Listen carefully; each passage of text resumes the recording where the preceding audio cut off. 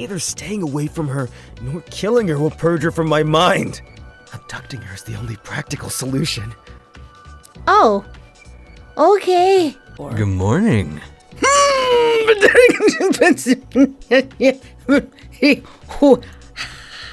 Hi there.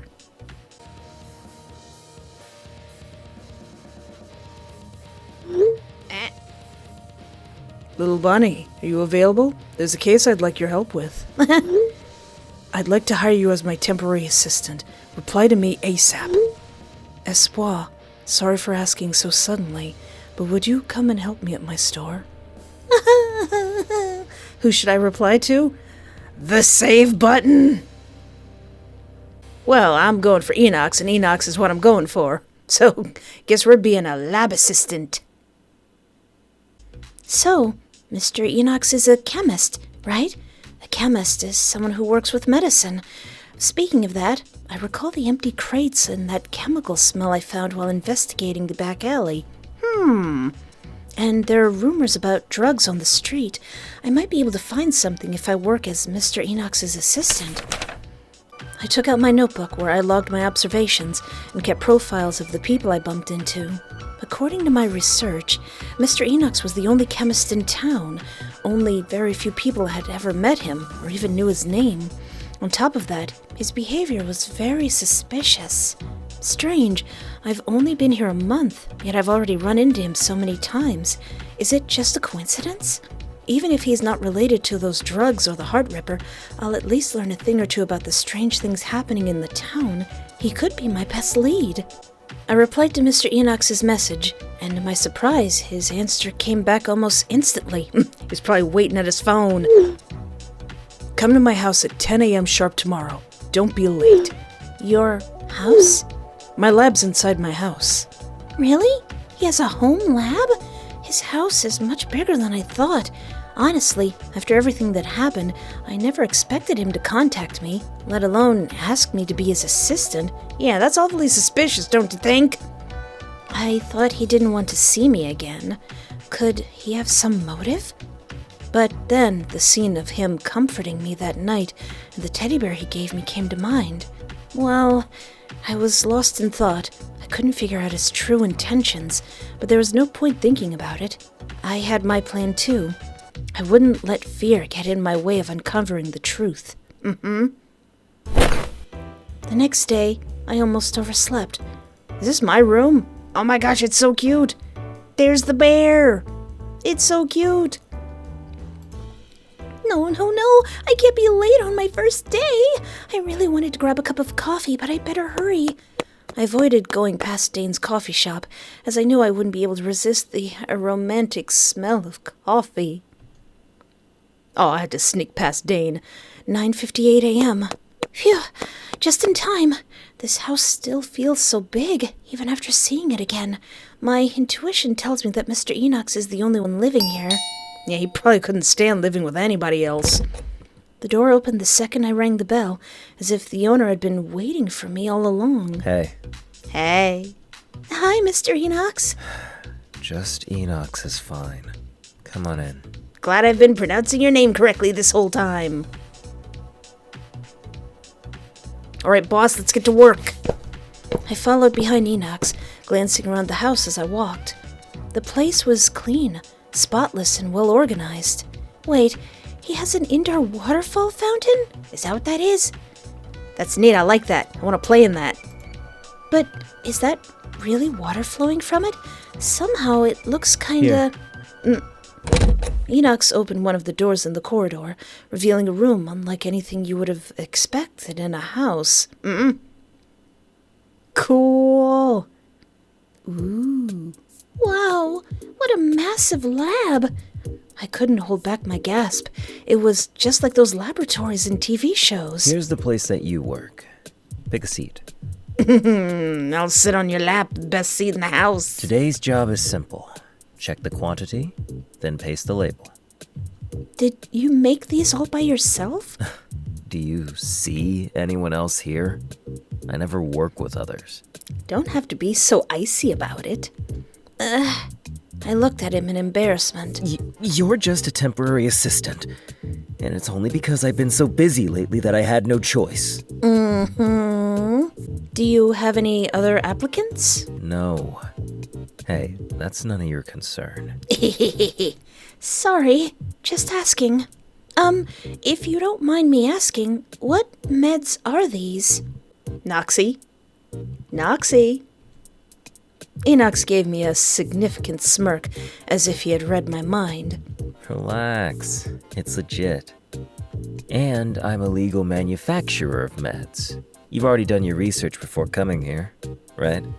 Yeah, sure. It's reasonable for you to be skeptical. After all, you are a detective. I don't care why you're willing to work with me, as long as you do your job properly and don't interrupt me. All right. I'm totally not here because I think you're cute.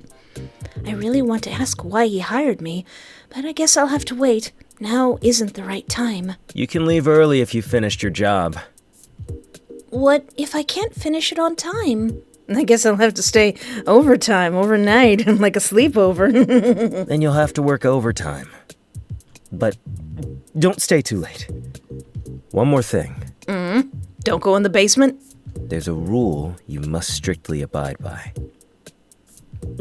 You must stay 1 meter away from me at all times. A meter away? Aw. Huh? I was so focused on the house's layout that I hadn't noticed how Enox was carefully maintaining a distance from me. Anyway, I don't like people getting too close. That's it. I'll work in the room next door. Don't disturb me. See that walkie-talkie on the desk? Use that if necessary. This is a really cool background. I mean only if necessary. So like every 5 minutes? Huh? A walkie-talkie? But... He shut the lab door without a backwards glance. Why use a walkie-talkie when he's just next door? Oh, and don't make me start with that 1 meter rule. Why even hire an assistant then? For God's sake. Can't he act normal for just 1 day? Ugh. I counted the medicines while taking a closer look at them.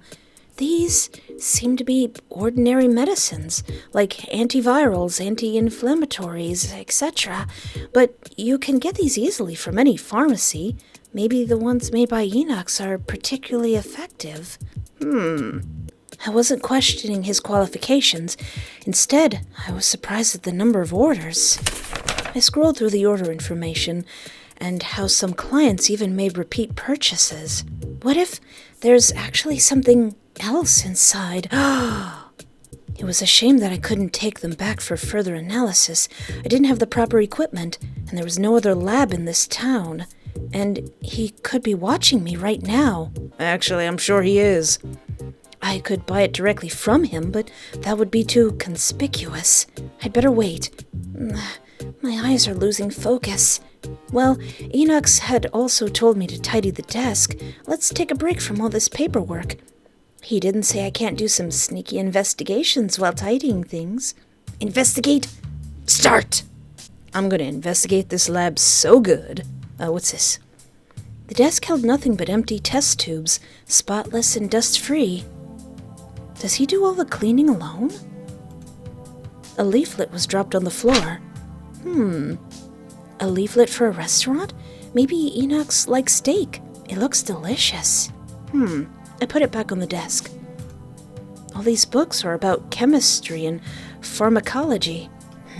This one is in a particularly bad condition. I flipped through the pages and found that it was written in a language I'd never seen before. Interesting. What language is this?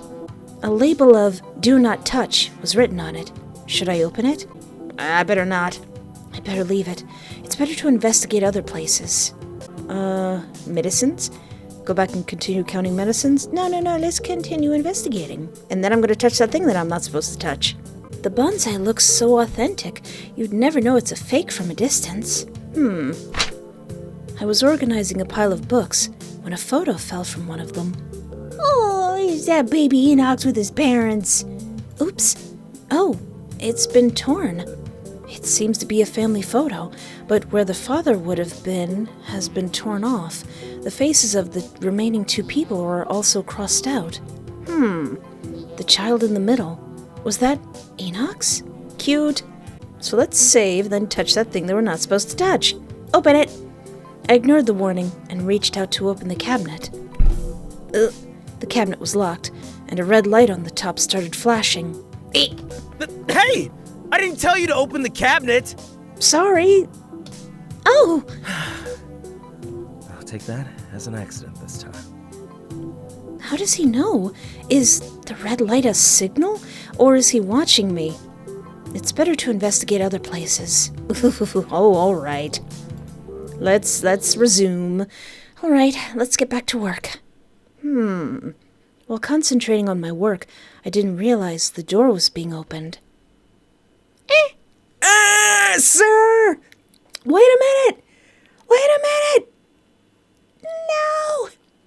Someone was approaching from behind. A few hours ago. After closing the door, Enox immediately rushed into the room next door. Damn it. I hope she didn't realize my pants are already... Enox, you've got to calm down. Calm down! Oh, he was probably holding all that in. Enox, there's a very simple, quick, and easy way to take care of your problems, sir. And if you like, I can assist you. He couldn't stop masturbating, and he couldn't get Espoir's angry face out of his mind. Hey, masturbation is very healthy. He had even asked someone he so despised for advice, which resulted in him gifting her a plushie. Oh, so someone had to tell him to do that? He had hoped that apologizing would make her leave his mind, but instead, her presence in his thoughts only grew stronger. Her figure, her voice, even her overly sweet scent, none of it would leave his mind. Now he spent nearly 80% of his waking hours thinking about her, and the remaining 20% in sheer mental exhaustion, unable to think at all. Aww. As a result, his work was seriously held back, so it was true that he needed an assistant. But there was another important reason. Neither staying away from her nor killing her will purge her from my mind. Abducting her is the only practical solution. Oh, okay. The optimal outcome is that I can detach myself from her influence. There must be a way to counter her, even if she's the chosen one. The chosen one! You pick the fight, and I'll finish it at all costs. Enox picked up a syringe and filled it with some mysterious liquid. Oh, that part's not voiced. I won't repeat the same error. You're not getting away with me this time. Yes, I am. You can't stop me. Or maybe he can. I don't know. What's in that vial? End of chapter 2? Or starting chapter 2? Oh no. I felt someone behind me. Huh? Who's there? Enox? Is that you? That person didn't say anything. Just as I tried to turn, something suddenly touched my neck. Ah! Ah! Oh no, this isn't exactly where I wanted to be. Oh dear, that was all up in my ear. It was a pair of warm and moist lips. I lowered my head, and his mint green hair came into view. Enox, what are you doing? I'm on the clock, sir. He didn't respond. He just kissed, no, suckled my neck. Sir? Enox's rapid breath brushed against my neck. The fruity scent of his shampoo lingered as his hair pressed against my cheek, sending shivers down my skin.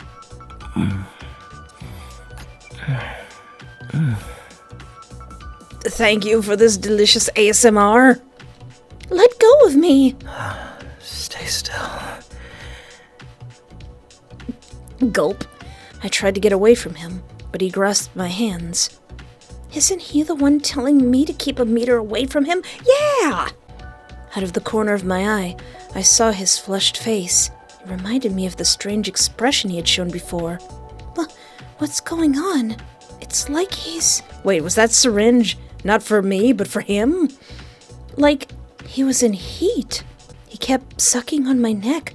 It didn't hurt, but instead left me with a ticklish, fluttering sensation inside. I'm gonna come home and Dane is gonna see that and he's not gonna be happy.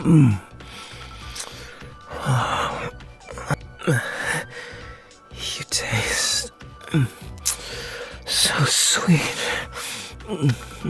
So we're gonna have to just get married at this point. Huh? Suddenly, a rush of warmth spread rapidly through my chest. It was just like before, only much stronger this time. What the heck? Why now of all times? It's either a fluttering in my chest because I'm falling in love, or something to do with the story. It's burning. My heart is pounding so fast. Wait a minute. What if the Heart Ripper isn't actually a serial murderer? What if it's something that's going around and people's hearts just come out by themselves? Or it's magic. Or maybe it's a serial killer. I feel myself slipping into some kind of trance. No, I need to stop him. Hit him in the bowels. With my remaining strength, I pushed him away, but instead brushed against a hard bulge in his pants. Hit it! What's that? Is that your wallet, or are you just really happy to see me? Where are you touching? Your bowels! Enoch suddenly jumped up. Oh, sorry. I didn't mean to. I was just trying to push you off of me. I meant to. Push me off? Huh? Oh no. Enoch snapped back to his senses, as if he had just been freed from a spell. What have I done? Oh no, is he not in control? He looked at me in my ruffled clothes. His face grew even redder. You, me?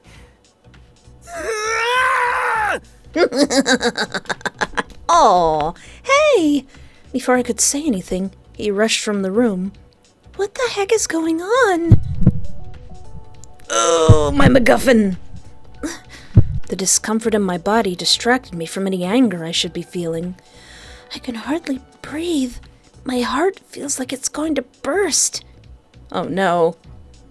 It was not only the heart, my entire body felt like it had been consumed by a fire of lust. Help me, Enox. Damn it! What did I just do? What the fuck is wrong with me? Yeah, what the fluff is wrong with you? Enoch slumped on the table and tried to calm himself down. How can you let yourself kiss her flesh like that? Are you really no better than a dog in heat? God damn it! Enox, I'm kind of having a little heart attack here. Call an ambulance. I leaned against the wall, staggering towards Enox with my remaining strength. Hey, are you alright? Not really. Can I have some water, please? Oh, right. I almost forgot that. That I'm... Shit. It's my fault. What are you mumbling about? Did you infect me with something? Nothing. Don't get too close to me. It's for your own sake this time. Enox opened the fridge behind him and handed me a bottle of water with a brand I couldn't recognize. Drink it. The bottle was unfamiliar, but I was too desperate to give it a second thought and gulped the water down hastily. Hey, slow down! Don't choke! Enox grabbed another bottle of the same water and sipped at it, whilst I had downed all of mine in one shot. Quickly afterward, the fiery sensations faded. Feeling better? Yeah. What kind of water is this? Just some ordinary water. It's tap water, or is it water from your magical sky waterfall? He looked at me while he was drinking. The moment his gaze landed on my neck, his eyes widened and choked, spitting water everywhere.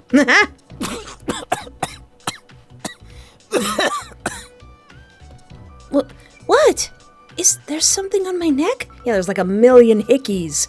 Nothing! Don't touch it! And don't look in the mirror!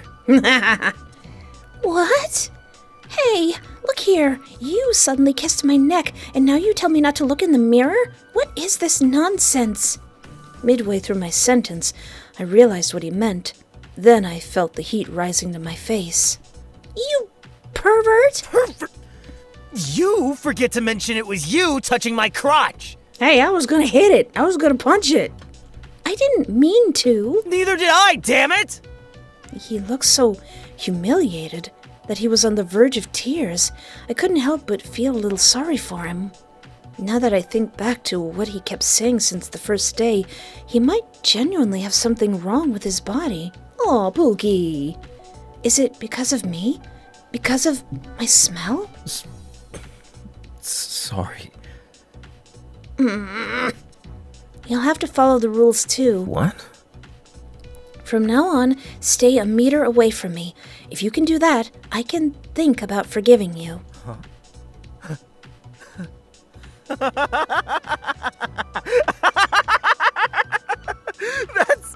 That's exactly what I've been after!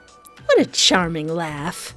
I assure you, there will be no proximity between us ever again. I want to put in the clip, well, that was a lie, but I don't know what's going to happen in the future. Oh, by the way, What? Just say it. I'm just curious. I looked into your fridge, but there's nothing other than bottled water. And if you're hungry, order yourself something to eat. No, that's not what I mean. Do you usually just order takeout? Nope. I take this. He took out a pill and showed it to me with a blank expression. A pill? It contains all the nutrients and vitamins the body needs in a day. I take this every day and never feel hungry. Where you from, America?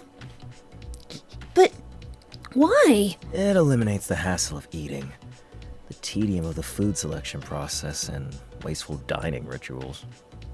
Yeah. I was dumbfounded while he was starting to look impatient. Why am I explaining all of this? Something's come up. You can go home now. Huh? But I haven't finished my work yet. It's fine. Do it tomorrow and I'll pay. But, all right. Should I come at the same time as today? Yeah, Oh, but tomorrow... that's all. He's like, get out, and I'm like, okay. He's such a weirdo. I know, right? I love him. I'd have punched him if I wasn't getting paid. Or could it be that he was feeling sick because he isn't eating properly? That might do it. Like, just smelling your food adds to the ritual of eating it. In the week that followed, Enox behaved in an unremarkable way. He didn't do anything strange to me. I actually found he was a great employer, apart from his bad temper. So when he seemed to be in a good mood, I took the chance to ask him about the medicines we were working on. You want to know where they're exported to? Why do you ask? Just curious, since I'm the one doing the packaging. Many places. Places that ordinary people can buy from? What do you mean by ordinary? But yes, anyone can buy them if they can afford them. The chemical compounds I produce are extraordinarily effective. They're not affordable to typical buyers, but they are worth every penny. He's got that really good ibuprofen. So no, you won't find them on the shelves in a local pharmacy. But they find their way to people who need them. I see. I don't see. That sounds awfully suspicious. Well,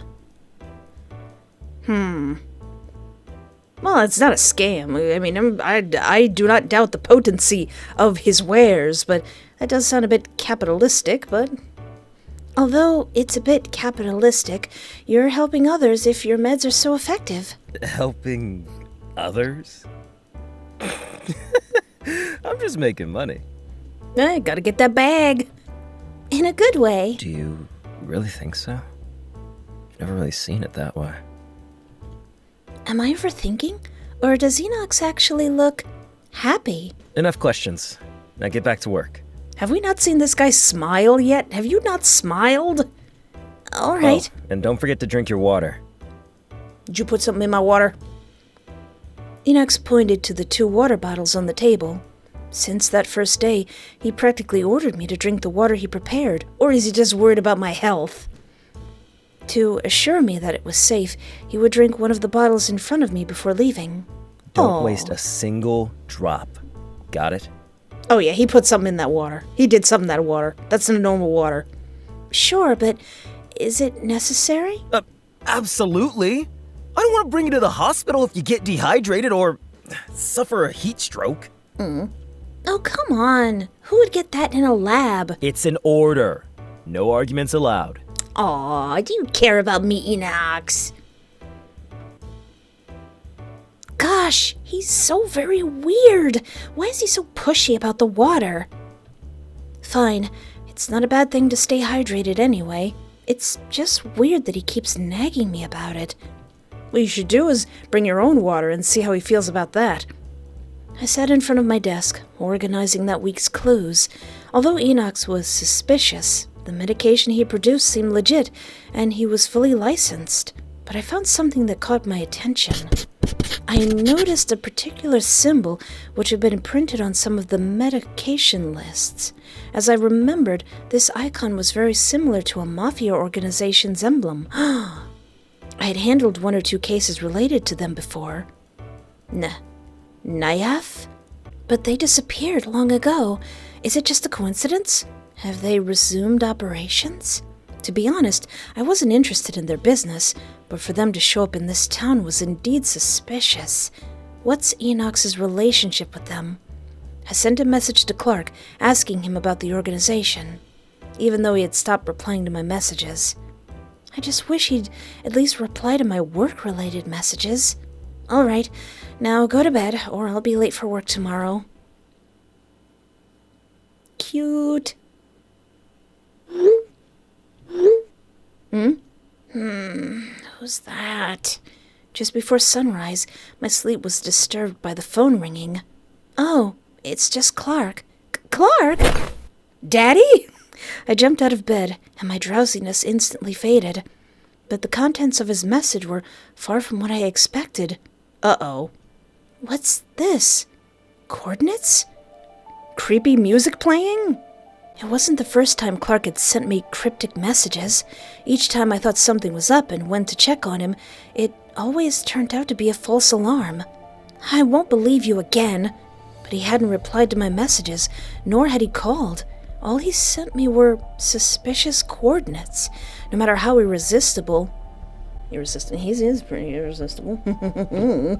No matter how irresponsible he was, he had never ignored me for this long. He wasn't in any danger, was he? Where is my sexy, buff daddy boss? You never know. Darn it, bastard! I checked the clock. There were only 4 hours left before I had to be at Enox's house. I hope I can find Clark before then. I left the house with unease growing in my stomach.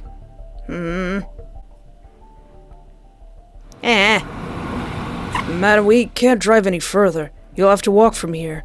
Okay, thank you, driver. I got out of the car at the abandoned area. The road ahead was cracked and full of debris. This looks like a place where a cute girl would get kidnapped. Is Clark really here? As I headed towards the coordinates he'd given me, I kept calling Clark, but he never picked up. I felt like I'd walked into the very edge of civilization. It was an eerily sterile area, completely void of life. I don't think I want to be here. Ruins? In a small town like this? Before I knew it, I had arrived at the exact coordinates. Yet the place was empty. Oh, I don't like the look of that box. All that could be seen was a cardboard box waiting on the ground, conspicuously. Obviously, someone had left it here. I examined the box carefully, my instincts telling me whatever was inside must be something unusual. As I was wondering what might be inside and praying for Clark's safety, I gently touched the box, and all of a sudden, I felt a faint vibration come from within. Well, I'm just going to leave that box there and let that box do whatever it's going to do on its own.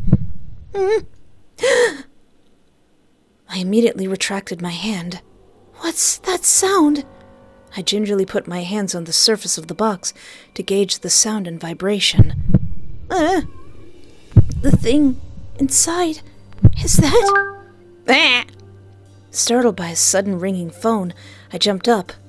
It was from a familiar number, Clark's backup phone. Is it going to say, don't go to, whatever you do, don't go to the place that I sent you? Clark? Hey, little princess. Don't you hey, little princess be, sir? Where were you? It's been like a month. You are all right? Me? Sure. Are you still hot, though? Daisy, it's fine. We found him. It's fine. Didn't you send me these coordinates? Where are you now? What coordinates? I didn't send you anything. Well, I lost my phone some time ago. I'm using a backup phone. Did you call me? Did I call you? You've got some nerve to be asking that. You know... I heard footsteps rustling from the surrounding bushes. You better watch out. I'm prepared to kill. I'm adorable, and I will murder you. And it's not coming from just one place. Aw, man.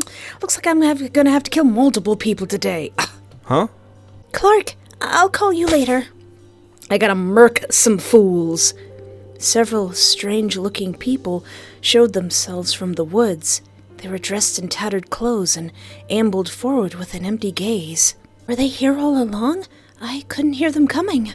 Have I stumbled into a place where homeless people take refuge? Then why would the coordinates send me here? And what's with that box? Why are their eyes so off? And their skin doesn't look normal either. Sorry, it seems I'm lost. We saw it just now. You've touched it. They were all looking at the box. Did you put the box here? It's you, Your Highness. What? We need you. Their empty eyes suddenly sparked with desperate yearning, as if seeing food after months of starvation. Sorry, I don't understand what you mean. Give me. I had no idea what they were groaning about. Thankfully, my legs reacted faster than my brain. Oop! Run! I realized that more and more were pouring out of the shadows in pursuit of me. Oh, come on! Where on earth did these people come from? What's made them act like zombies? Let her run. She will not survive here anyway. What? Are they cursing me? I was furious, but there was no way I could handle them by myself. I guess I can't kill 20 people today. No. Don't get me. Enox. Chapter 3. Enox, help! Help, I was late for work because I was being chased by an angry mob. As usual, N arrived at Enox's house to pick up orders. N? Besides Espoir, he was the only one Enox would open the door for. Good morning.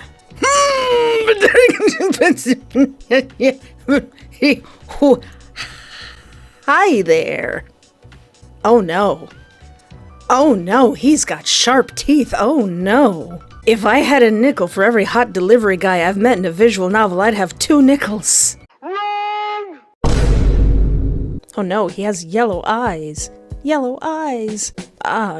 Joe kind of got into an accident and is on leave, so I was told to take his place until he recovers. Aww. Sir, you can't just be walking around with all that. Oh, she's not here? Take the stuff and go. What? Do you own her now? Screw you. She didn't come today. Did you piss her off again? I don't know. Maybe she just gets tired of it. It's not like she comes here with pure intentions anyway. Whatever. In any case, it's fine with me as long as I don't have to suffer her smell. Wow, you're such a chill boss. But doesn't she do her job quite well? She doesn't seem like an irresponsible human. N inspected the orders packed by Espoir with a smirk. I did a good job, even though I'm currently being chased by an angry mob. Maybe she got into an accident.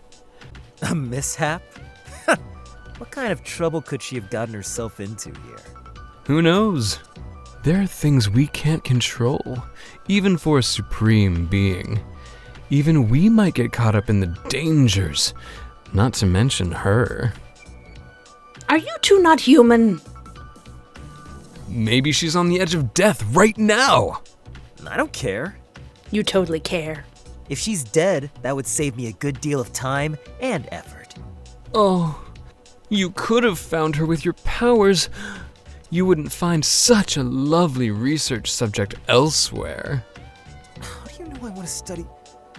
Look, I won't look for her even if you kill me. Now get your fuck off! Yeah, you heard him. Get your F off, sir. and call and get over and get rid of my apartment. Enox kicked N out of his house and slammed the door behind him. Oh, such a grumpy kid. Pay some respect to your senior, eh?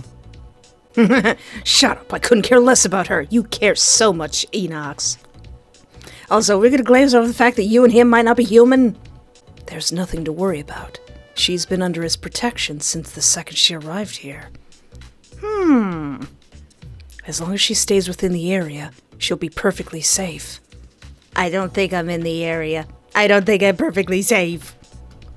But if she left, even for a second, she could be on the verge of death right now as we speak. Oh, N. Damn it.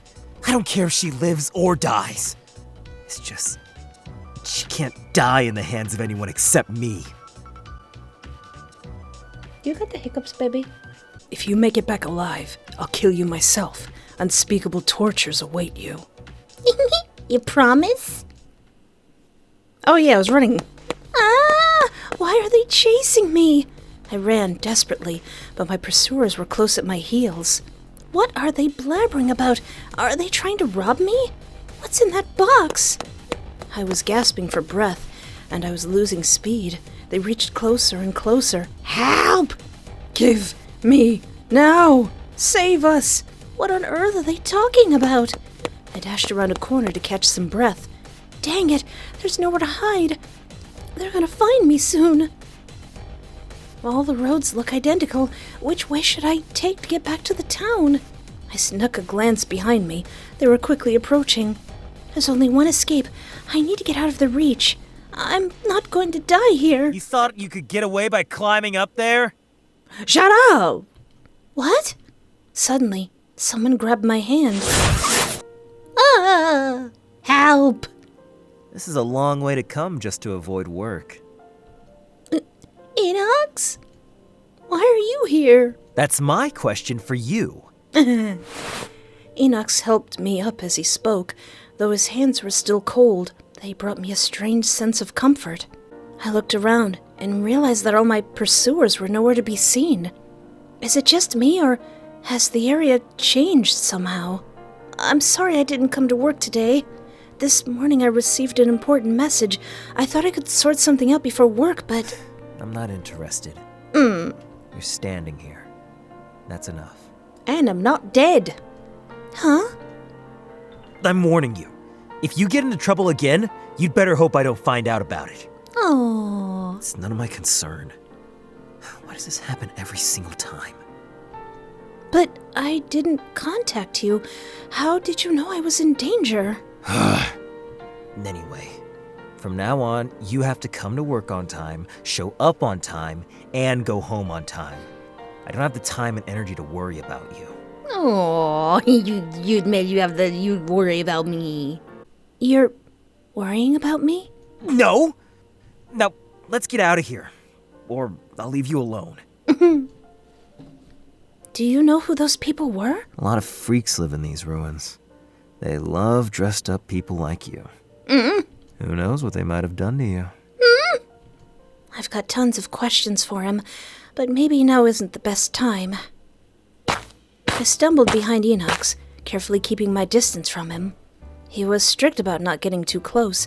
I did my best to keep my word. After all, I should respect his wishes after he came all this way. Despite his bad temper, he was able to calm me down, just like that time in the alley. Hey, Suddenly, Enox stopped and turned to me. why are you walking so far away from me? 'Cause you told me to. Didn't you tell me to keep a distance from you? You said that my smell would affect you. Are you always so obedient? Most of the time. What do you want? You go in front of me, What's the point of that? so you won't get lost. I won't. Enox gave me a stare. All right. He saved my life. I'll just do what he asks. Enox, can I ask you something? What? Why did you hire me as your assistant if you hate me so much? Enox didn't respond. Sorry, I didn't mean to upset you. Forget I asked. It's okay. You were wrong. I don't hate you. Could have fooled me. It's just, He stopped, as if there was something he couldn't explain. it's my turn. Why didn't you leave this town? You've been in danger since day one, but still choose to stay here. Why? 'Cause everybody's hot. Oh, right. Enox doesn't know that I'm here for a commission. But why does he want to know? I see no reason to lie. Tell the truth. I'm a detective. Perhaps because he said he was worried about me, I felt it was okay to tell him. He's just curious anyway. I've been commissioned to investigate this town. At first, I had no idea what I should investigate, but then a murder happened, so I felt the need to stay here and find out the truth. Just because of that? Well, it seems to be related to a case I witnessed as a child. Is the truth that important? Aren't you afraid you might get killed if you fly too close to the sun? Why would I? Are you serious? It's dangerous here. Sure, I know that. Enox took a great sigh and shook his head. I'll put it bluntly. This town is no place for humans. Hmm? I won't stop you if you insist, though. You're talking as if you're not a human yourself. I'm not. Oh yeah, we probably should have known that from the beginning, but... You're not human? That don't matter. That don't matter. That's not gonna stop me from marrying you. Then, what are you? I feel no obligation to tell you. You wouldn't understand anyway. Nah, forget it. Something must be wrong with my brain that I would tell you this. Hey, you're the one who started it. How can I trust you if you don't explain these things? You're blaming me? Look, I've said my piece. Aren't you a detective? Go find it out yourself. Don't tempt me, 'cause I will. Don't drag my job into this, you massive nerd. Yeah. Maybe he's right. A real human could never be so pig-headed. Even if what you're telling me is true, I won't leave this town, and I won't get myself killed. Are you really not afraid of death? Of course I am, so I won't let it happen. I won't let myself get killed.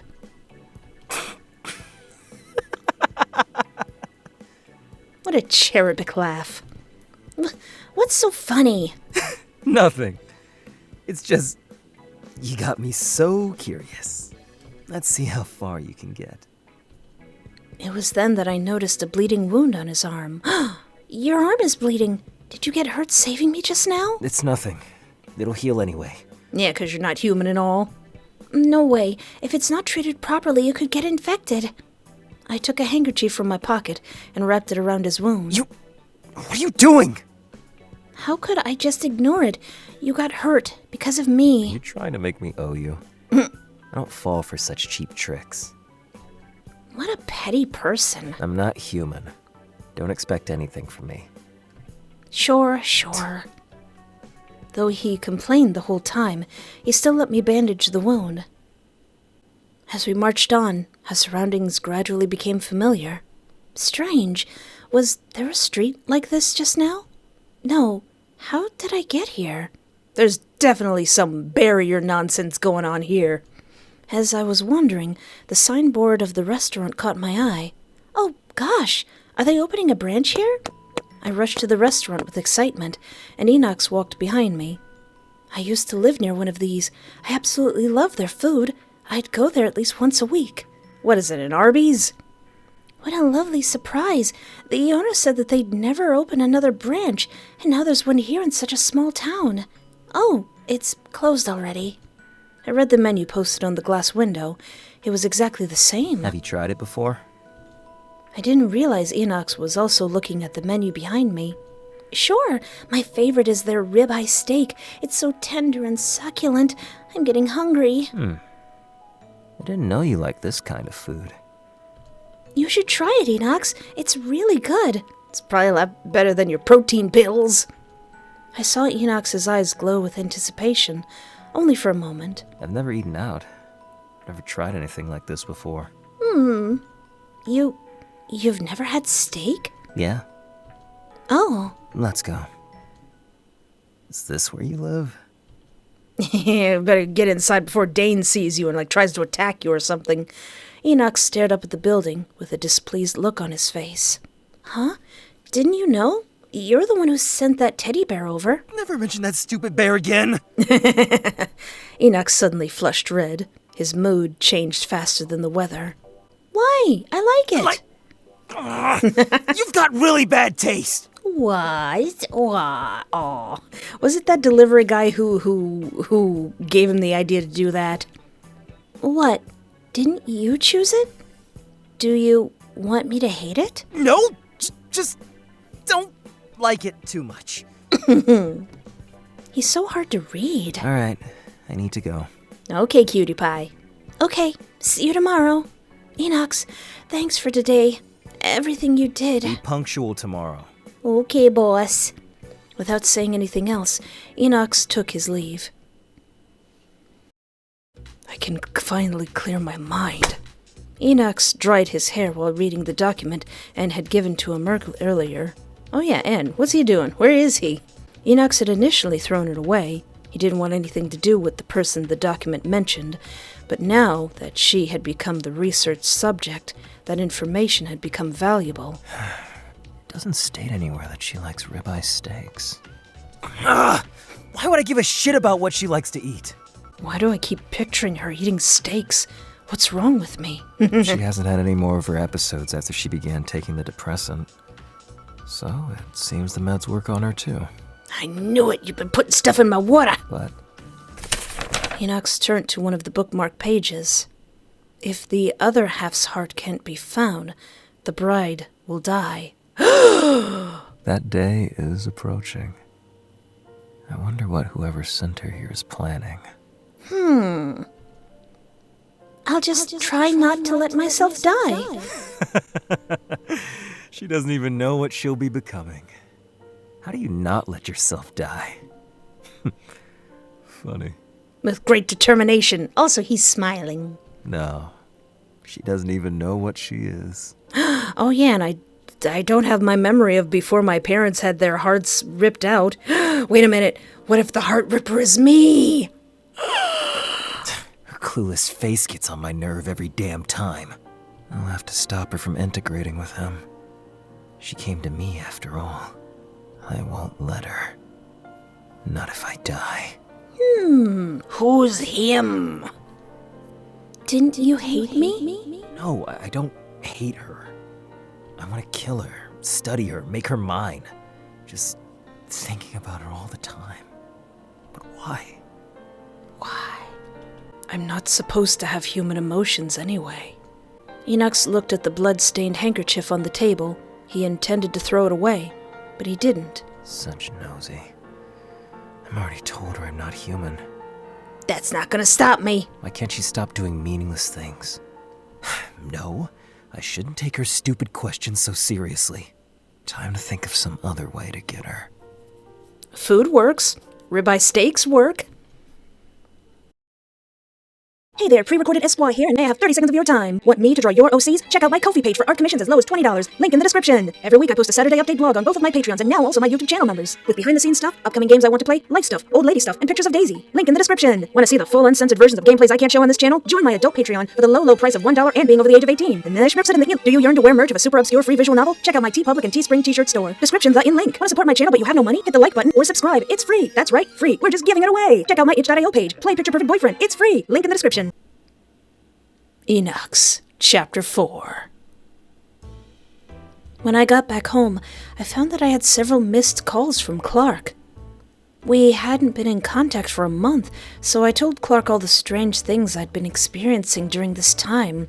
There's a whole bunch of guys who, really seem to be into me for no reason. So, you had a close shave after our last call?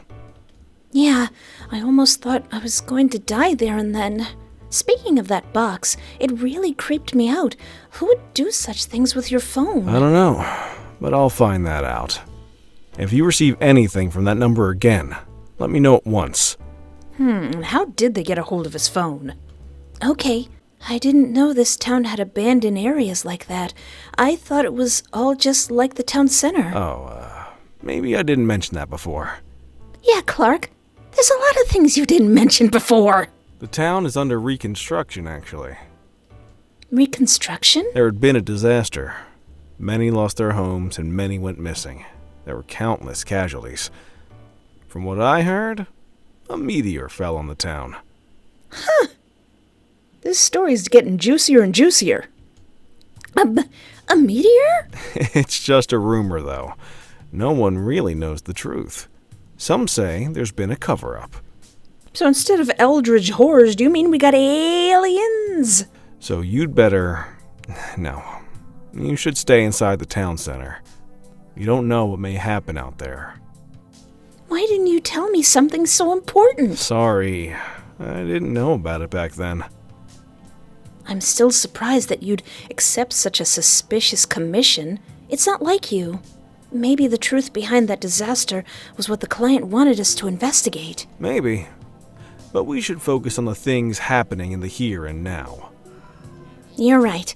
Clark, do you think the Heart Ripper is relevant to my parents' case? Oh, that shut you up. Clark? Hey, I hope you can take a step back from that case. For now. What are you saying? How can I step back when it has so many similarities with my parents' case? But you're just a detective. Some things are too big for you to handle. I'm a big girl. I'm big. Have a little faith in me. You're the one who trained me all along. It's strange to hear this from you, of all people.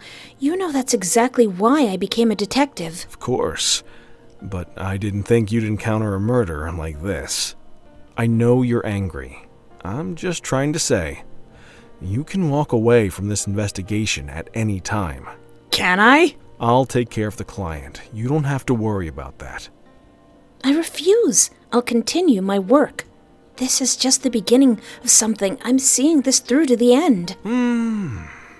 You're tougher than I thought. You really are our ace detective. My efforts haven't been in vain. All right, you've made your point.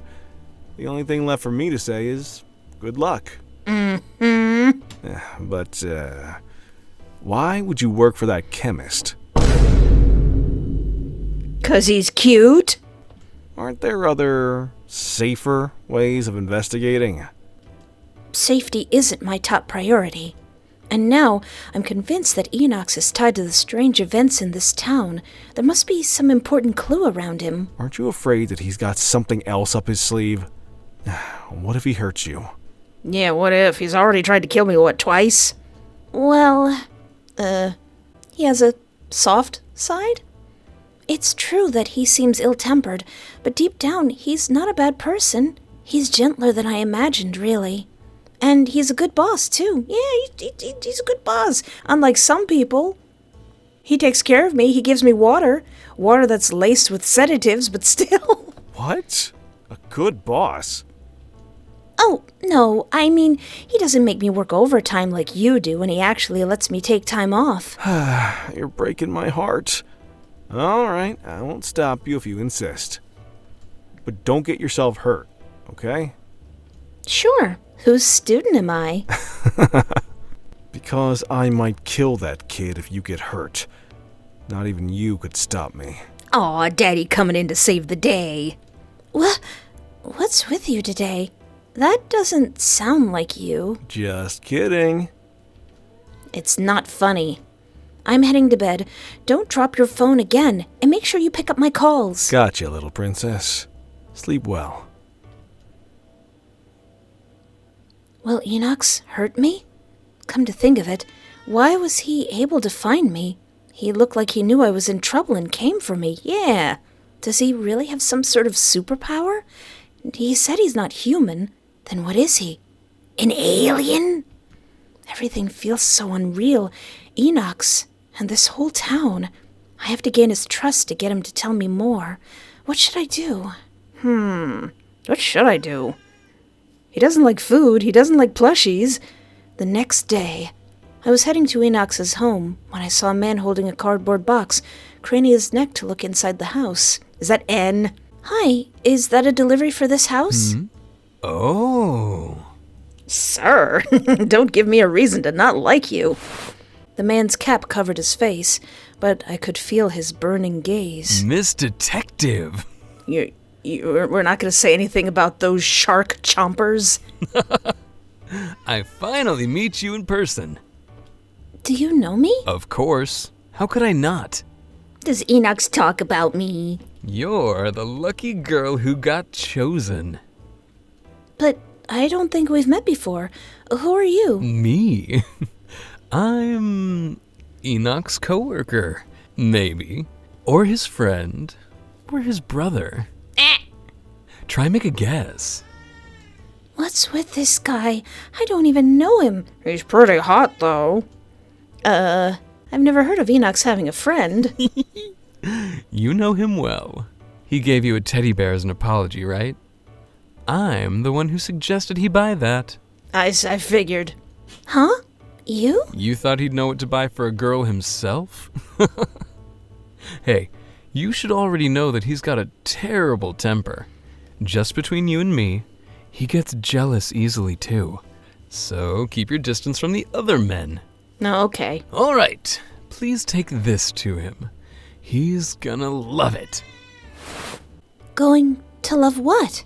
It triggered my curiosity. I studied the cardboard box. It seemed to be mostly empty, apart from a foil package inside. Is it trading cards? What's inside? Huh? When I raised my head, I realized that the man had already vanished. Hey! Why are you talking to her? Enox opened the door with a loud bang. He was fuming with anger. Gets away so fast. Is he your friend? No! I thought I made it clear that I don't have friends. Then is he your brother? What have you got in your hand? Huh? I'm not sure. That man told me it would be something you'll love. Smell. Why would I love something like this? Uh-oh. Is it what? What is it, like my underwear or something? I couldn't pick up any smell.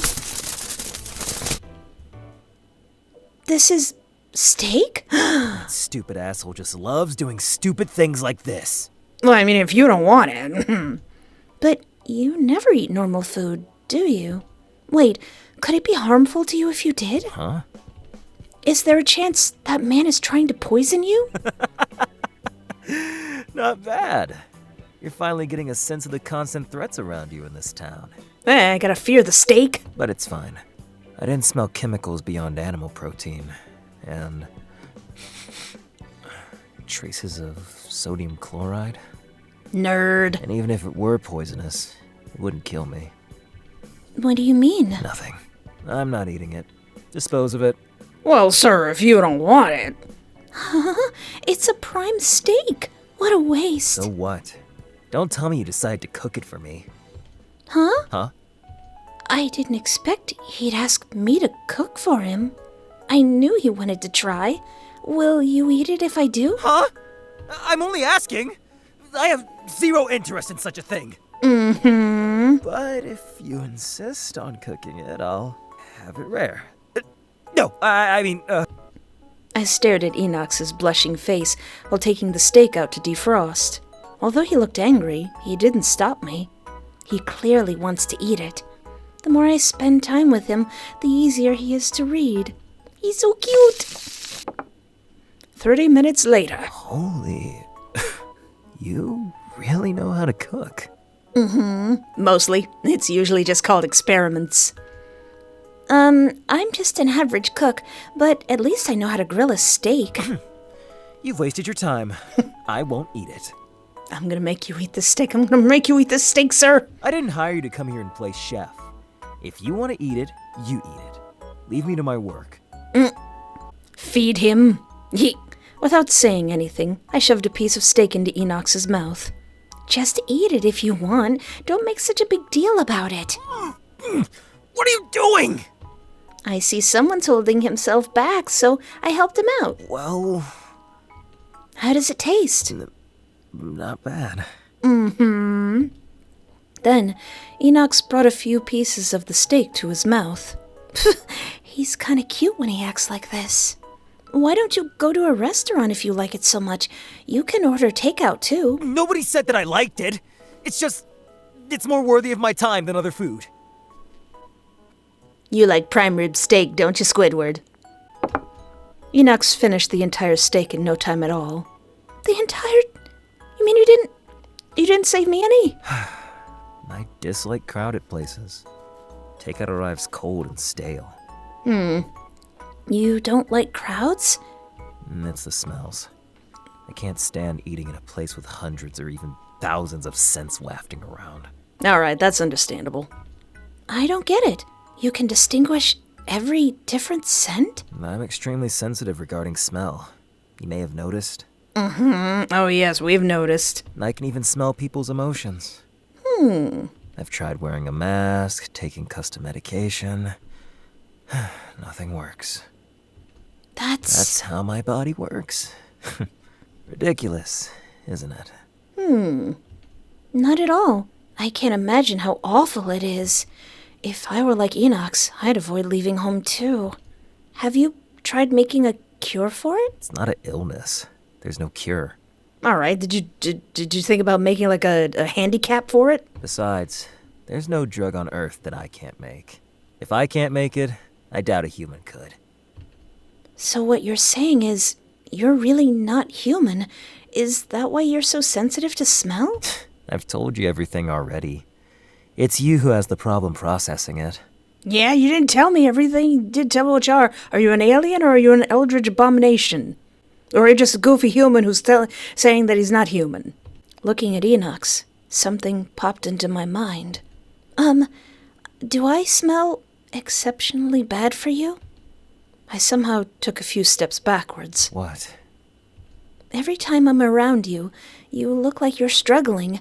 Is it because my odor is particularly unpleasant to you? That's because you're not like the others. You don't smell unpleasant. Oh, It's something even worse. Guy's gonna look at me like Edward Cullen looking at Bella through a fan. huh? Is it just me? Why does his face turn red like that? Enough. Let's drop it.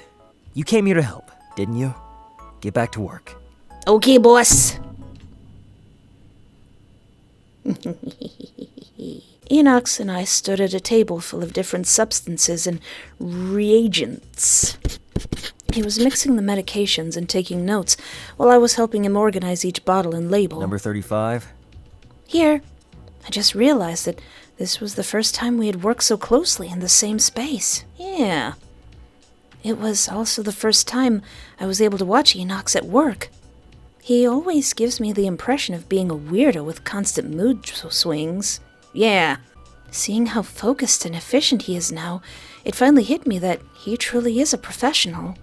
Along with the well-defined features, he's really quite attractive when he doesn't speak. Something on my face? Why do you keep staring at me? Sorry, I'm just imagining our wedding venue. It's nothing. It's just I've never seen you working before. You've seen people work, haven't you? Hardly noteworthy, is it? But it's my first time to see you work. Well, stop staring at me like that. If you distract me, I'll have you wear a hazmat suit. Okay. Okay. I'll stop looking then. I'd probably feel safer in a hazmat suit. The lab was quiet for a few moments. Don't you have any questions for me? You told me to be quiet. Why? Don't you want to investigate this town and that case? I'll answer a few questions as a trade-off for the steak. Really? You'll answer whatever I ask? Depends.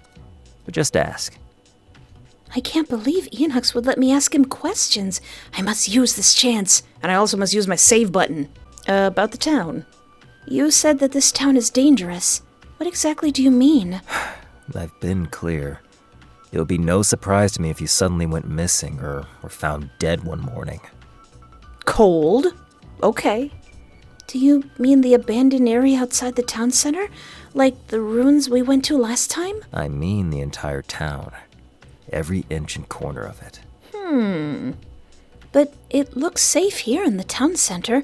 People living here don't seem worried. Why don't you think the other way around? Sure, they're not worried because they don't have to. If those things happen every day, why'd they have to be worried? And the peaceful illusion is created for some people. Some people? Naive idiots, like you. Shut up.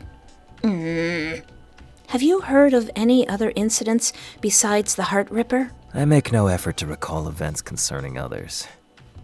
What do you know about the Heart Ripper? Is that case that unusual? It's kind of unusual. Perhaps you'll find that the taking of hearts is more commonplace here than you thought. If it were really so extraordinary, wouldn't the police have carried out a full investigation? It's not even in the papers.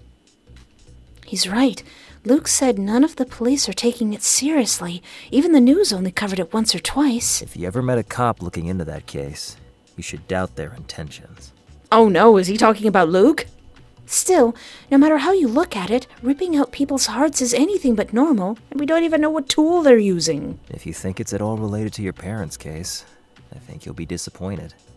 In my opinion, they're not related. How can you tell? I just know. If you pursue this idea, you'll regret doing so. Fine, don't tell me then, but I'm not giving up on this case. About Nayaf? Do you know Nayaf? How do you know that name?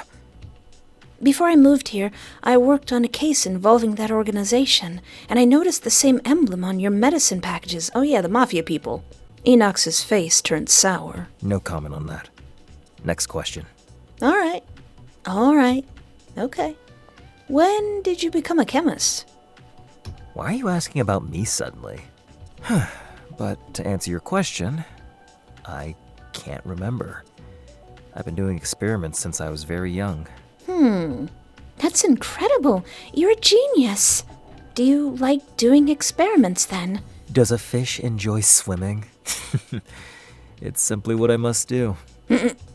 Do you have any dreams or life goals? Never. Those are impractical thoughts. They go nowhere. You don't want a single thing? No, Enoch suddenly squinted at me. What? I'm not talking about marriage or having a life together or anything. Actually, yes. Gulp. After all the times Enox had demanded I keep my distance, he was the one who was moving closer to me. There's someone I'd like to study intimately. Many others have sought to get their hands on them too. Oh no. Who is that person? Enox chuckled, but didn't answer. Watch every single step you make here. Never let your guard down. See the people around you as the brainless jackals they are. Does that include you? At least I'm honest with you. Oh no. As for the others... Continue. Please continue. I have nothing to ask. My head suddenly started to spin. Am I too tired? I should have ate more steak. How long do you intend to stay in that cafe? Huh? I've started to hate that place. Wait, my vision's getting blurry. Why? I don't like you staying there. Are you getting tired? What's wrong with me? I'm so sleepy. Oh noes. I'm exactly where I wants to be. Enox held the unconscious Espoir in his arms. I've warned you. Didn't you say you won't let yourself die? The medication she was holding just now was in fact specifically tailored to Espoir's constitution, designed to put her to sleep. Aw, man. It's so potent that it works just by smelling it. I've waited days and nights for this. For my work to finally begin. Oh no. It's time to let me study you. You know, you could have did this if you... I would have let you do it if you just asked. All you need to do is ask. Enox, Chapter 5. I better not wake up on a table, on a slab. In the Number lab. 52 is a mood stabilizer. Number 35 combined with 17 makes a moderate sedative. So if you add a bit of 78... Enox had been concentrating on his research for 5 hours without realizing it. While Espoir slept, Enox obtained her body data and extracted some body tissues, such as hair. I would have given you that for free! The only thing left to collect was some body fluid. Depends on which kind of body fluid you need. I'll leave that for now. Today's progress has been quite good. Then I can extract that thing out of her. By then... Heh. What do you mean, heh? Enox looked at Espoir through the surveillance camera as she slept soundly in another room. Is she still sleeping? I'm just going What do you mean, extract the thing? Enox quietly entered the room. Espoir was lying on his bed. Oh no, I'm on his bed. If everything goes as planned, she'll wake up in 30 minutes. But just in case. Pulse, normal. Oxygen level, normal. Body temperature, normal. Ugh, what am I even doing? I'm the one who sedated her. Why am I fretting about her? Because you like me. Enox looked at Espoir's sleeping face and couldn't take his eyes off her. She looks more lovely when she's asleep. And I'm not yapping my mouth. It's the first time I've ever looked so closely at her. Enox gently brushed the hair on her face. Well, to be honest, she is quite cute. It's so annoying. I can't believe a human looks attractive to me. Something must be wrong with my brain. But Enox couldn't help but stare at Espoir. If she ever stops emitting those smells, there'd be no reason to study her any longer. And no reason to kill her either. Then what would I do with her? Forget it. Why should I bother myself over it? I'll just observe her a bit longer before she wakes up. It's a good thing that there's no smells while she's asleep. I wonder if there's a reason why there's no smells while I'm asleep. Damn. Uh-oh.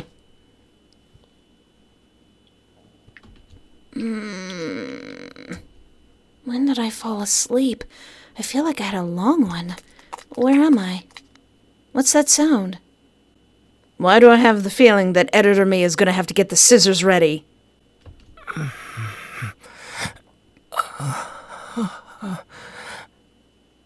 Editor May?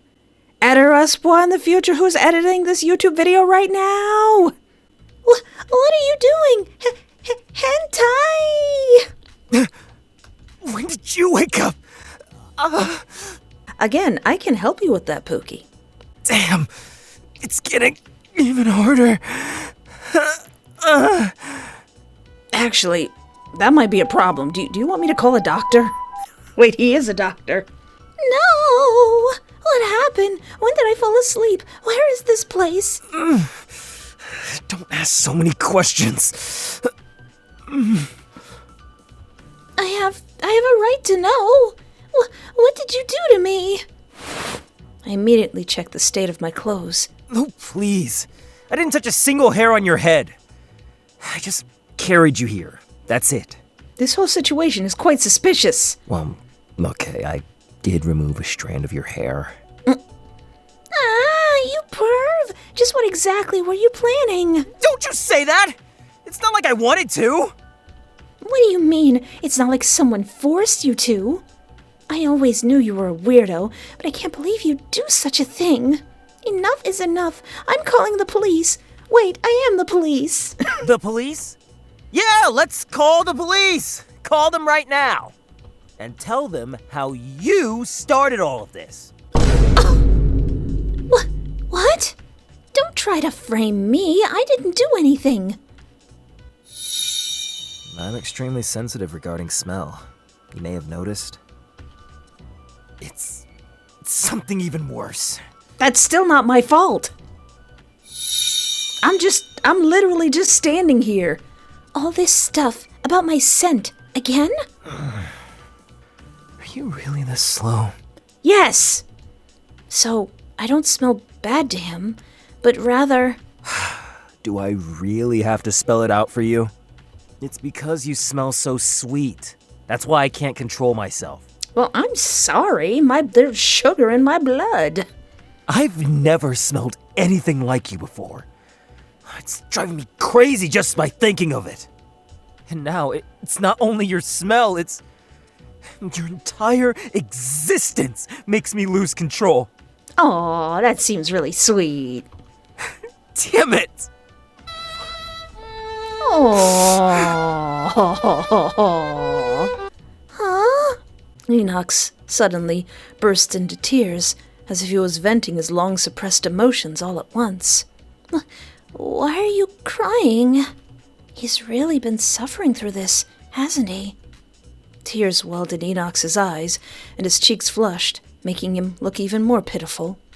I didn't mean to do anything, but now it looks like I'm the one bullying him. That proud and arrogant Enox is actually having a breakdown because of my scent. But then it came to my mind. I was the one in control now. A weird feeling was coming over me. I knew I shouldn't be having such thoughts. I knew I should leave, but... He looks so cute like this. I can't help but I want to tease him a little. I just do a little with Espoir in the game. Just like, yeah. Just leave if you want to. I don't ever want to see you again. I want to help. I'm helping. I want to help. Editor me, editing this video right now. You may need to get the scissors out. I am going to do some surgery. Do you want me to help you? What? Help me? Do you even know what you're saying? I know exactly what I'm saying, Pookie. I know exactly what I'm saying. It'll be faster if I help you, right? This is a trick, isn't it? You're trying to get me to let my guard down. Your guard's already down. And so are your pants. Jeez, he's so paranoid. If I wanted to do that, I wouldn't have asked you. I wanted to help, because you're cute. Cute? Who's cute? Don't you dare call me... The way he gets so flustered is so cute. I knew it the moment I saw you. So, would you like me to help you or not? Don't come any closer. Although Enoch said no, he made no effort to escape me. Sit on the bed. A few inches later. Uh-oh. Oh yeah, that heart attack thing. Enox, wait. Something's wrong. What is it? Are you alright? It's my heart. I suddenly feel like it's burning. A seizure? Now? Why now? Seizure? My vision began to spin. Hey, listen carefully. Did you drink the water I gave you today? No, I lost my balance and leaned on Enox's shoulder. He immediately caught me. Stay here. I'll get something to stabilize you. No, don't go. I want him. Uh-oh. Stop teasing me. This is serious. It's not like that, Enox. I want you so badly. I want that D, even though I might die. Hey, if you keep doing that... Did you do something to me? Why am I suddenly like this? 'Cause he's hot and he's got a nice penis. Of course not. Then why am I becoming like you? Like I'm in heat? Because we're the same. What? It's chemistry. Chemistry between your body and mine. Don't give me a chemistry lesson now. Give me that D. Can you make it any simpler? We're kindred, so we affect each other. And we're attracted to each other. There's no way we're kindred. I owe you for helping me earlier. It's time for me to repay the favor. What? Just let me help you. Don't say anything. Enox, Chapter 6. X amount of years ago. Enox could never forget that day. Since that mysterious surgery, he had never felt ill again. He stood in front of the mirror, trying to recall all kinds of memories, but he couldn't feel a single emotion. Why does my heart feel so empty? Hey kid, are you awake? N? This guy, his mom's friend. You look much better. Congratulations. Oops, I almost forgot you no longer have that thing. That thing? Did they take out my heart? Or did they take out his heart and put something in it, and then they did the same thing to me? What do you mean? You'll have to get used to it. You're not human anymore. Anymore? The plot thickens! N somehow knew what had happened between Enox and Espoir and stormed in, throwing confetti in the air. That's a good friend right there. Congratulations, Enox! You finally popped the cherry! Go to hell! I thought you had no chance. All my efforts didn't go to waste. Screw you, you jobless evil god! My job is to entertain myself. Someone's having a blast. I'm gonna blow you, this fucking town, and all those damn gods into pieces today! So we're dealing with deities now? Just the two of you left? Oh, how romantic. Shut up! Hold on. You got something on your arm there, Enox. So mad that you're showing your true form. Enoch swung his mutilated left arm and slashed N. N effortlessly dodged Enox's attack as if he was playing. Save your energy. Both of us won't die anyway. You better spend your time thinking about how to make her yours. I mean, all he had to do was show up and be slightly nicer. What do you mean? She's already mine. Then why isn't she here now? Yeah. Because... Oh wait, did I go back to Dane? Enox was stumped by N's question and calmed down. His left arm then returned to its human form. I don't get it. Why'd you risk your life to send her back instead of keeping her at your side? Are you scared? Risk his life? I'm not! It's just... I'm not sure yet. After the night we had, you're not sure? We should be picking out baby clothes by this time. Aren't you afraid that guy will find out? Your mark, I mean. I'm not an idiot. Of course I covered it up. That girl has awakened your long-lost emotions.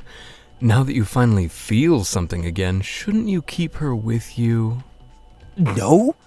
She didn't awaken anything. I don't have any feelings for her. What's it feel like to be like the biggest liar in the world? Sure. Whatever you say. But you should be honest with yourself. Someone else might snatch her away. Mm-hmm. Mind your own business. Don't tell me what to do. She can't get away anyway. I won't let anyone take her. Aww. So I'm warning you. Don't talk to her again. Yeah. I mean, if you want to. Why not?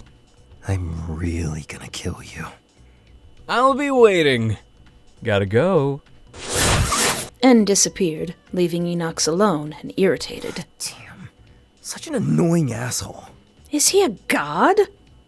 My original plan was to study her. Why'd it turn out like this? When Enox thought of Espoir now, he felt something more than mere irritation. I want to see her. And I miss her smell. No. I should keep a distance from her, even if I've left my mark. Otherwise, I won't be able to control myself. I hope that doesn't make me like a target to the other guys now that I've chosen who I want to be with. Like, Dane's not gonna burst in my room because I smell like another cat, is he? 3 days had passed since that night. When I woke up, I was already in my room. I had no idea how I'd gotten back. There was also a bunch of remedies on my desk, things for muscle pain, headaches, along with the bottled water Enox usually gave me. Aw, is this long-distance self-care? Just as I was pondering how I would face Enox at work, I received a message. You don't have to come for now. I'll still pay you. Aw, you see? You see, Clark? That's a good boss, aside from, what happened last night. After that, he didn't contact me again. For me, it's a relief not having to face him now. But why am I so upset? Because he's our Pookie Boo and he doesn't want to see us anymore. All I could think about the past few days was that day. Once I closed my eyes, I saw Enox's blushing face and panting. Get a grip, Espoir. He's a pervert. I mean, yeah, you wake up, you see that. Pervert. Although I had that episode, But it's all because of him. but I can't stay mad at him. I'm even anxious because I can't see him. Why? Right, it must be because of those weird things he said. Saying I'm his kindred and marks and all that. I have so many questions for him, and he explains so little. I heard you yelling. Are you okay? Oh, Dane. I'm sorry that I gotta do your route last. Oh, I'm fine. So embarrassing. Dane heard me. I made some desserts. Want some? Oh, Dane. Oh, sure. Eating something sweet will help clear my mind. I've been cooped up in my room for days and haven't even gone down for coffee. Is it just me? The coffee shop is less crowded than before. Is the pudding to your liking? Yeah, it's delicious. I've made your favorite dessert because you haven't seemed to be in a good mood lately. Oh, Dane. Thank you, but how did you know I like pudding like this? You've told me before, though you might not remember. Oh, Did I? with so much going on, I barely remember. Did you? For a moment, I noticed Dane staring at my chest as if he was checking something. Nothing. Now, I know that you're not just staring at my boobers. I know you're looking for something. There's something going on with people's hearts in this town, and you know about it, don't you, Dane? Don't you? That's not it. So, have a lot of things been happening lately? You can always talk to me. I got my eye on you, Dane. I got my eye on all of you. Dane gives me a gentle look, and warmth rose in my heart. I don't think I should tell Dane about that day, and I don't know how to explain everything. But I can ask him about the non-human beings in town and the things about smell. I really do need to talk to someone about this. Non-human beings in town? Yeah, what's up with that? I know this sounds scary, Dane. Have you ever heard about non-human beings in this town? Non-human? Why bring this up all of a sudden? I found some clues in my recent investigation. I don't really believe it, but I wanted to know your opinion. Who told you that? Huh? Well, Who? Although Dane's voice was still soft, something had changed in his eyes. Did I say something wrong? I saw it online. It showed up when I was looking up information about this town. I guess it's just a silly rumor. I see. Now Dane has his eyes on all of me. So, have you heard anything like that? No. How could there be such dangerous things? Yeah, Dane. How could there be? Those tentacles, in the opening scene were coming from you. But I get it. The Heart Ripper makes people think of supernatural things. I can ask around, but I wouldn't take it too seriously if I were you. Okay, thank you. Is it true? I feel like Dane's hiding something. 2 days passed. Nearly a week without my sweetie pie. I checked my phone and saw that Enox had sent me the salary for the days I didn't work. However, he didn't reach out to message me in any way. Receiving a salary for not going to work feels weird. Lately, I couldn't stop thinking about Enox, and a vague, inexplicable agitation nestled in my heart. No, I won't let him occupy my mind anymore. I'm gonna go downstairs and I'm gonna kiss Dane. What? I need to focus on my work. It was a good thing I had been working hard to sort out the clues, so the progress hadn't fallen behind too much. Let me try to make some deductions based on recent events and the clues from Clark and Enox. Of course, they might not be entirely accurate, but at least I'll consolidate the clues. First, about the disaster that afflicted the town in the past. Meteor. A major disaster once struck this town. Rumor had it a meteorite had fallen, and there were parts of the town still being rebuilt. A major disaster once struck this town. Rumor had it a meteorite had fallen, and there were parts of the town still being rebuilt. The outskirts of the town remained in ruins, now inhabited by homeless people with disturbed mental states who seemed to be craving something. Are they craving money? I don't know. But if it's for money, why don't they just go to the town center for help? Moreover, I wonder if there's any food supply in the ruins. How do they survive? Honestly, those people don't even seem human to me. It's like they've somehow lost their humanity, going around calling people your highnesses and whatnot. I suddenly remembered the strange box I found that day. Could it be that what they want is the heart inside? That's far-fetched. But then, think of the Heart Ripper. It all fits together, because... Second, the people of this town seemed way too indifferent to the Heart Ripper's case. Even the media and police were treating it lightly. Based on that, I had a bold hypothesis. Maybe all of the townspeople were involved, or someone was controlling them. But I couldn't find anyone resembling a mayor, and the townspeople didn't think that was a problem. They all just said, it's been like this for a long time. Almost as if they're being controlled by a higher eldritch being. But that's strange. Rather than them trying to cover things up, it feels more like a collective consciousness. Almost like everyone here is an NPC. So I've come up with these possibilities. Either the Heart Ripper is some form of collective consciousness, or someone is manipulating them from behind. My vote's on the second one. Okay, here comes the last clue. Enox is pretty. Enoch said he's not human. Maybe there are other non-human beings like him in town. However, I'm still skeptical about his claim. But combining this with the previous two clues, it's very likely that the Heart Ripper is not human. And maybe there's even more than one of them. Gosh, I stared at the densely written whiteboard and pondered over my reasoning. It's abnormal, yet it feels very reasonable. I need someone to discuss this with. I need to verify my thoughts. If only my boss would have sent me here with a partner or something. Preferably someone who can talk over the case. Who should I ask? Sid. Can I call Sid? So I can call Clark, I can call Luke, and I can call Sid. Clark, I feel like he's gonna deflect a lot. Luke, he's just gonna flirt aggressively, but Sid, I think Sid might tell me the truth. Just as I was about to open my contacts, I got a message from Enox. So what I chose didn't matter, right? Hey! Why don't you discuss it with me? Huh? Enox, get out of my phone! Wait, is there a wire in that bear? Is there a wire in that bear? Bear, did you betray me? What the heck? Is he watching me? I immediately looked around, but saw nothing.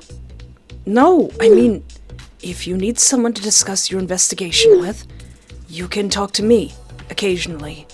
I know, right? He sucks at lying. Obviously he's watching me. Where is he? Is he watching me through a hidden camera or something? A guy like that would definitely put a camera somewhere. Suddenly, I noticed something. You! Oh, it's the teddy bear Enox gave me as an apology.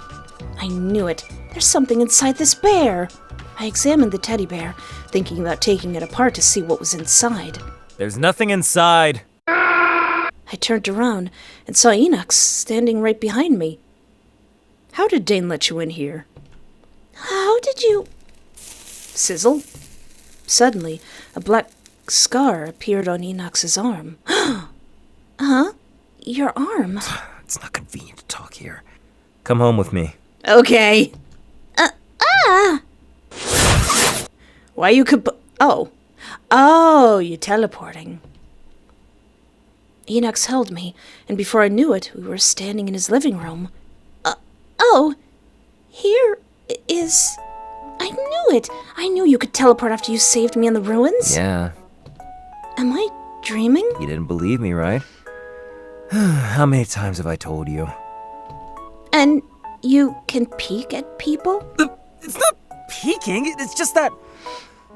my vision has no limits. No limits? Then... Ah! I covered myself with my hands and forget...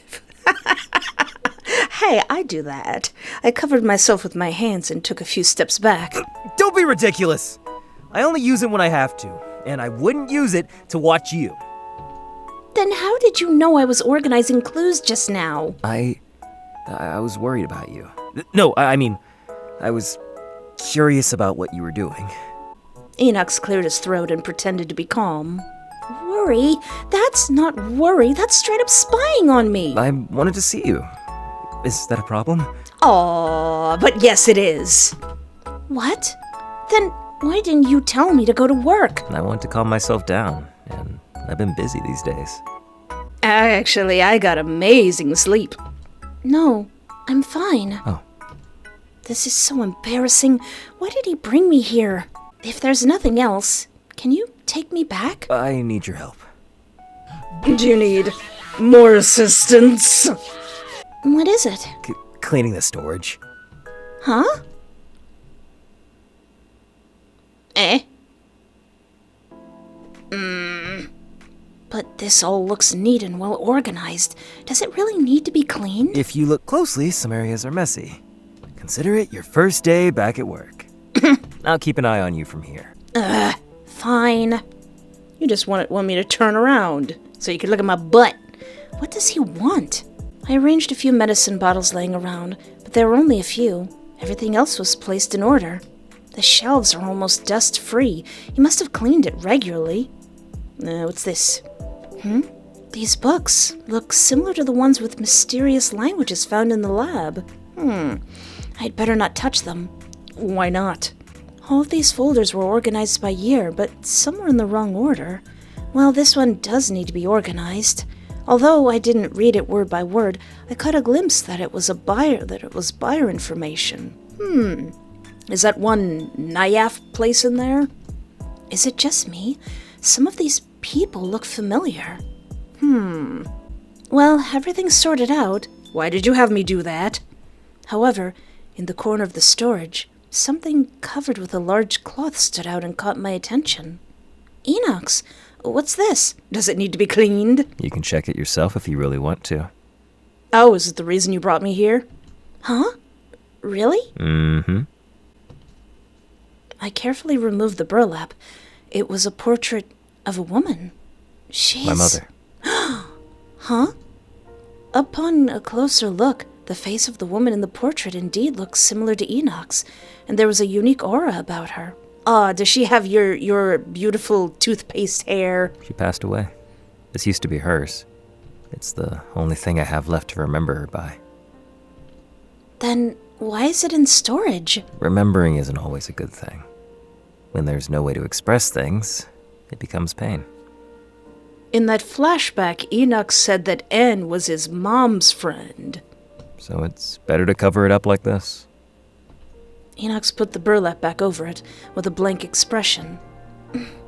Are you suffering now? I don't know. I'm not human. I'm not sentimental like you. Whether it's pain or love, which is what you all like to talk about. Aren't you contradicting yourself? If that's true, why cover it up? It's more like you don't want to admit that you have feelings.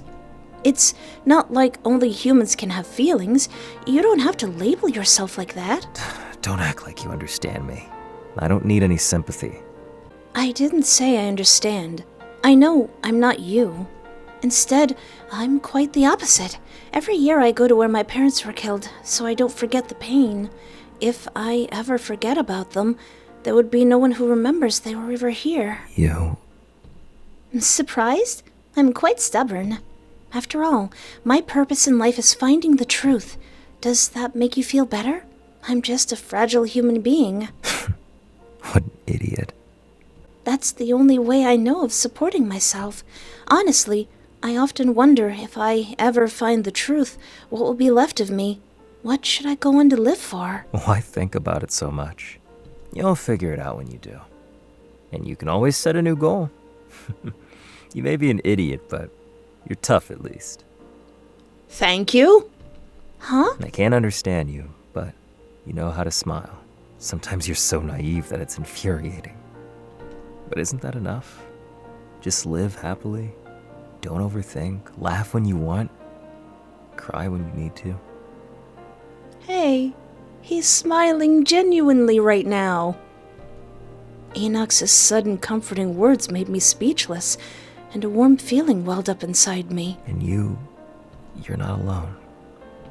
What do you mean? It's not like you can't work here always if you want to. Then you won't be alone. You mean you'll always be with me? No, not always. I mean, don't get me wrong. I'm just saying if it's too much for you, I can talk to you sometimes. Huh. I'm not you. I have friends to talk to. What? No! Huh? You're not allowed to talk to anyone else but me. Oh, I'm gonna though. Huh? Enoch suddenly pressed his hands against the wall behind me, trapping me. Oh no. Enox, what are you doing? You're not allowed to think of or talk to anyone else. What about N? Can I talk to N? He seems fun. What's wrong with you? Is my smell making you weird again? I've been weird all along. Since the first day I met you. Hey, you said it, not me. Enox pressed up against me, looking like a hungry beast. I couldn't move at all. Don't run away. Since that night, you can never turn back. Joke's on you, I got a save button. It's because you started it. I haven't even settled with you yet. But I gave you a chance to leave, right? I gave you other choices, right? And who said they wanted me? Shut up. No matter what happens, you can only be with me from now on. Oh. Then Enox kissed me, sealing my lips with his.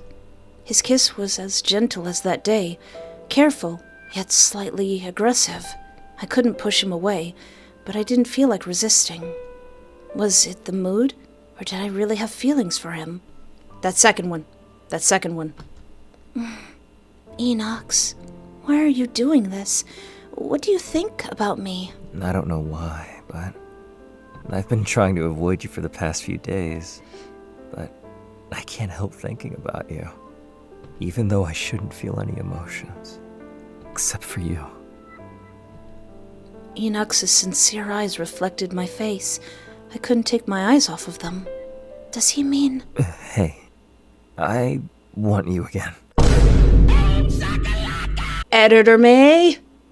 Editor Espoir in the future? Get the scissors! We got some cutting to do! In a blink, we were on the bed. Oh yeah, 'cause he can teleport. More than his teleportation, what surprised me was the raw and fierce desire in his eyes. Oh, that's so cute.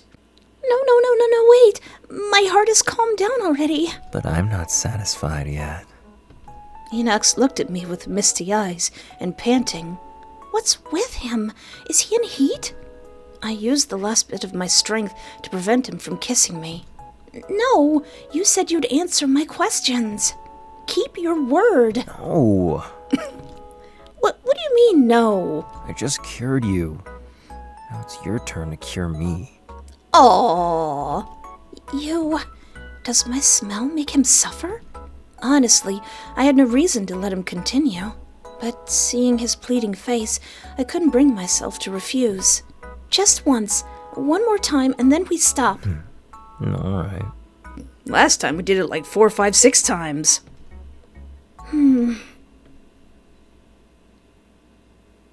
An hour later. An hour later. I can't walk anymore. I'm wrung out. I shouldn't have let him. Enox wasn't willing to let me go after the second time, but under my strong defense, he finally gave in. He just shows up with a black eye. Enox reluctantly released me and sat on the edge of the bed. Now tell me, what exactly is that water? Put your clothes back on first, or you'll catch a cold. You're right. It's not ordinary water. It's used to suppress the discomfort and arousal caused by your heart. But why do you have that water? Am I really sick or something? You're not sick.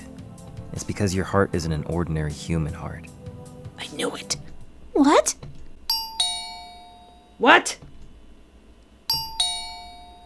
Whomst? Who could it be at this hour? I don't know, but I have a feeling we should get ready to fight. Enox gazed at the door and frowned. Is he using his superpower to see who's outside? Who is it? Stay here, and don't go out. Huh? Wait, Enox? Enox disappeared in a flash before I could stop him. Could this be his friend from last time? But why did he look so serious? Is it Dane? Is it Dane who's got a frying pan? I've got a bad feeling. Should I go downstairs and check? Just as I reach the door handle.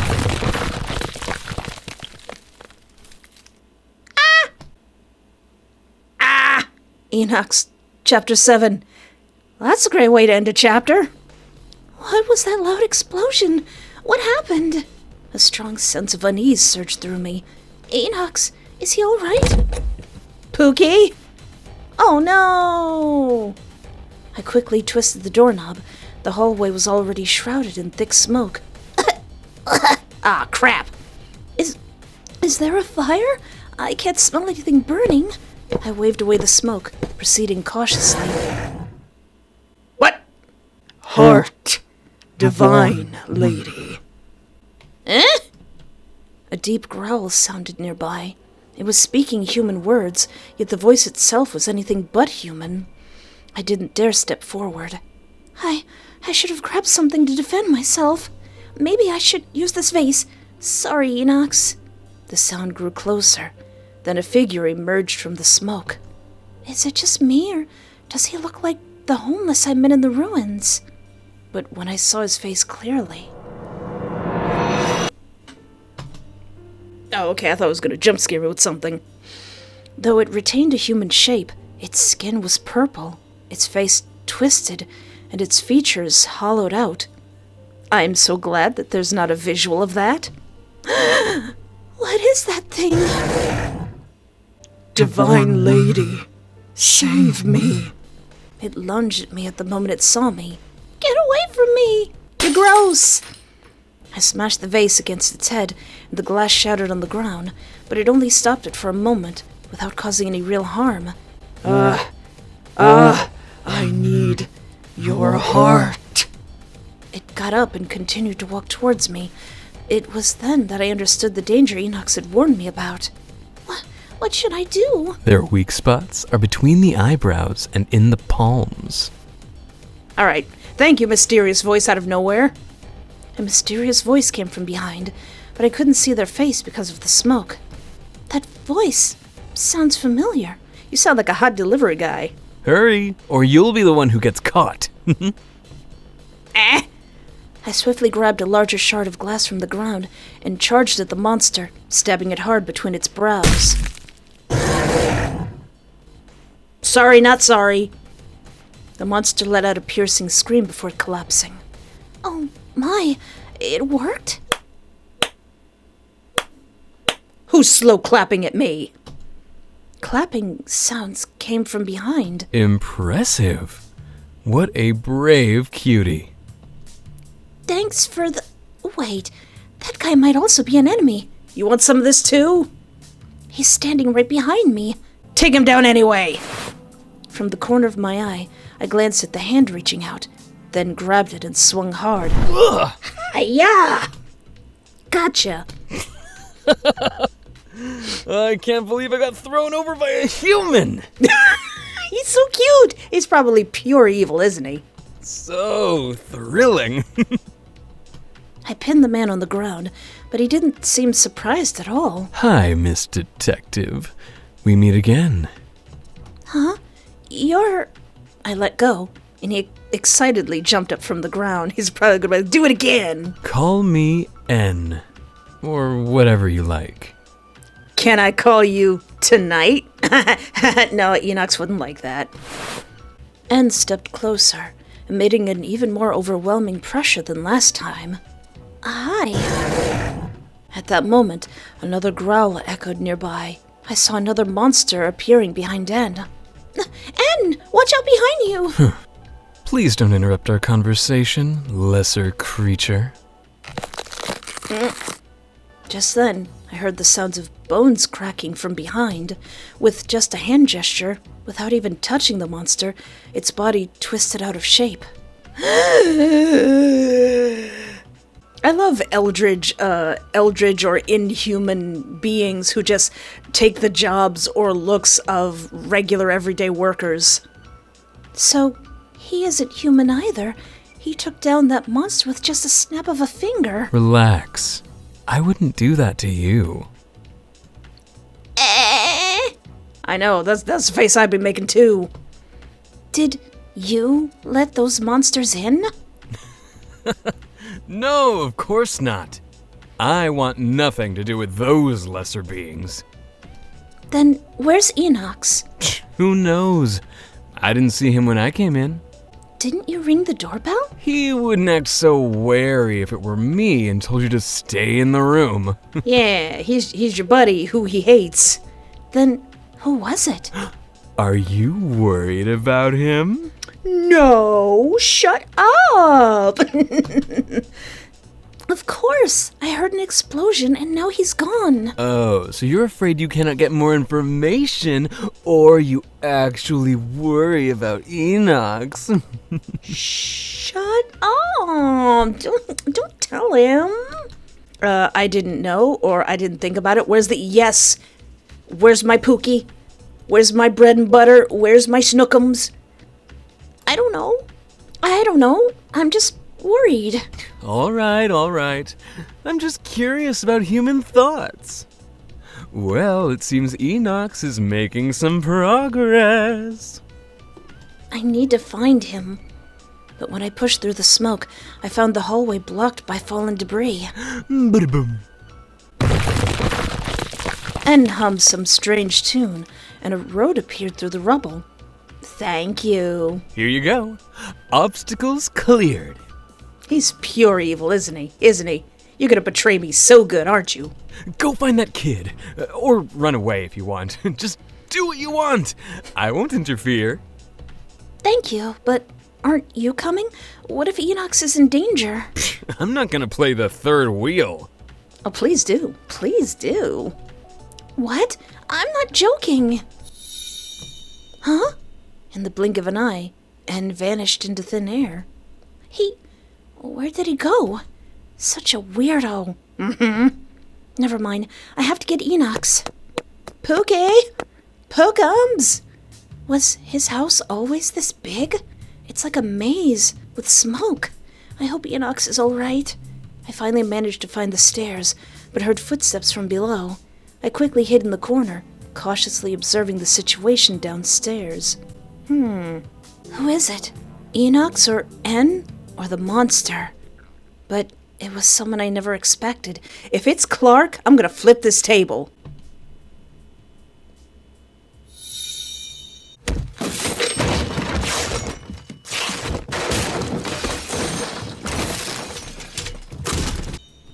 Flip! My sexy, sexy landlord! You were the last person I expected. I expected Dane. With a pot and a pan and a knife. But it's Clark, my sexy landlord. How dare you? It was Clark. Huh? Why is he here? I rubbed my eyes, making sure I wasn't seeing things. But it was indeed Clark. He was looking around as if searching for something. He claimed he had a lot of cases to handle and wouldn't come to this town. No, not just this town. He shouldn't even be in someone else's house. What's going on? Yeah! Ah! At that moment, I suddenly heard the roar and snarling of a monster from upstairs. Could Enox be up there? I really wanted to confront Clark and get some answers, but I wondered if I should go find Enox first. Alright, now, as much as I want to find Enox, Clark, what the heck? What the heck? I was joking. I was joking when I said, if it's Clark, I'm gonna flip this table. Then I had to flip this table and put everything back. Seeing Clark's here, I felt uneasy and worried. And angry. After all, I was here because of him. The case and his recent behavior were peculiar, and now he was standing right before me. I had no choice but to confront him. Enoch should be fine. I'll find him later. I feel like that's the wrong choice, but I'm so angry that Clark is here. Dude! What up? What is the meaning of this? What is the meaning of this? I didn't expect you here. I expected Dane. What's good? What's going on? Why are you here, sir? As I was about to head downstairs, Clark had already noticed me. Hi, little princess. I finally found you. Wham! Just wham! Right in the stomach. Right in the stomach. Clark! Why are you here? I'm here to bring you back to where you should be. Oh. Wait, what? What are you talking about? I still need to finish my investigation. And meet those, 3 mysterious shirtless hot men. I'm not taking you back to the city. Huh? Let's go. We have no time to waste here. What on earth are you talking about? I don't understand a word. And how can you barge into someone else's house? First, I didn't send you here to romance that brat. That's my personal business. It has nothing to do with the investigation. Second, I told you I'd kill him if he hurt you. Did he hurt me? Enox didn't do anything to me. He did a lot of something else. He slept with you, didn't he? Isn't that enough? Oh no, my sexy, sexy boss. My sexy, sexy older man boss. Are you worried about me? What the? Also, how did you know that? Clark gave a rare, furious expression. Yeah, how did you know that? No, that's not the point. You have no right to meddle in my private life. You're not my dad. You're my daddy. I wouldn't care if your life wasn't at stake. I wouldn't even want to know. You're gonna die if you keep staying here. Aw, man. If you don't listen, I have no choice but to force you to leave. Clark picked me up, slinging me over his shoulder, and headed to the front door. No! Put me down, Daddy! Put me down! Stop being childish and go with me. That's for the DLC. We'll do that in the DLC. No! No matter how hard I kicked or punched, Clark wouldn't budge a bit, like a stone. No! After a while, Clark placed me in somewhere that looked like a safe house. This actually looks more like that mysterious room in the beginning of the game. What do you want? I just wanted to talk to you before taking you back. We can talk in a different save, in a different playthrough. I miss you. Seeing you live happily every day brightens my life. Daddy, stop. Don't give me that. Ever since I got here, I could hardly reach you, and you still have the nerve to say that? Do you really think I've been avoiding you? I have my reasons. Seeing the sorrow on Clark's face, my chest couldn't help but tighten. After all, our bond was as deep as family. Clark, tell me the truth. Who's not humans? What's this about my heart? What happened to my parents? And how exactly old are you? Is someone threatening you? Is it that mysterious client? Of course not. Wait, what if he's the mysterious client? Clark, I will flip this table if the client was actually you in an effort to get me here. I sent you here to save you, or rather to bring you to someone who can save you. Save me? From what? I'm perfectly fine. Except, those heart things you keep getting. Or are you mad that I didn't take the investigation seriously? If that's the case, you can rest assured I've been working hard. Silly girl. I know you've been working hard. Then let me go. I'm really worried about Enox. Why are you still thinking about that kid? Forget about him. He's not for you. He can't protect you. Can't he? What gives you the right to decide for me? I'm not a child anymore. And I don't need anyone's protection. He couldn't even come here to save you. How can he fight the others if he can't deal with me? What others? Others who want you. Creatures that are beyond your imagination. Oh. Stop joking. I'm just an ordinary person. Why would anybody want me? I mean, you're pretty cute. Because of your heart. My Kokoro? Your heart hasn't been normal since you came to this town, right? Your heart has always been like that since you were a child. You just didn't know it. What?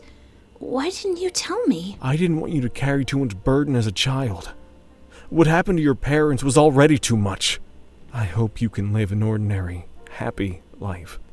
So I investigated independently, and also looked into your parents' case. And then I found out. Wait, don't tell me this is related to the town's supernatural things. That's right. Your heart isn't human. It's a part of someone else. The plot thickens.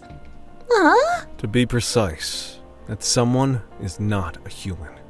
Oh, okay. So maybe it's a big Eldritch Cthulhu-like thing that split its heart into several pieces. But something beyond human understanding. If you don't stay with him, your life will end soon. That's why I brought you to this town, to be with him. I don't ask for your forgiveness, but please believe me. I had no other choice. This is the only way I can protect you. Enough! Enough! Even if that's true, you could have told me from the start. Why did you decide for me? What gives you the right? You're not my actual dad. Because I'm the one who promised to protect you. Hey. Clark gently stroked my pale face. My pale face. His eyes filled with pain. Do you know how much I agonized over sending you to this town?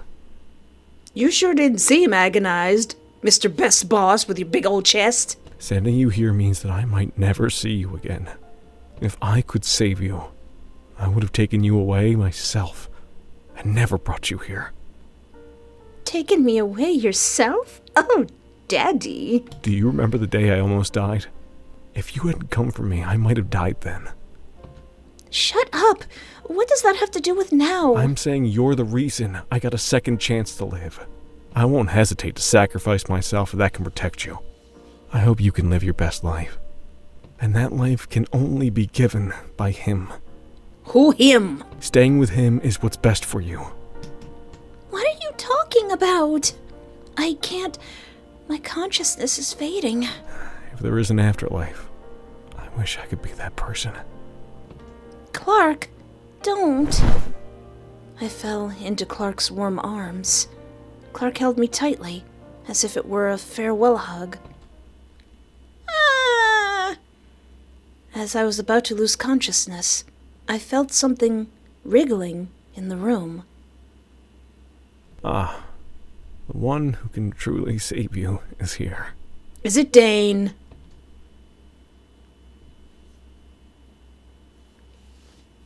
Clark's perspective? What? When Clark regained consciousness, the room was already filled with tentacles. The tentacle's owner snatched Espoir from Clark's arms. It's been a while, Clark. Dane! I knew those tentacles were coming from you. Why did you bring her here without my permission? I thought you were on my side. Dane smiled as usual, but his eyes glowed with intense dissatisfaction. Facing a supreme being whose power far surpassed his own, Clark showed no fear. He was used to it. Dane, were you the mysterious client? Oh, all right. I'm all right with this.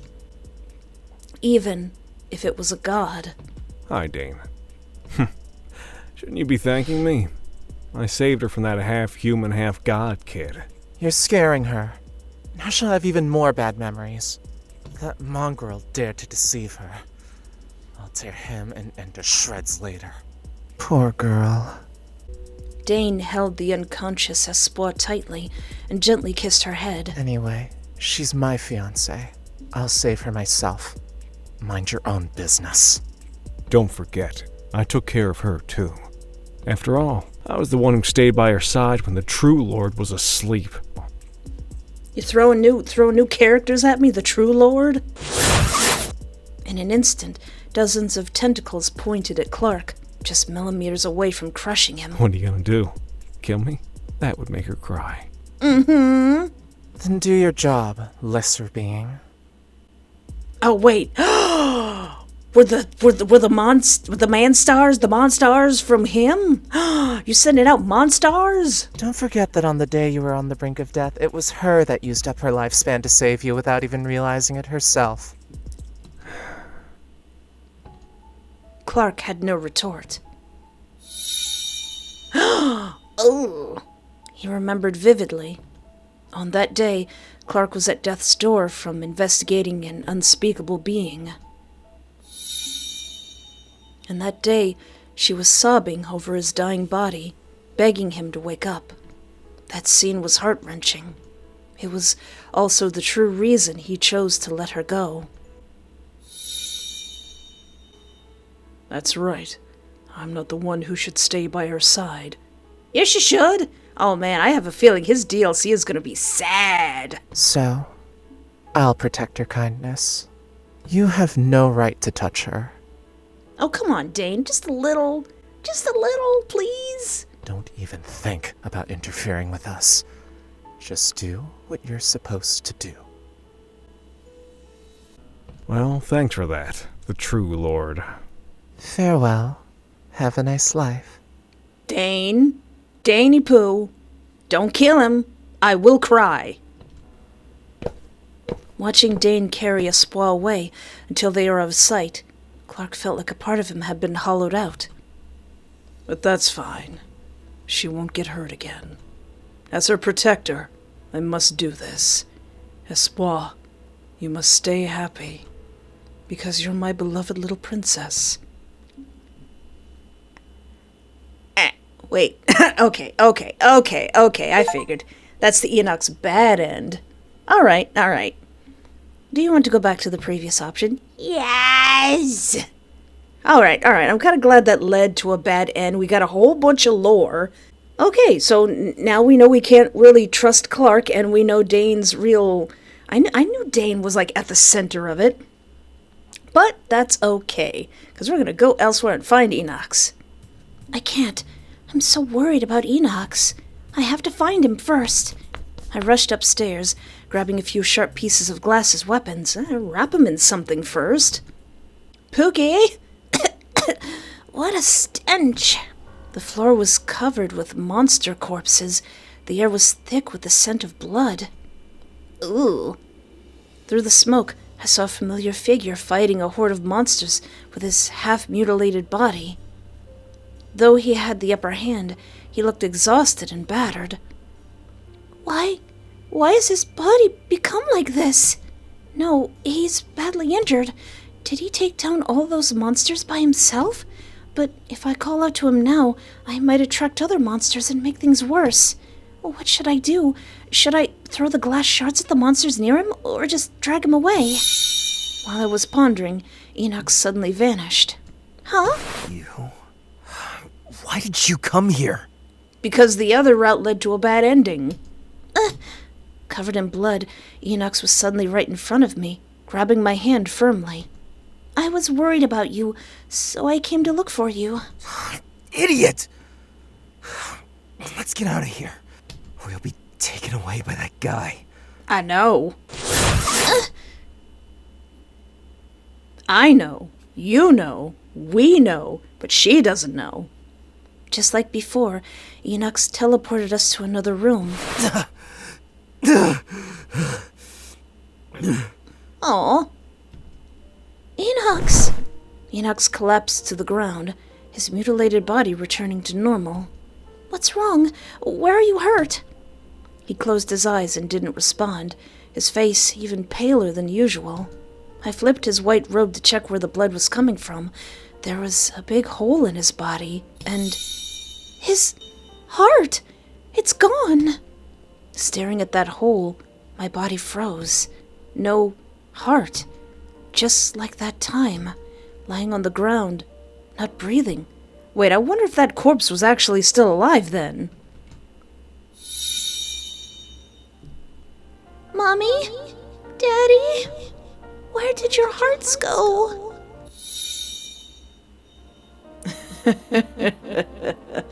An adorable sacrifice. Ah!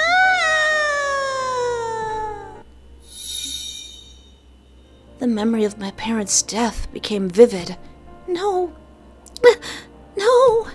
I stared at the hole in his chest, tears streaming down my face. Just a moment ago, he was comforting me, saying he'd stay with me, and now he was lying on the ground.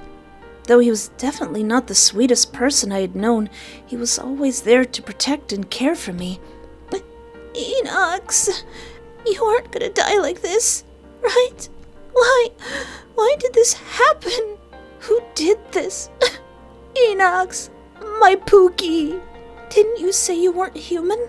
How could this happen? Don't die. You can't just die like this. Please, wake up. What should I do? What should I do? I can't do CPR because, he doesn't have a heart. An ambulance. I need to call an ambulance. My hand shook badly, and I couldn't hold my phone steady. I need to calm down. I have to save Enox. I was so overwhelmed that I didn't notice something creeping up behind me. The true Lord's bride. Heart. What? Oh, come on!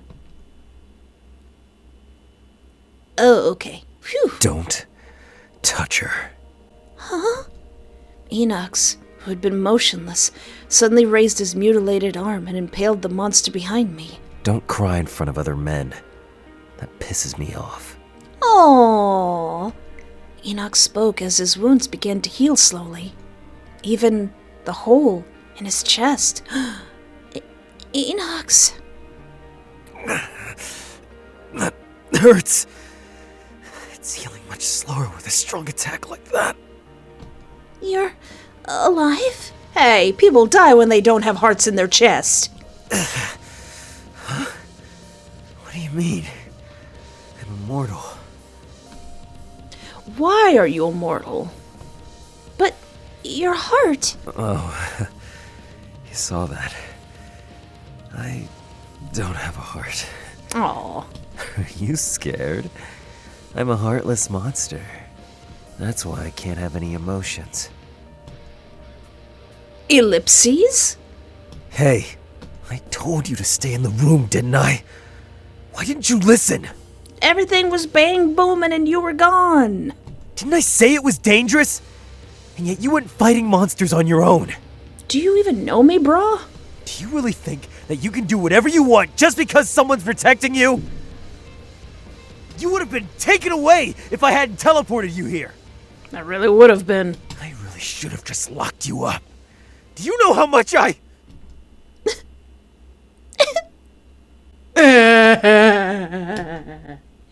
Why are you crying? 'Cause I thought you died. Hearing Enoch speak harshly to me like he always did, I suddenly felt relieved and burst into tears. You're the one who did something wrong. Why are you crying? 'Cause I love you. Come on! Argue with me like you always do! Am I being too harsh? Boo-hoo! Boo-hoo!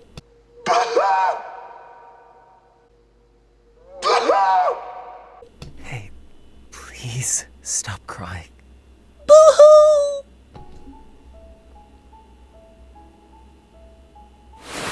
I lost control and hugged Enox tightly. Even though his body was cold as always, it warmed my heart. I thought you were gonna die in front of me like my parents did. I was so scared. I told you, I'm fine. You don't have to cry. Damn it. I'm terrible at comforting people. What should I do? Just stand there and take the hug. Oops. Seems like I came at the wrong time, huh? No, come on, join in. A sneaky figure suddenly emerged from the wall. And you're just in time. Help me. Help you? You can't even comfort your own girl. You need to grow up, Enox. You bastard! Hey, I'm fine now. See? My wounds are all healed. Damn it. Enox wrapped me in his arms and gently patted my head to calm me down. Sorry for making you worry. I don't know why, but seeing you cry hurts more than seeing myself get hurt. So please stop crying, okay? Okay. Alright, I shouldn't have yelled at you. It's my fault. I know I reminded you of the past, but it's different this time. I won't die. I'll stay with you. Didn't I tell you? You're not alone. I still need you to work for me, and You need to take responsibility for my body. There's no way I'd die that easily. Actually about to tear up a little bit here. Once he noticed I had calmed down, he let go of me and wiped away my tears. your eyes are all swollen. You look so ugly. Shut up, these are frustration tears. I mean, no. I mean, you look lovely. Even with swollen eyes. You should write a book, How to Lose a Woman in 5 Words or Less. I didn't say anything, and Enoch started to panic, worried he might make me cry again. I didn't say anything. Have you stopped crying? I nodded. I almost felt my heart was beating if you kept crying like that. Isn't that good? No, idiot. Enoch patted my head. Were you hurt just now? Just my heart and my pride. No, your friend told me the monster's weaknesses, so I managed to defeat them all. That jerk just sat back and watched instead of helping. Ah! You didn't cry in front of him, did you? Oh, now I can't even cry in front of people, Enox. Why would I? How'd I know? I didn't realize you're a crybaby till now. I'm not a crybaby. I was just worried about you. He was teasing me about how much I liked you, though. Hey, I'm warning you. Don't cry in front of anyone but me, or I'll kill them. Tear them to pieces! Oh, that's so cute. Are you jealous? Huh? No, who's jealous? I'm not. I don't know, sounds pretty jealous to me. Sure. Your friend said you get jealous easily. He was right. Damn it! Stop laughing! And don't smile at anyone but me!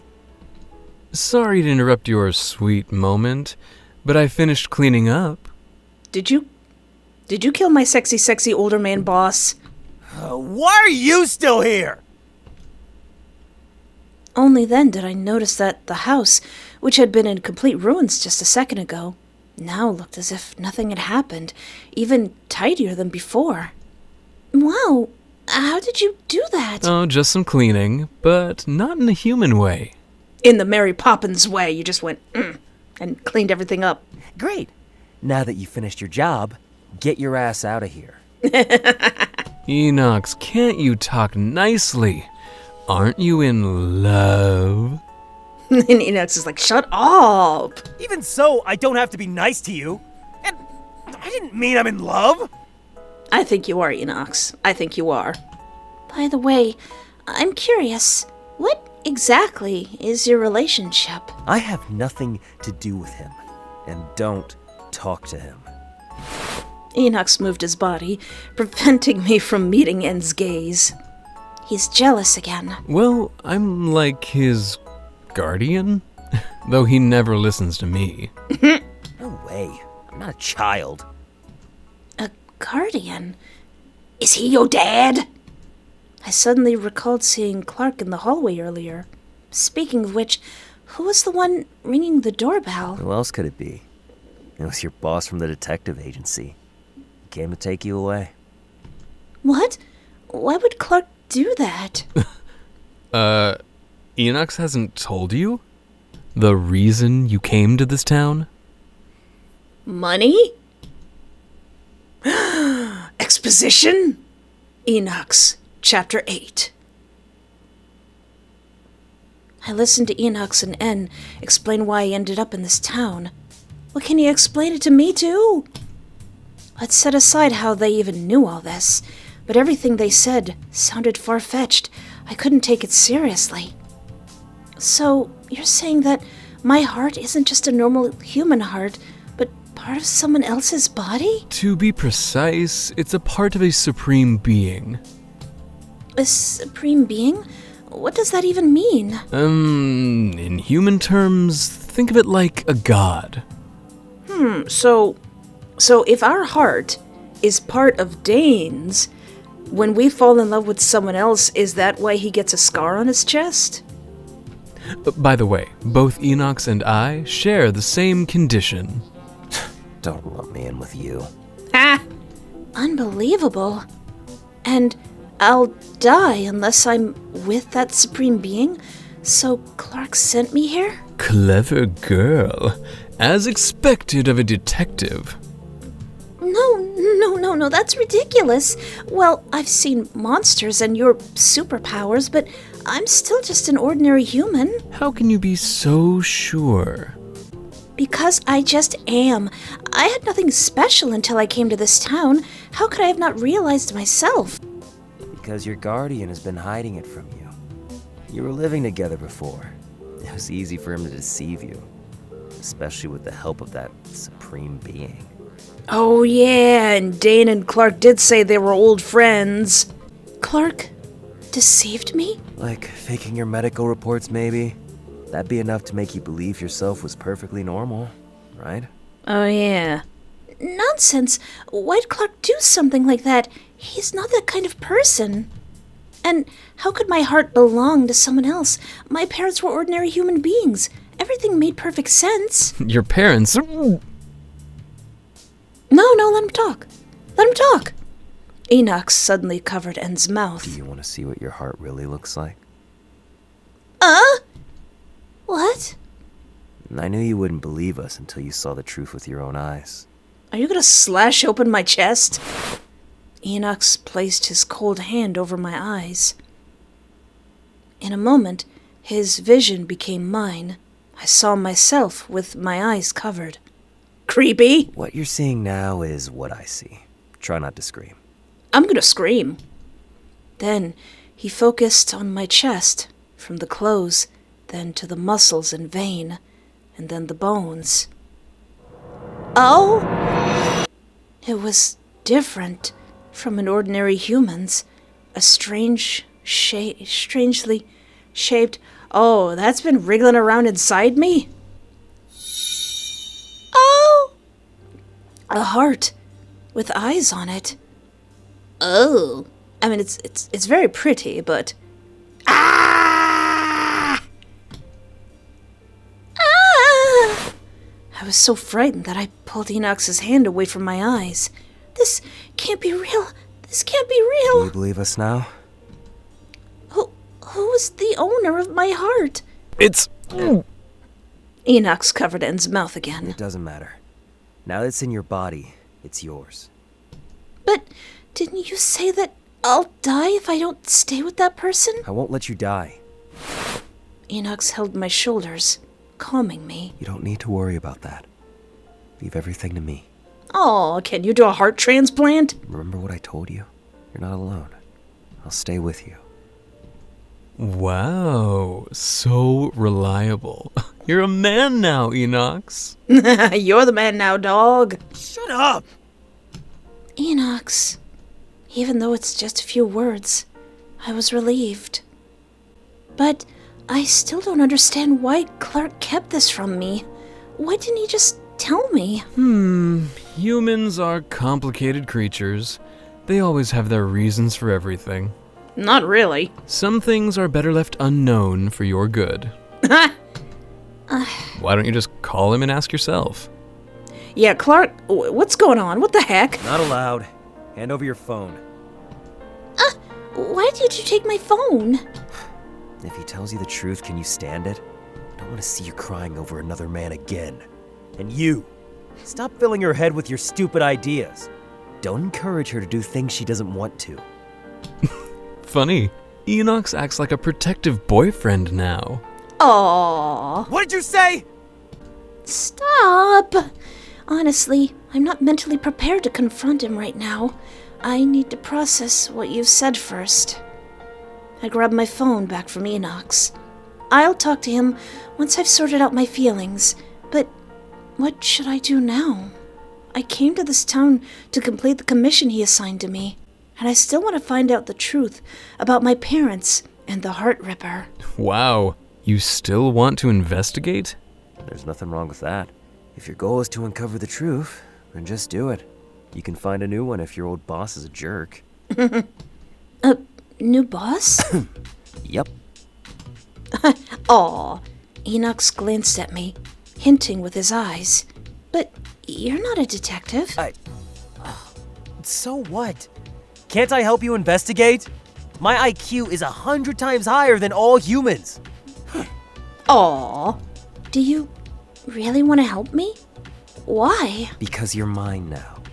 I'll take full responsibility. And it's the best option we have for now. Okay, we're a team now. You included, N. So starting today, you live here. Oh, Dane isn't gonna like that. Why? I can go back to the agency. Because the owner of your heart is searching everywhere for you. You'll get caught once you leave here. Ooh. Don't worry, it was Enox's fault to get his house intruded. I've already made a huge upgrade on the security level. Relax. It's not like you can never leave here. Get some rest, and we'll figure it out. All right. With Enox, here is the only place I feel safe, for now. They're right. I should take this time to think through all of this. No matter what happens, I have to stay strong. So I started living temporarily with Enox. Aww. Poor Dane. I kind of feel bad for him. It was already evening. Enox and I were preparing to eat the dinner that N delivered. It's safe to eat, right? Don't worry, it tastes normal. That guy's a twisted jerk, but once in a while, he does good things. Eat it while it's hot. I've asked them to prepare steak for us. Who? The chef's from my family's house. No more questions. I have several questions. His family has chefs? What kind of background does he come from? Enoch sat across from me, ready to start eating. Oh, wait, didn't you say you don't eat? From now on, I will. Why? Because you're living here now. Or should I let you eat alone? What? My cheeks suddenly felt burning, so I lowered my head to eat, trying not to be noticed by Enox. Why does he always warm my heart when I'm most vulnerable?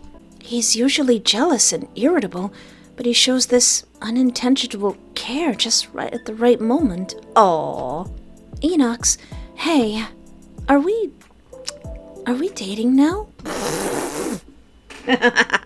Well, come on. We've had several nights together. We've rescued each other several times. I think we're past the point of going steady. Enox, who was drinking water, immediately spat it out in shock, spilling it everywhere. What? What are you suddenly saying? I'm a monster. You're a human. Dating and all of that, Sir, I am a certified monster lover. You have nothing to worry about. Well, but according to what you said, I'm not exactly human, right? Even so! Besides, you're so sad just now. Why are you thinking about dating now? You really have no sense of romance. We've already done it all the way. Or are you the type of guy who prefers situationships? Of course not! I just don't like thinking like a human. Fine. I'm done teasing you. I should be feeling utterly broken right now, but I don't feel so bad with you by my side. Thank you for protecting me today, letting me stay here and Having dinner with me? There's no need to thank me. It's what I should do. As your new boss and as your man. As your man. Oh, it's okay, Enox. We'll go slow. Say that again? I won't repeat myself. That's that. Enoch lowered his head and kept eating in silence. Seeing the redness creeping up his ears, I didn't press further. I would've. You should've. After dinner, Enoch insisted on washing the dishes, so I could only sit on the couch and watch him. Seeing him flustered as if he were doing chores for the first time, I couldn't help but smile to myself. Go take a bath. The bathroom's on the second floor. I've prepared clothes for you. You even prepared clothes for me? Yeah, I just picked something random. I glanced at the bag he handed me. Inside was a cute nightgown. Did you pick the undergarments too? Who else could it be? No, Stop asking! Just go already! It's a bit creepy, but I should still thank him. Picked up my panties. When I came out of the bathroom, I saw Enoch pacing back and forth, anxiously. Did the gown fit well? Is the water warm enough for her? Oh, oh! She's so cute with her hair down. Now I see why eldritch abominations are after her. Enoch, the nightgown fit well, and the water temperature was perfect. Thank you. Oh, Enoch glanced at me, then shyly looked away. okay. It looks nice on you. I'm glad you like it. Why is he so cute? My turn now. Then I'll take you to your room. Wait here. And no peeking. Peeking? Peeking? I'm gonna peek. Why would I? Just because we're living together doesn't mean we'll do anything. You better remember that. I didn't say anything. With that, Enoch headed upstairs. The sound effect makes it sound like he ran. This guy is delusional and paranoid. He must have imagined things by himself.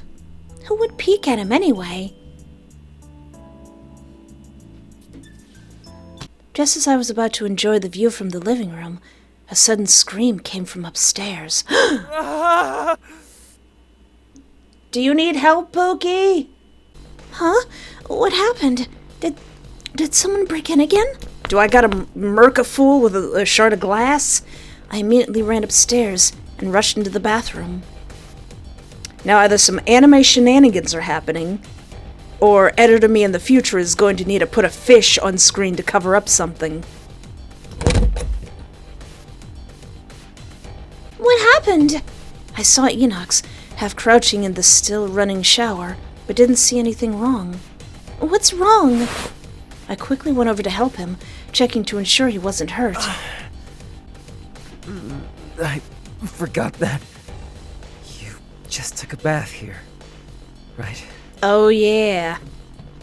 Yeah, is anything wrong? I instantly realized what the problem was when I saw Enox's reaction. When we got out of the bathroom, are you saying that N has locked all the rooms with some mysterious power, except for your bedroom? Come on, N.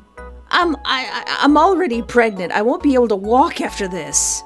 I'm gonna kill that asshole tomorrow. So, what do we do now? You sleep in my room, and I'll sleep in the living room. No way, I can't let you do that. I grabbed the corner of his shirt. Let's just sleep together. What? How could I possibly fall asleep with you? You're such a pain. We've already done everything, so why are you still embarrassed? You... Fine, then I'll go sleep in the living room. No way! Enoch grabbed my hand. Fine, we'll sleep together. I'll try my best to behave.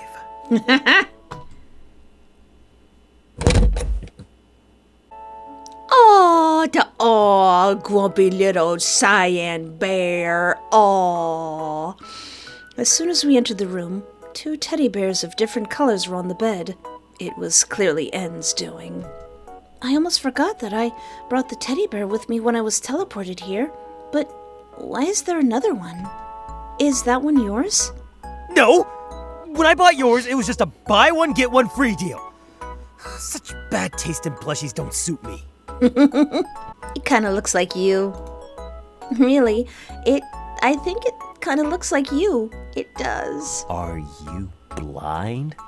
How does it look anything like me? It's as handsome as you. The only difference is that it won't complain. Handsome? Yeah, cutie pie. Is that so? Well, but I'm 1,000 times better. He's so easy to read. Alright, go get some sleep. You must be really tired. Yeah! Gotta rest my legs. Gotta rest my hip bones. Once you've rested, I'll help you investigate whatever you want. Thank you, Enox. Don't mention it. Since you're mine now, I'll take full responsibility. Oh. Enox turned his back to me. Although I couldn't see his expression, I could feel his kindness. No matter how overwhelming today was, it didn't seem as bad as he was by my side.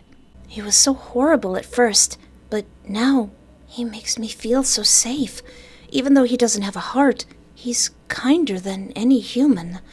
I want to stay by his side. Have I already fallen for him? I fell for him in the very first time I played the demo. Enox. Good night. Enox's perspective. After hearing Espoir's breathing steady into sleep, Enox finally turned to face her. Seeing the tears on her face, he gently wiped them away. You idiot. Why were you crying secretly?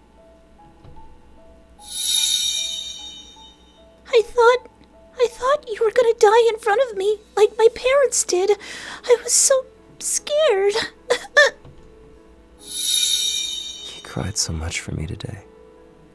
I thought you hated me. Am I really important to you?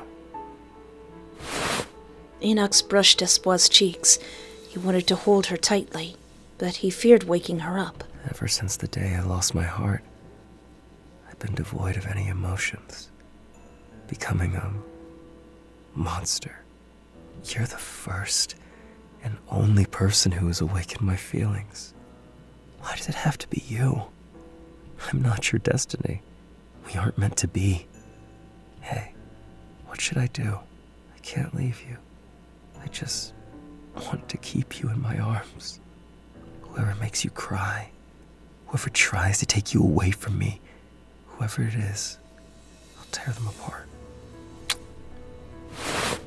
Enox gently kissed her forehead, and then me playing this started crying. You're mine.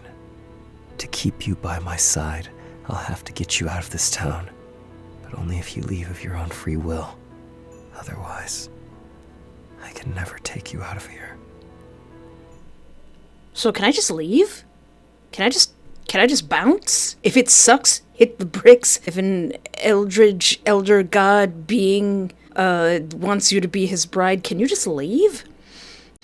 XX amount of years ago. Hey, is that the boss's kid? Yeah, that's the young master. He's incredibly smart for his age. Almost out of a human. I heard he just got heart surgery, and his health condition finally got back to normal.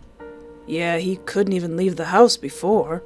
Speaking of which, Ma'am's health has been deteriorating since she gave birth. And then... You guys are just gonna gossip like that? Right behind him? You really love gossiping. You think I'm deaf? Young master, I'm so sorry.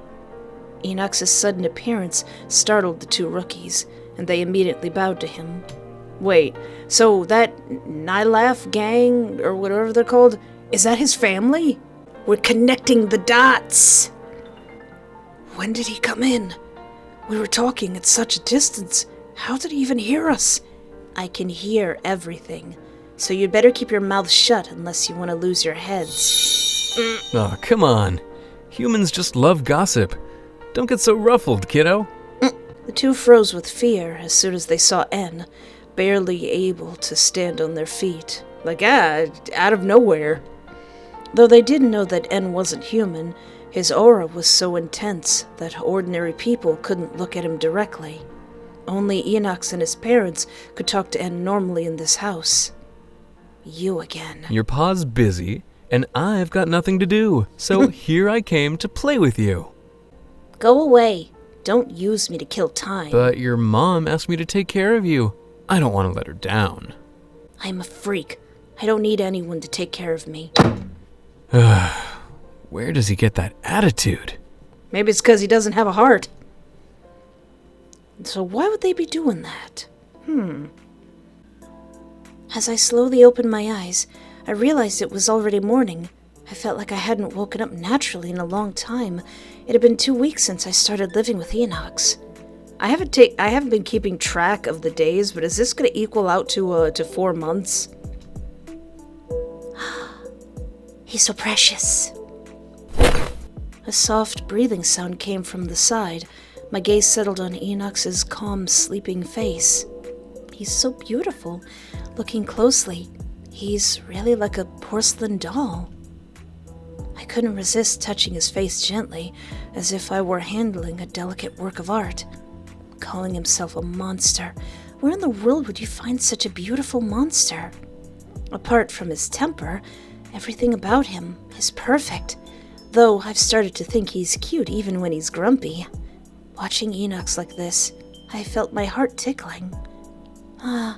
His eyelashes are long, his nose is straight, his lips even. Just as my fingertips brushed his lips, my hand was suddenly grabbed. What are you doing? Nothing. I was doing nothing. So, you like sneaking touches while people are sleeping? A little bit. No, that's not it. Were you awake the whole time? I was awake before you opened your eyes. Enox pulled me closer, and the tips of our noses lightly touched. So, do you want to explain what all that touching was about? It's because you're pretty. Nothing, really. It's just that your sleeping face looks so beautiful, like porcelain. I couldn't help touching it. So, you mean I'm good looking when I'm asleep? Seeing his childlike side, I couldn't resist but to kiss him on the cheek. You look attractive always. Hey, you... Whoa! Enox pinned me down and blushed. You're seducing me like this in the early morning? Don't you know how hard I hold back with your sin already? I shouldn't let myself sleep with you. Needless to say, there was a telltale rise under his pants, the tip of which was exposed under his sleeping robe. Oh no, I've aroused him again. Hold on, editor me, don't get the scissors just yet. Not yet, but get them ready.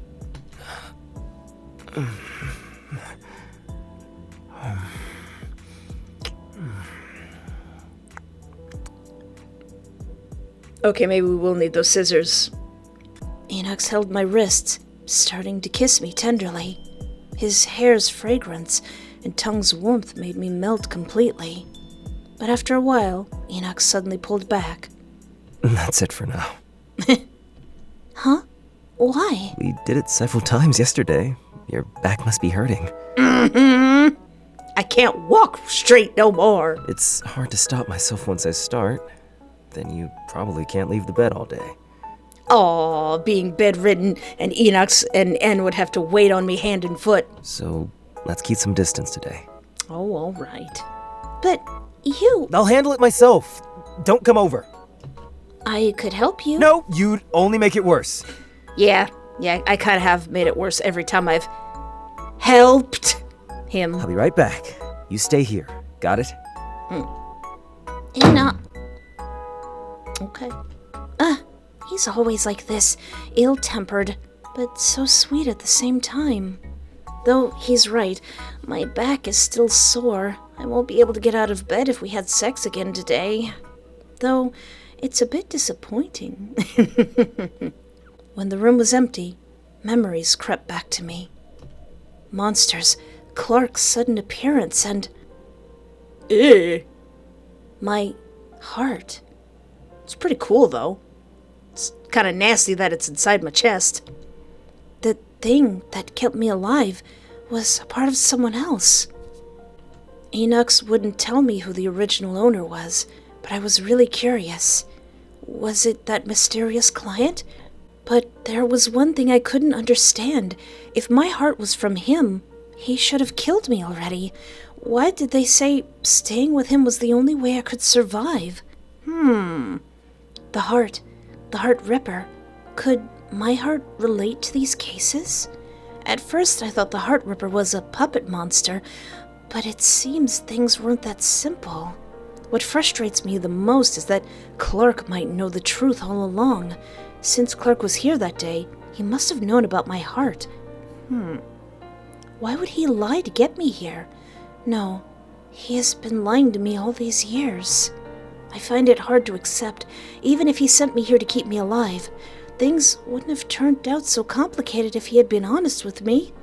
But thinking about it carefully, all these years, he's taken care of me selflessly, never giving up on helping me uncover the truth. I refuse to believe he would harm me in any way. He must have had his reasons. Maybe because I'm a cutie patootie. Sigh. I gripped my phone, looking at Clark's number, but unable to bring myself to call. I still don't dare to face the truth. I'm scared of hearing even more shocking things from him. I'm such a coward. That's why Enox was so worried about me. Those monsters broke into Enox's house because of me, causing a mess, and Enox was also hurt. But Enox wasn't mad at me. He even took care of me. He even wanted to help me uncover the truth when he didn't have to.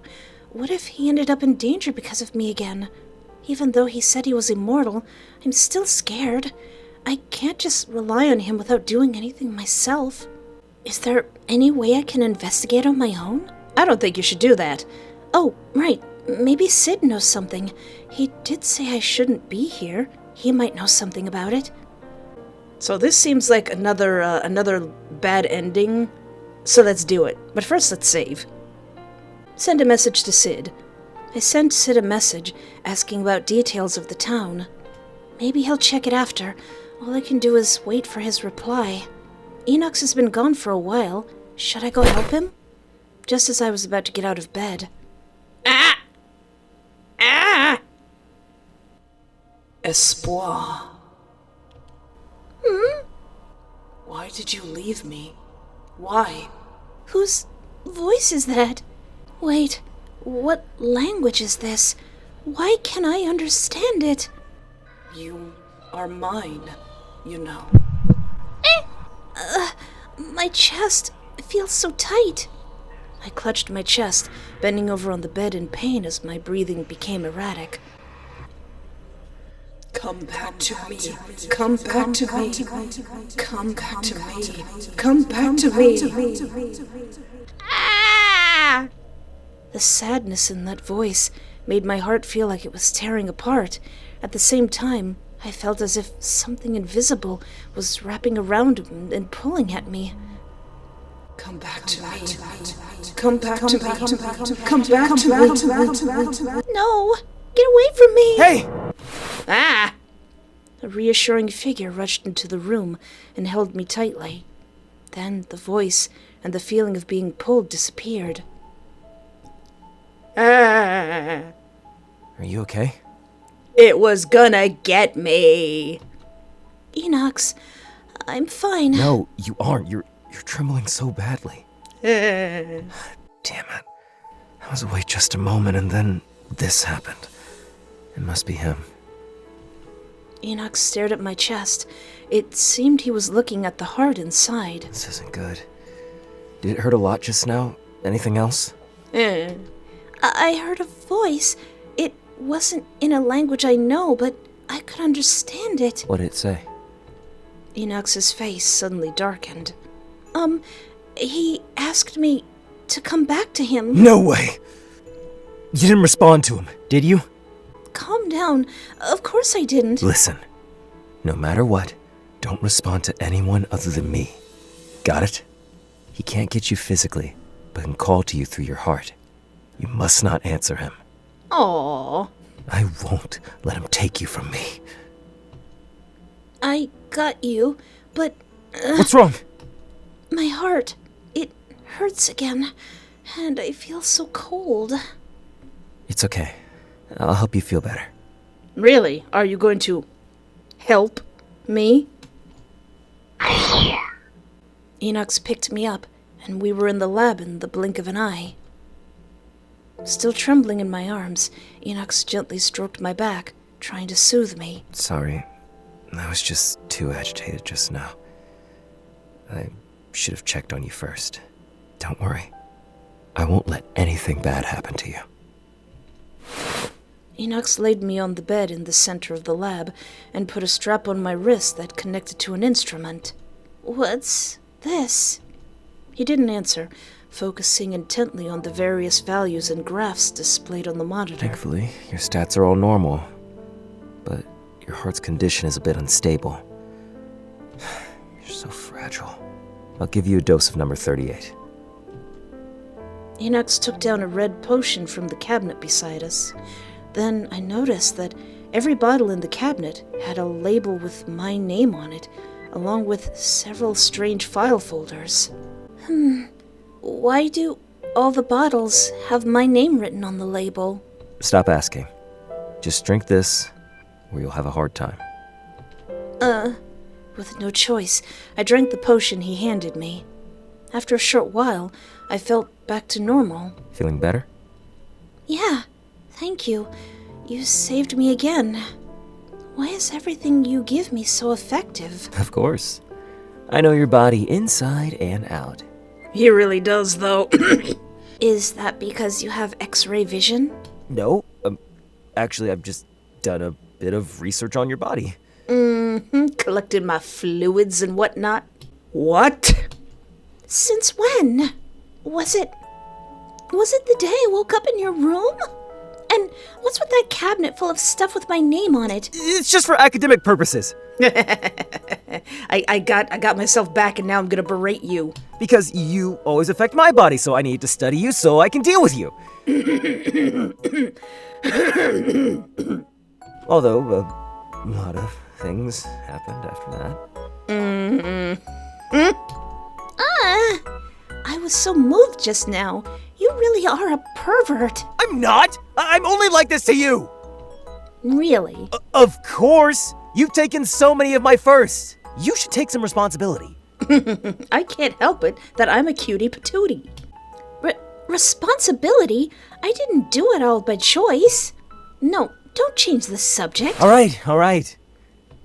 Enoch suddenly grabbed my shoulders, leaning close. You just recovered, so don't get too worked up.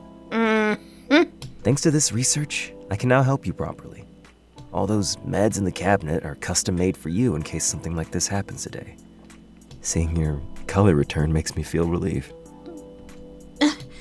Seeing his gentle side like this, I instantly lost my anger.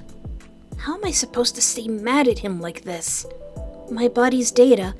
Will you show it to anyone else? Of course not! Are you crazy? I'm the only one who can see it. Fine, but from now on, you have to ask for my permission before doing any more research. All right. By the way, does the scent you smell on me have something to do with my heart? Maybe.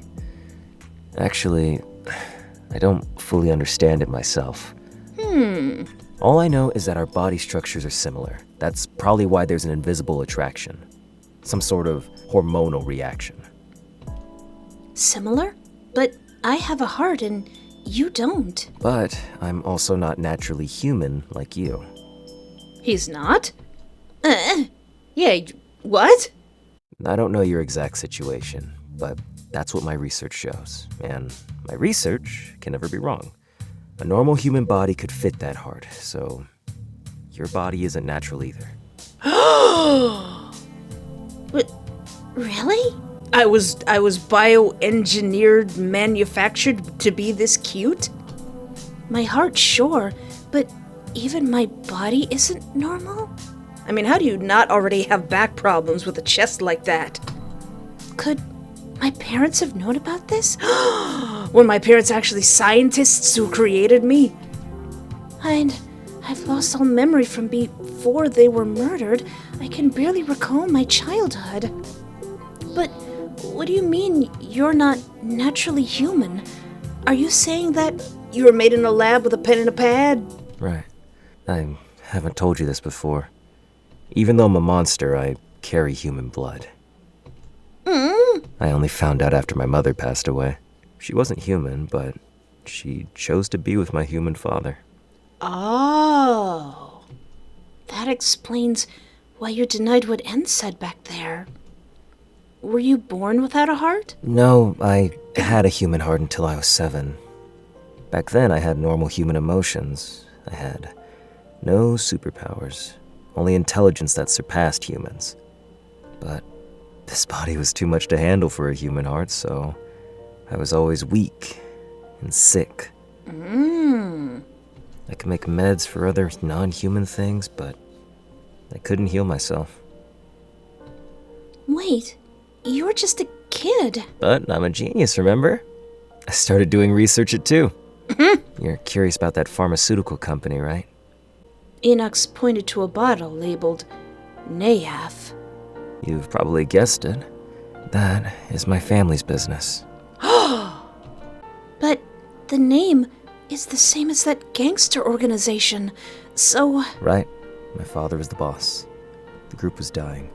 Then my father met my mother in N, and they began making meds for non-humans. We served more than just the locals here, so it's grown so much. But if humans take our meds, it becomes a dangerous drug, which has attracted a particular group of them.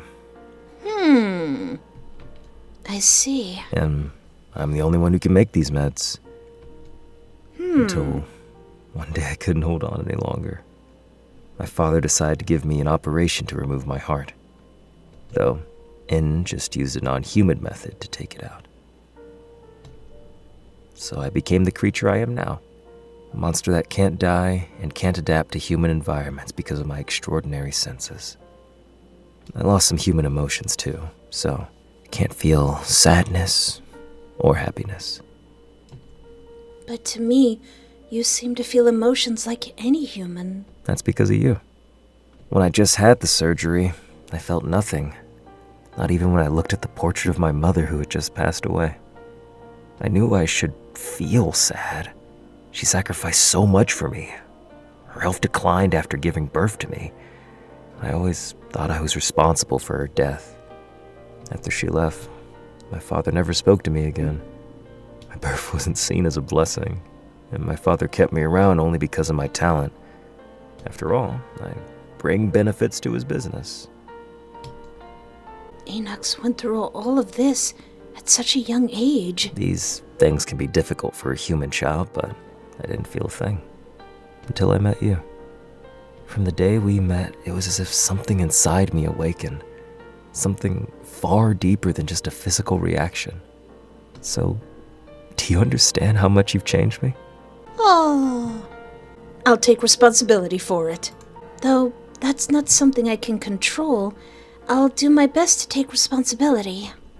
At the very least, I'll look after your feelings and physical needs. I said what I said. You said it. Don't go back on your word. You're stuck with me now. Thank you for telling me all of this, Enox. I understand you a little more now. There's nothing to thank me for. It's nothing special. It's just that I finally have a reason to live. I've never felt this way before. So, you must not die. I'll try. Enox held my hand. Stay alive for me. And of course, you're not allowed to leave me either. You can only stay by my side. Understood? Yeah, but how do I free myself from the owner of this heart? According to you, he won't let me go that easily, will he? That's right. And if he finds out that I've marked you, I don't know what he might do to you. Marked? It means the first person you have sex with when your heart triggers. After I marked you, every time your heart acts up, you'll have to either take suppressants or be with me, or else you die. Dang it! Is that even possible? Yes. Unless your memories or your heart get altered, you can't have sex with anyone other than the one who marked you.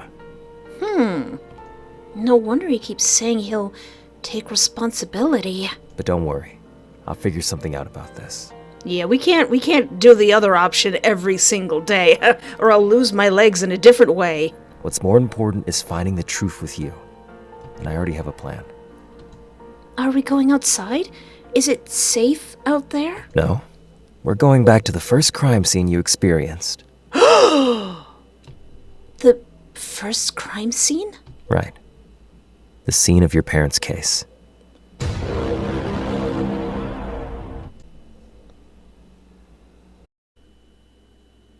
Enox, Chapter 10.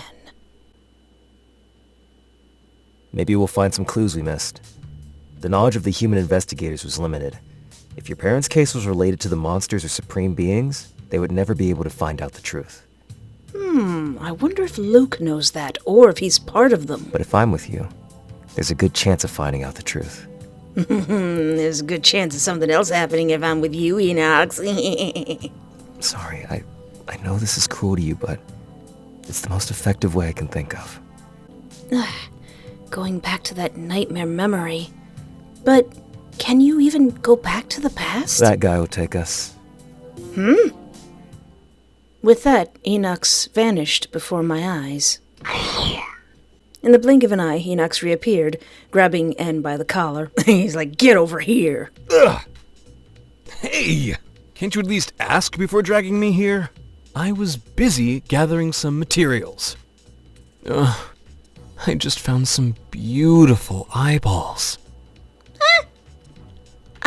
Eyeballs? Cut the crap. I need your help. Again? What now? Did you piss off your lady again? Not yet. No! What's going on? Miss Detective, you already know he's an idiot when it comes to relationships, so it's always me helping him out. Oh, Shut up! Stop that bullshit! I'm talking about something serious. And I need you to take her back to the crime scene in the past. can he even do that? Yeah. Are you serious? Didn't you say you wouldn't push her to do anything she didn't want to? I did. I'm just giving her a choice. All right. But I still don't understand. Does N have the power to go back to the past? To play the crappy games that suck. Uh-huh. We can go back to a scene from your memories to investigate. Whoa, but my memory is blurry. I couldn't remember anything before that happened. Will that work? That'll do. Some memories may be vividly clear in your subconscious, and there could even be details you intentionally forgot. Is there anything I need to be careful about when going back into my memories? Just avoid anything that could interfere with the timeline. so don't step on any plants or kick any dinosaurs. To be precise, it's not really entering your memory. Think of it more like accessing your mind as a portal into that time space. What? It's like going into my brain. And what if we accidentally interfere? I'll get a headache, physically. Aw. You know what? Maybe I should do that.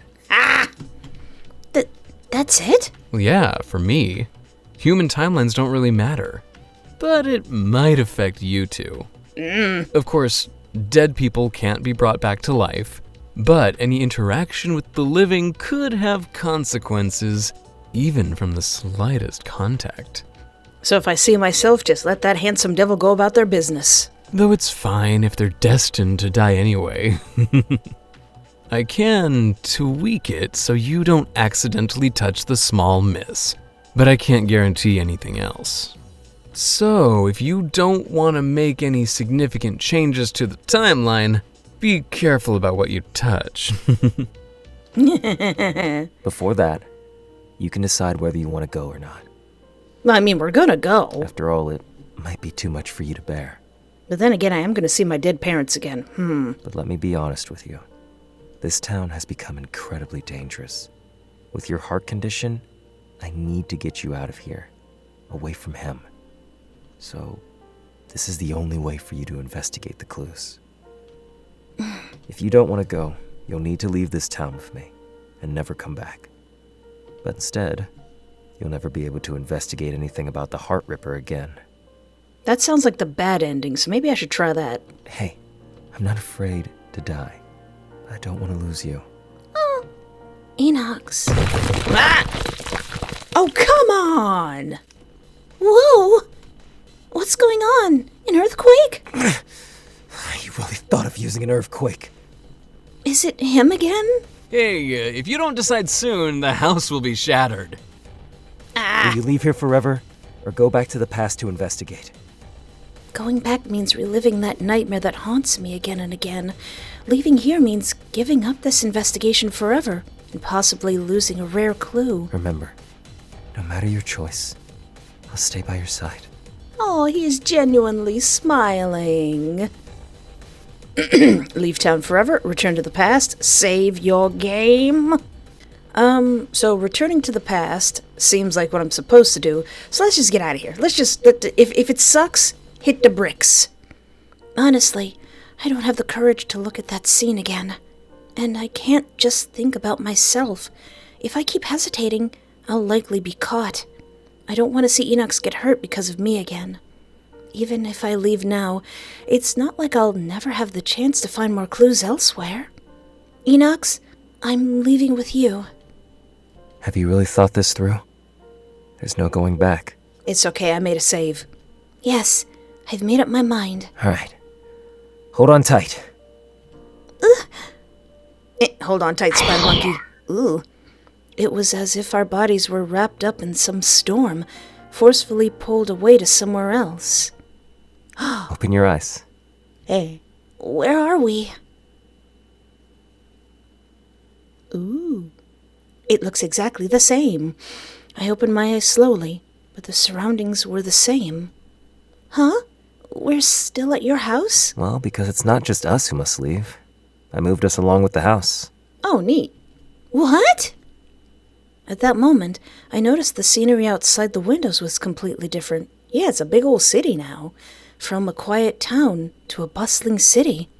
Wow, you really did that. This city is a part of my family's territory. Since the Heart owners can't leave the town for now, we're safe here. Oh, Dane can't leave. So, does that mean my heart won't be affected now? Yeah. So wait, if we were safe outside of Usador Town, why did Clark send us into Usador Town if he was trying to protect us from the whole heart thing? If we stayed on the outside, it wouldn't have happened. It only... I don't know. We still got a long way to go. With that, Enoch suddenly hugged me tightly from behind. What's with you? I'm just happy you decided to leave with me.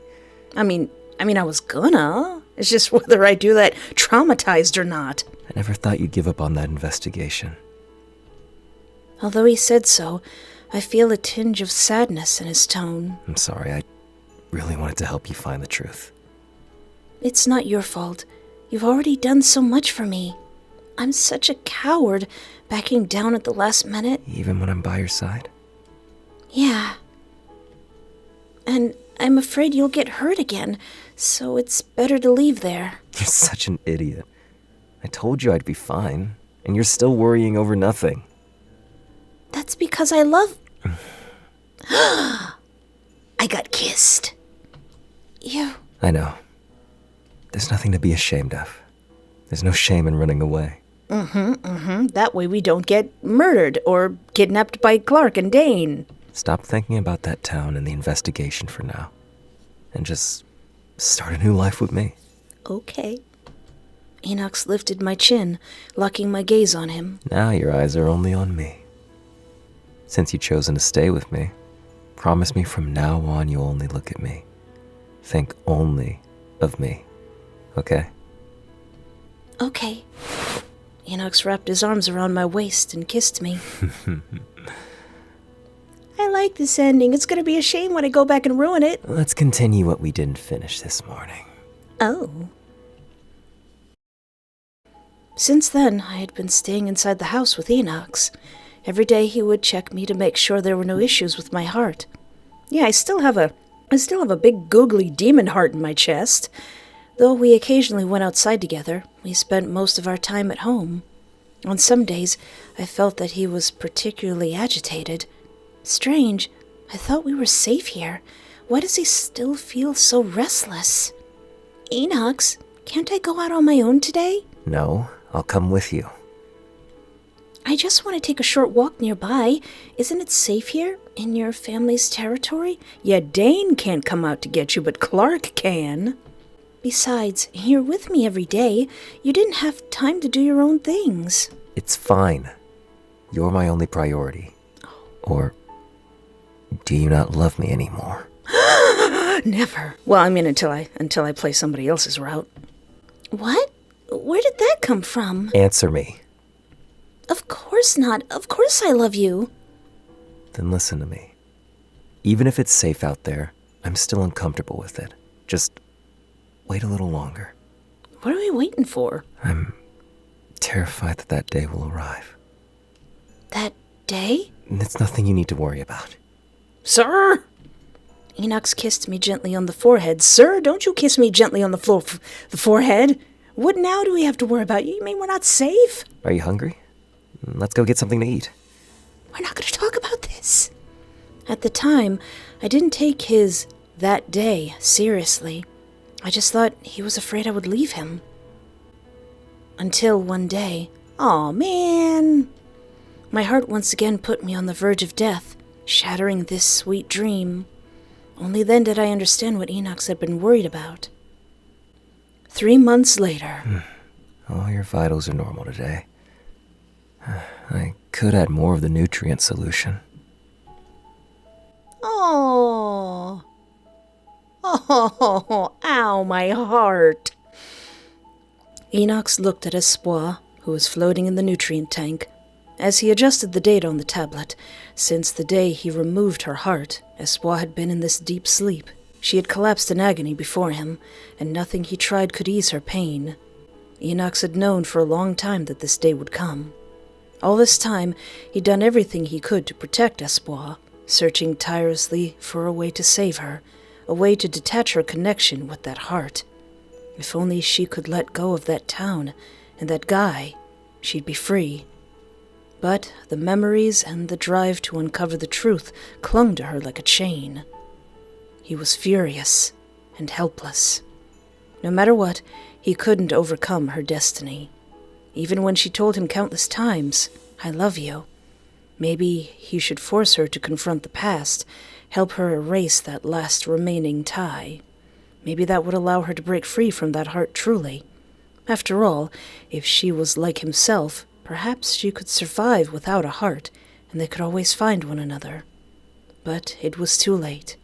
Watching her like this, he had no choice but to extract the source of her pain.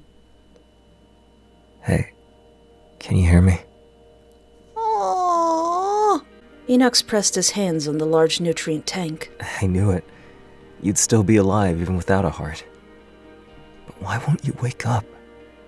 Is it because you don't love me enough? No, that can't be. You've told me you love me so many times. Maybe I didn't try hard enough. Just like I couldn't save my mother. But still, you're here with me. And as long as I can keep you by my side, I'll find a way to save you. At least I finally cut you off from him. He'll never find you now. Now I have you all to myself. But I miss your scent. Now I can't smell anything from you. Luckily, I've saved that scent in a different way. It's alright. Just wait a little longer and you'll wake up. Just wait a little longer and you'll smile at me again. Don't worry. No matter what, we'll be together forever. I love you.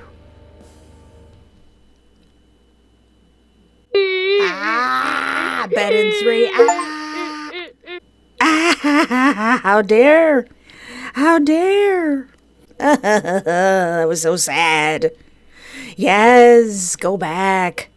I figured that was going to be a bad ending, but I didn't know it would drive me to tears. Okay, All right, let's go back to the past. Indeed, I wasn't prepared to go back to that nightmare. But I can't keep running from it. What's there to fear now? I've come this far, searching for the truth. How could I give up now? Most importantly, I'm not alone. Enox is here with me. Okay, I've decided to go back and investigate the scene. Good. I knew you wouldn't back down easily. Yeah, because I end up in a nutrient tank if I don't. All right, both of you ready? I've prepared the portal. Go through the door in the back room, and you'll enter the crime scene. All right, En. Protect us from here. Sure. Let's go. Okay. Enox held my hand tightly, leading me through the door. Enox, Chapter 11. Cool. Before Enox lost his heart, he was somewhat a cheerful boy. Even as a child, he had sensed that his mother was different from others. Deep down, he suspected she wasn't just an ordinary human, but something far beyond comprehension. That suspicion turned to certainty the day she left. Enox had always been too intelligent, too capable. His mind operated on a level far beyond his peers, making it impossible to connect with him. But he never minded, because he had his mother, the gentlest, most understanding person in the world. Mom, where are you going? Are you leaving me? Why? Is it your body? Again? Don't worry, my love. I'm just going on a journey. Enox, remember my words. No matter what happens to your body, you'll always be you. You'll always be my proudest, kindest son. It might be difficult for a while. You may grow to hate this world, but one day you'll meet someone who'll open your heart again, someone who'll accept you completely. When that day comes, you must protect her, cherish her smile, and show her your true self. Even if I'm not by your side, I'll always be watching over you. Even if you lose your heart, you'll still be the warmest of all. So, stay strong. That day, his mother vanished, and that same day, his heart was taken. From then on, Enox harbored an intense hatred for the world, separating himself from everyone, yet buried deep within his subconscious, his mother's words remained, waiting for the day that someone would appear. Oh. As we stepped through the door, a bright light flashed, followed by a powerful surge, like an ocean current crashing over me. Enox pulled me into his arms, his grip firm, shielding me from even the slightest discomfort. Don't be afraid. I'm here. Ooh. When I opened my eyes, the sight before me nearly stole my breath away. A place suffocatingly familiar. Felix Park. We really went back in time. A soft drizzle fell over the park, the overcast sky making the atmosphere even heavier. Right, it was raining that day. Oddly enough, the raindrops never touched us.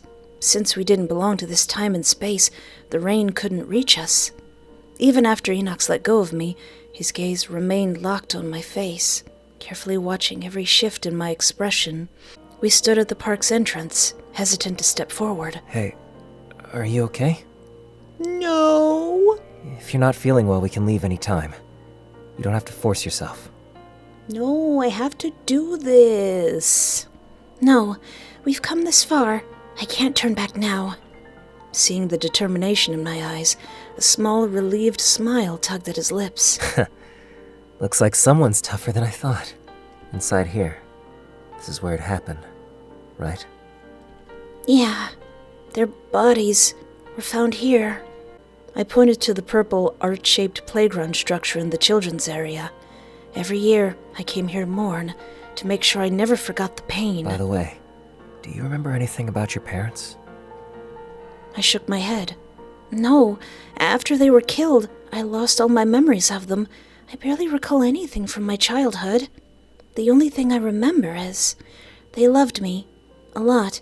Whenever I couldn't sleep, they would tell me stories about whales. The reason I remember this is because the only thing left at the crime scene was a picture book about whales. I wonder if that's a clue. I see.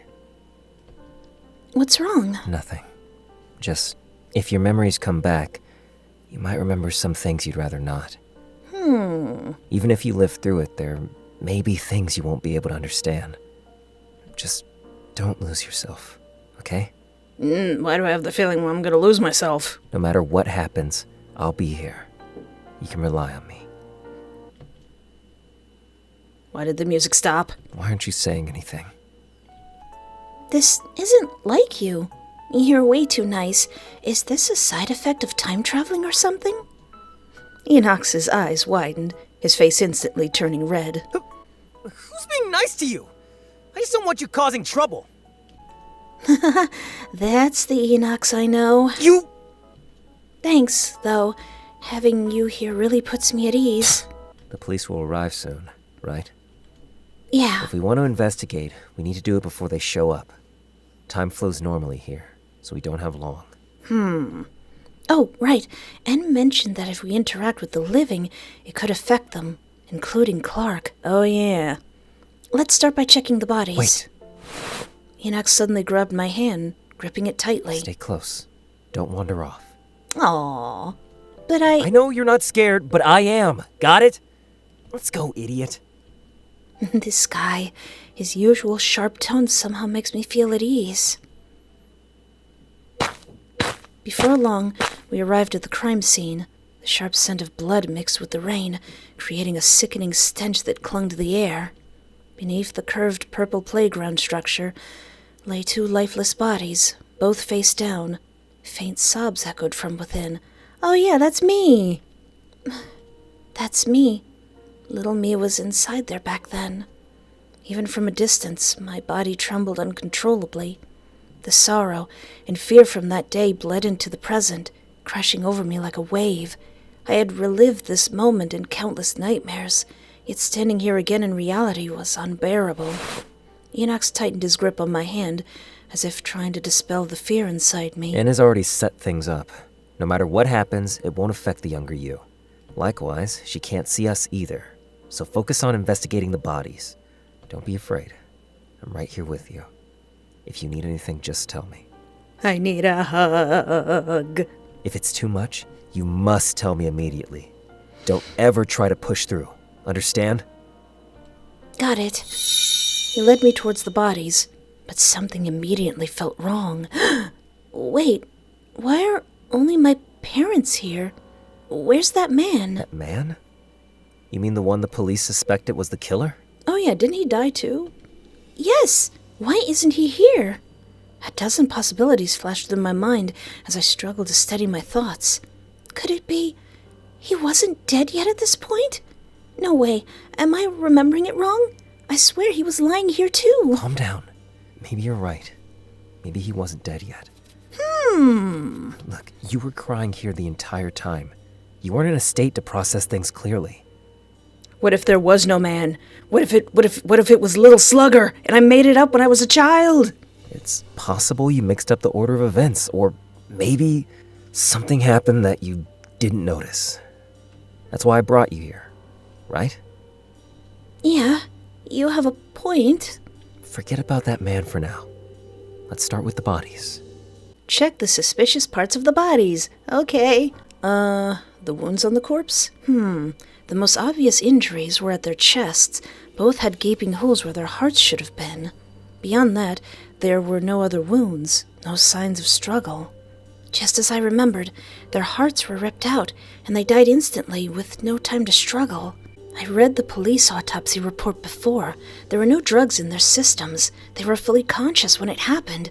Who could do something like this? It had to be those humanoid creatures we saw at Enox's place. That's the best conclusion I can draw with what I know now. Enox, those creatures at your house, what exactly were they? Do they all crave hearts, or do they need them to survive? Looks like you figured it out. Yeah, those things used to be human, but they mutated into monsters for some reason. Most of them have no intelligence. They exist only to hunt for hearts. But then there are some supreme beings that can control these monsters. Darn it. Was that what took my parents' lives? Some mindless monster? Just sheer bad luck? The sound of my younger self's sobs snapped me out of my thoughts. No, it can't be that simple. They didn't take my heart. If it was just a mindless creature, why didn't they hurt me? If those monsters were being controlled by some supreme being, why was I spared? Was it because my heart was special? I need to find more clues. The expressions on the corpse, I'm pretty sure they're going, ah! I swallowed hard and nervously knelt down.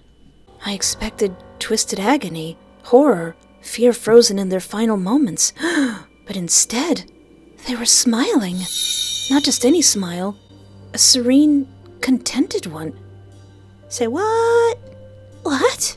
The contrast between their expressions and the horrific way they died sent a chill down my spine.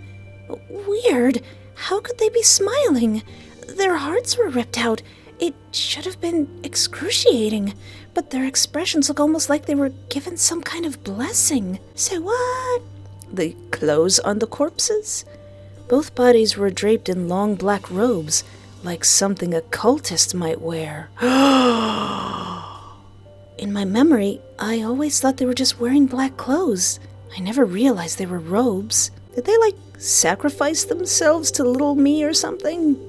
That's strange. Were my parents part of some kind of religion? Were they even my parents?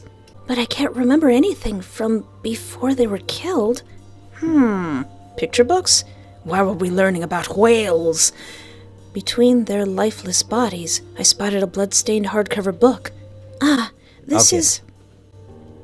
Enox picked up the book for me and gestured to hold it by the unstained edges. The cover bore a hand-drawn whale, but the title was written in a language I didn't recognize. Is this the whale picture book you mentioned?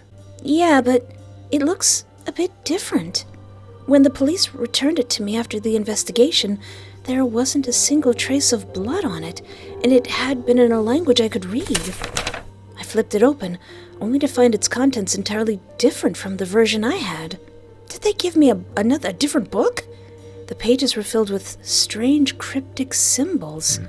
Looks like the police gave you a different book. How dare they? I flipped through it.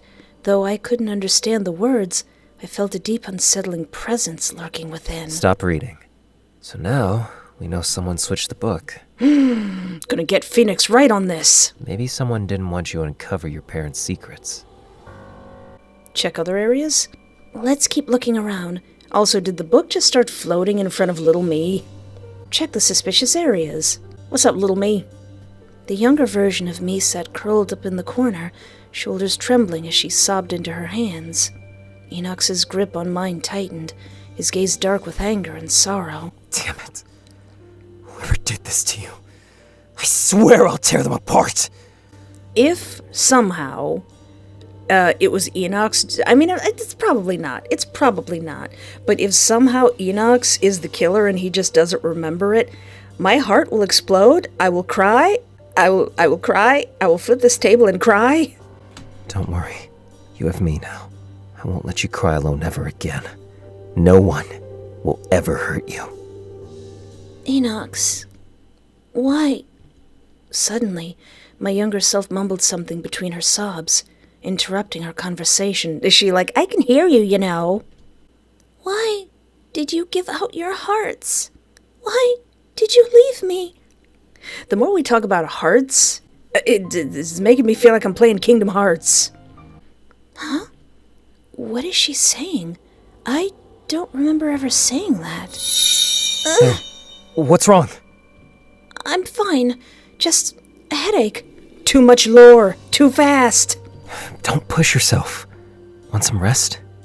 No. Let's keep going. Footprints. Whose footprints are these? Look, there's some footprints in the sand. These tracks, they don't look old. Let's follow them. Let's go. Hold my hand tight. Don't get lost. Now I'm intrigued. Like, what?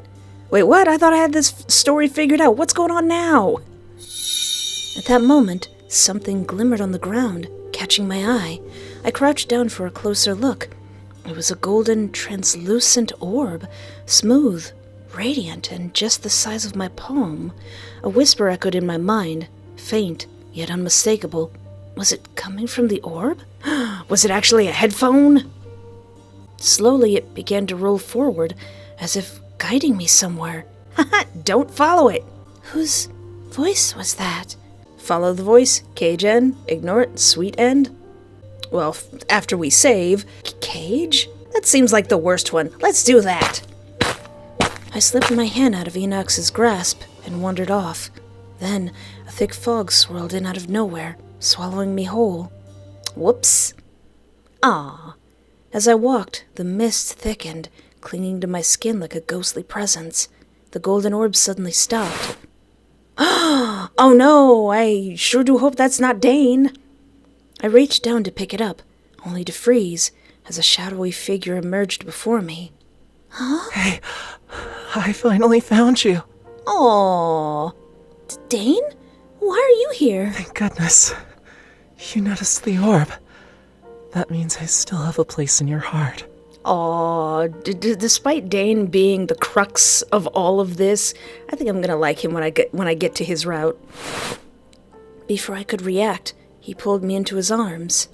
His voice, low and velvety, slithered into my ears, thick with possessiveness. That lunatic actually dragged you to a place like this. It's driving me insane. What do you mean? Dane, do you know Enox? No. Who are you? Really? Know him? There isn't a single soul in this town, in this world, that I don't know. Oh. But hearing another man's name from your lips really pisses me off. Aw, you mad pookums. You're mine. Why won't you behave? Pookums? Don't tell me what to do, pookums. He's holding me too tight. I can't.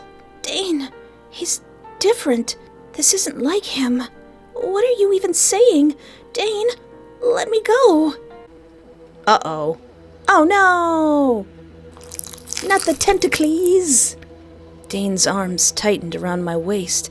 A cold, slimy feeling started creeping over my arms and legs.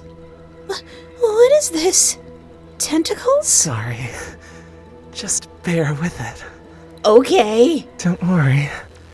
I'm not mad at you. And I won't hurt you. Man, Dane's route's gonna be fun. But I can't let anyone else taint you. So, I'll have to keep you still for a while. Huh? Hey! Uh-oh. Uh-oh. Just then, Enox emerged from the thick fog, his mutated hand slashing at the tentacles binding me. But Dane barely reacted. Instead, he wrapped more tentacles around me. You bastard. Let her go. Now! Let her go. She has always been mine. And you, who dare defile my bride, still have the audacity to stand before me. Bride? What is he talking about? Guys, we can make this work. I mean, even bring N into it too. No, does he mean the true owner of my heart is... It's all because of you. You make her ended up like this. An outsider like you has no place judging us. She can't survive without me. You really think you can protect her? Only if she loves you, sure. But right now, her heart is mine. He's like, see, she's doing my route. It's my time to shine. You mongrel! The two clashed, a whirlwind of power colliding between them, yet neither could land a decisive blow. Blood of Nyeftel. Even diluted with feeble human lineage, you still stand untouched before me. If we weren't in N's territory, you'd have been ripped apart by now. In N's territory here. You can't kill me. Is N as strong as Dane? True. Dane, I don't like that the music stopped. But I can erase you from her memories. Dane, what are you saying? Let me go. We'll talk about this later. Hey, stand still. Dane's hand covered my eyes, plunging me into darkness. A force beyond comprehension surged into my mind, gnawing at my memories. Aww. No, I can't let this happen. How could I ever forget Enox? No! Enox! Come back! I love him. He's the most important person in my life. I could never forget him. Not now, not ever. Even if he was harsh and cold at first, even if he tried to kill me several times, I came to see his warmth, his kindness. He always runs to me, protects me, saves me. He's always been there. But no matter how desperately I clung to them, my memories unraveled, slipping through my fingers like sand. Enox? Aw, man. No, I mustn't forget him. We had so many sexy times together. Even with his sharp tongue, he always cared for me. Even though he has no heart, he's the warmest person I know. He's the one I love.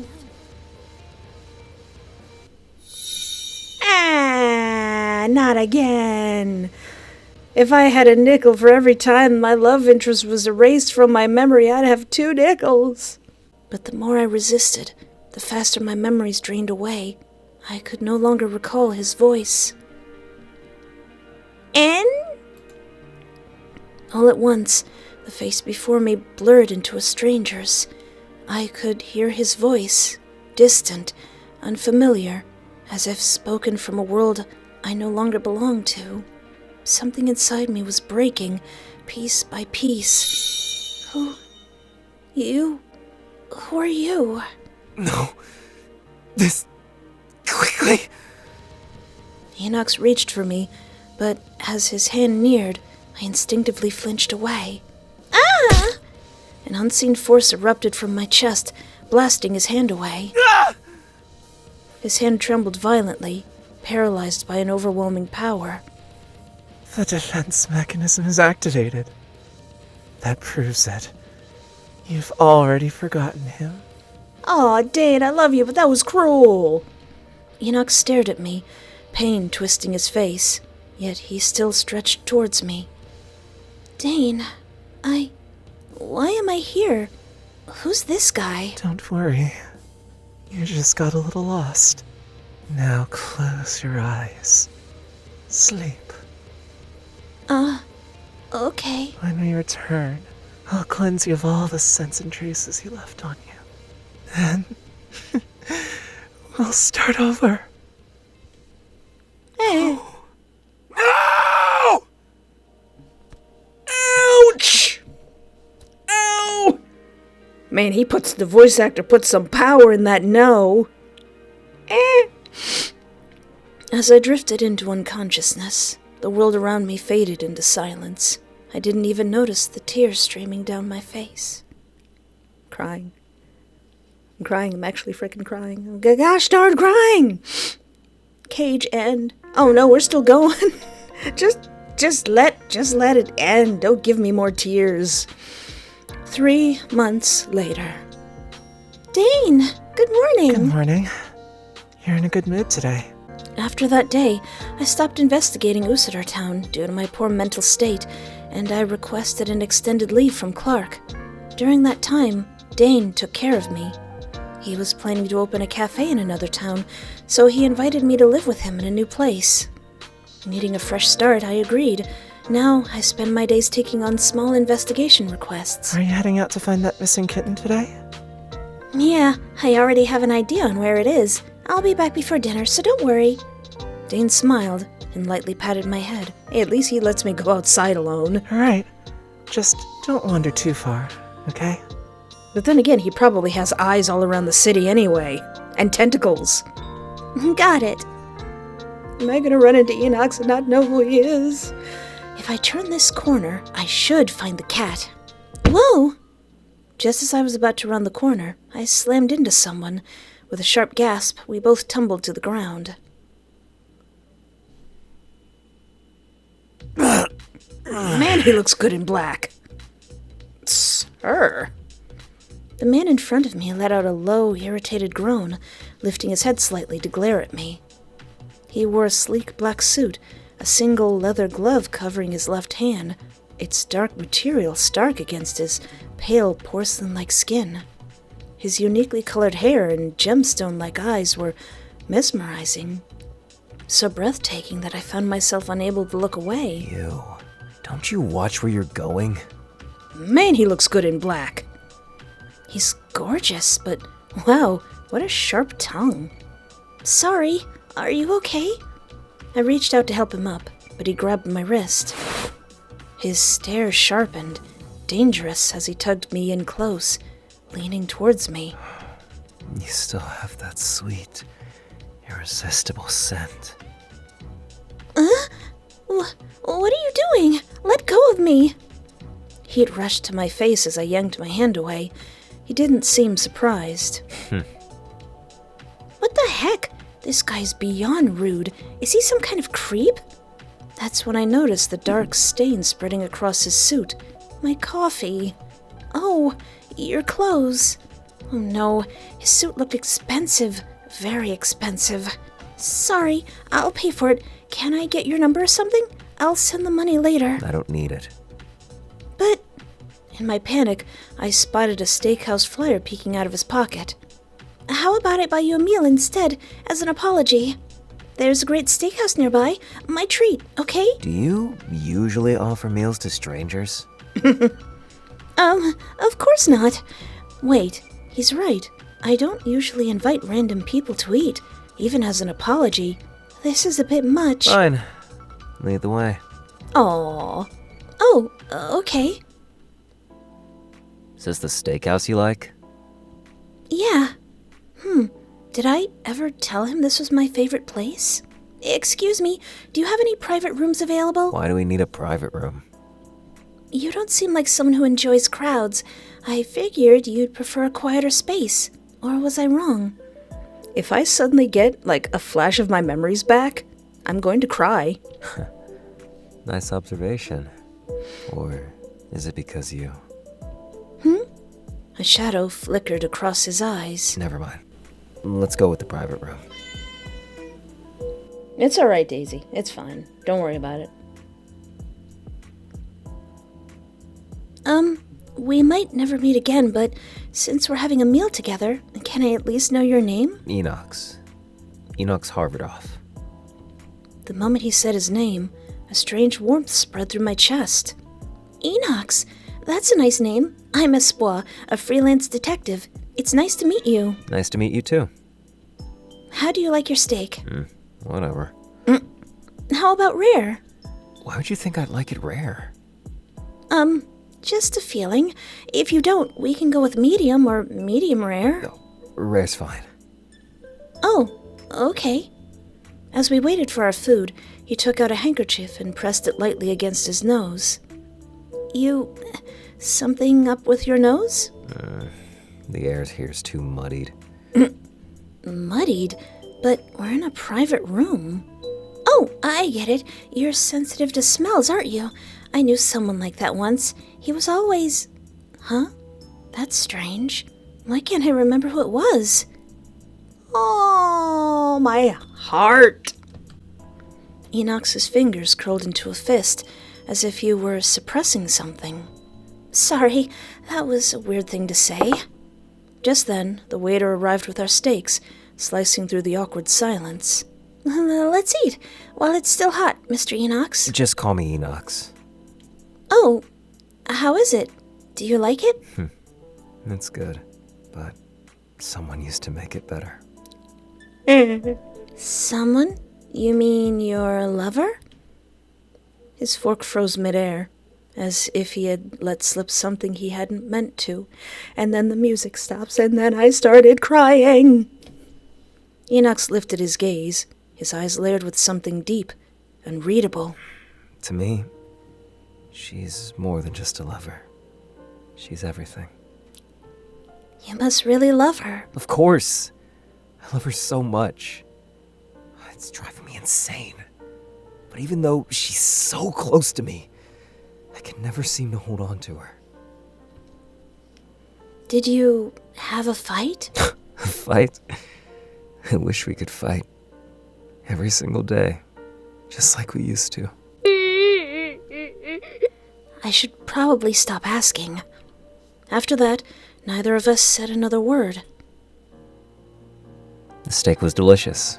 Thank you for the treat. I'm glad you liked it. Now, about the compensation to your clothes. That's fine. A meal is more than enough. I really enjoyed it. His expression, so cold and unreadable before, suddenly softened into a smile. My heart skipped a beat. I mean, technically, I don't think they said that me and Dane were an item. Did they? They just said we were living together. They didn't say that me and Dane were having a thing. Weird. Why do I feel this way about him? See you next time. Next time? I thought he wouldn't want to ever see me again. But maybe he's just being polite. Yeah, see you. Wait. Sorry, maybe I'm too nosy, but I hope you and your lover can make up. I'll take that to heart. This time, I'll do whatever it takes to keep her by my side forever. Oh. Never letting go again. Just like that, 2 weeks passed. Why are we still going? I thought this was the bad end. Why are we still going? Lately, an unsettling feeling had taken root in me. I couldn't shake the feeling of being watched. Whether I was at home or out on the street, an invisible gaze followed me, intense and unrelenting, and at night, that feeling only grew stronger. Hold on. The bear's not there. The bear that Enox gives you. These past few nights, my body had been burning up, restless and feverish. I need that vitamin D. I felt this before, haven't I? But I can't remember when or why. It's too hot. I need some air. That's strange. The balcony door won't budge. Guess I'll just take a walk outside. Yeah. But the moment I stepped into the alleyway, a sharp sting shot through my neck. Something had been injected into me. Before I could... Oh, wait, this is called the cage ending. I thought Dane was gonna put us in a cage. Oh. Before I could even turn to see who it was, the world faded to black as I collapsed into their arms. Oh. I woke up in a sterile, unfamiliar space, part laboratory, part hospital room. My limbs felt like lead. Part exotic bedroom. You're awake. Oh, hi. Where am I? Do you remember me? You're Enox. You remember me? Of course. 2 weeks ago I ran into you on the street and then I traded you to steak. But where is this? Don't tell me you brought me here. And if I did? Are you afraid? Why are you doing this? Let me go. Darn it. What did he do to me? My body won't move. Didn't you say it yourself? That you'd hoped I'd make up with my love? But we were never fighting. You were just stolen away from me. I mean, I bet to her this seems pretty crazy. What? Who are you? Who am I? Who am I? I'm Enox. And you seriously don't remember? You remember how I hate crowds. You remember my favorite foods. You even remember how sensitive I am to smells, but somehow, you don't remember my love for you? You don't remember how much you loved me? Ouch. His grip tightened around a syringe beside him. Without hesitation, he swung it straight towards my heart, only to stop just half a millimeter away. His hand trembled violently, just like his voice, as if he were desperately holding back the urge to hurt me. Damn it! With a snarl, he hurled the syringe to the ground. I finally managed to suppress that filthy tentacle freak! If I just do it, if I just destroy his heart, then you'll finally... What are you talking about? Shut up! Enoch gripped my chin, forcing a dominant kiss on me. My mouth parted under his pressure, his tongue plunging in with relentless intensity, stealing my breath away. Oh. Do you remember? The taste of my kiss, my tongue, my very breath. This is so weird. I should hate this. So why does it feel so good? Midway through his overpowering kiss, he slipped a pill into my mouth. Don't spit it out. Be a good girl and swallow it. Don't you say those words to me, sir. This drug, it'll bring your memories back. Though He suddenly pressed his palm against my chest. your heart's burning up. Seems like it still remembers who marked you first.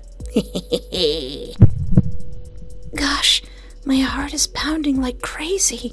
My whole body feels unbearably hot, and I'm starting to crave the man in front of me. You need that vitamin D. You don't understand. And let me spell it out for you. You were always meant to be mine. What? What? Don't worry. I'll make sure that you remember. As long as you stay by my side, Excellent voice acting. I'll let you feel me. Remind you what it's like to have me inside you. Every single day, every single night. You promise? Until you can't live without me. Until the only name your lips know how to recall is mine. Oh my. This is the bad end? Enox, cage end. Is this the bad end? Is this supposed to be bad? I see this as an absolute win. Everybody say thank you, Rice Love Coffee. and these voice actors. Whew. Okay, well that wasn't so bad. That was kind of nice, actually. So what's the sweet end? Forget that ball. Forget you, Dane. Oh, sorry. I got distracted for a moment. Almost led to an entirely different ending. Stay close. Don't let go of my hand. We followed the trail of footprints until a sudden frantic laughter echoed through the rain-soaked air. The laughter came from a man standing in the distance. His body was cloaked in the same black robes as my parents, hunched over. In his hands he clutched two blood-red objects. I'm gonna take a guess and think that those are my parents' hearts. Even from afar, a sickening dread slithered down my spine. That man, he looks a bit like those monsters, but his features are still humans. He's in the middle of turning. Oh. Aside from those who mutate into monsters due to special circumstances, others are transformed by supreme beings. Some turn into monsters under unique circumstances. And this one, he's lost his master's leash and is spiraling out of control. I tried to step closer, but an overwhelming sense of unease gripped me. This man, it can't be. It was you! You're the mother fluffer! Enox, that person. It's him, the one the police identified as the killer. My gaze locked onto the two dripping hearts in his hands, my pupils narrowing, breath hitching in my chest. It's him! It's who killed my parents! Let's get him! Oh wait, no, I guess we can't get him. Well, he's gonna die anyway, so we could swiftly punch him in the stomach. A boiling rage surged through my veins. My body trembled uncontrollably.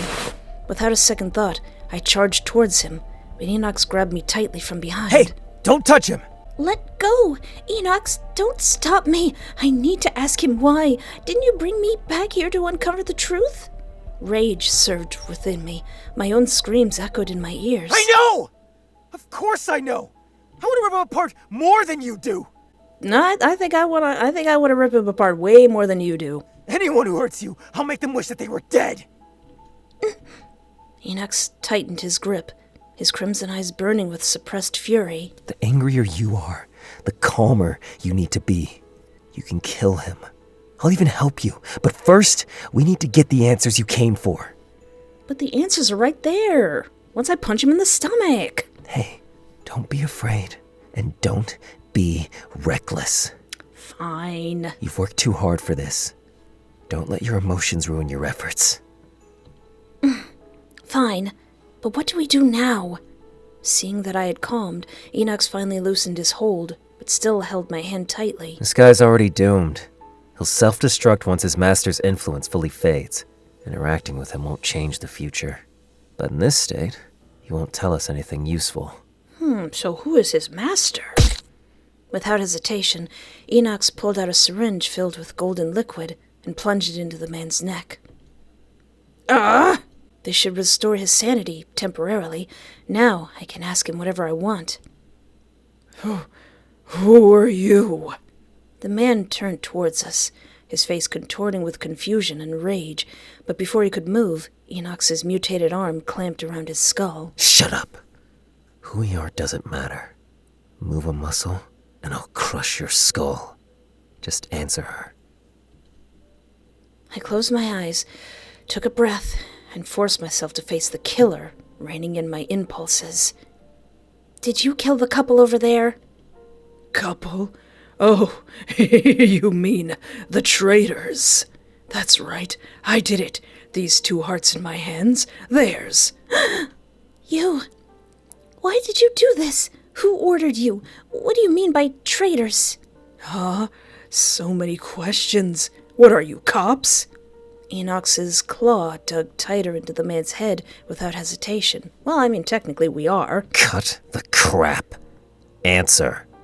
He gets scary when he's mad. Fine, I'll talk. That couple were traitors. They stole the living sacrifice meant for the true Lord, so I ripped out their hearts and offered them to the true Lord. The true Lord? Right. The true Lord revived Usador town. He wields ultimate power. The high priest said offering hearts to the true Lord would bless our town. But that wasn't enough. We offered the living sacrifice, the one destined to be his bride.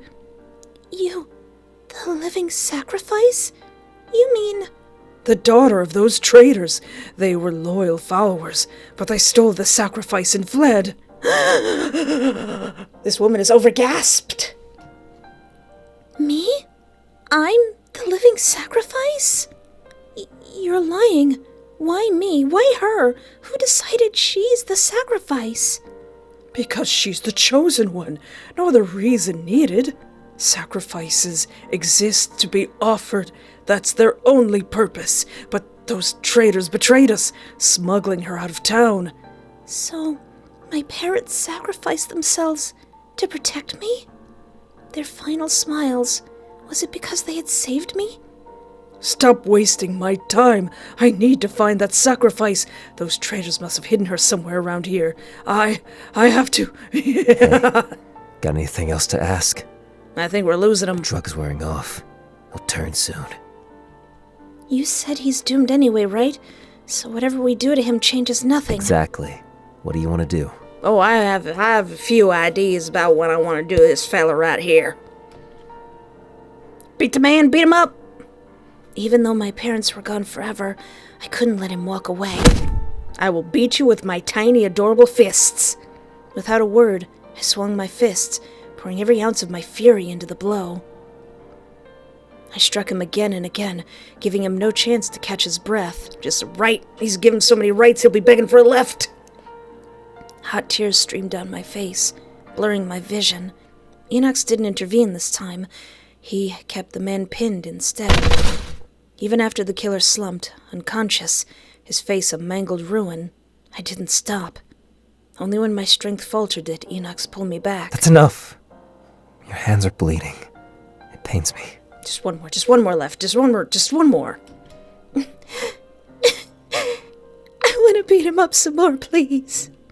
In my fragmented memories, he died before my eyes, but I never knew exactly how. Looks like it was just as you said. Self-destruction. If he died next to my parents, then he must have been looking for me. And we'll dispose of this trash where the police found it. Don't worry.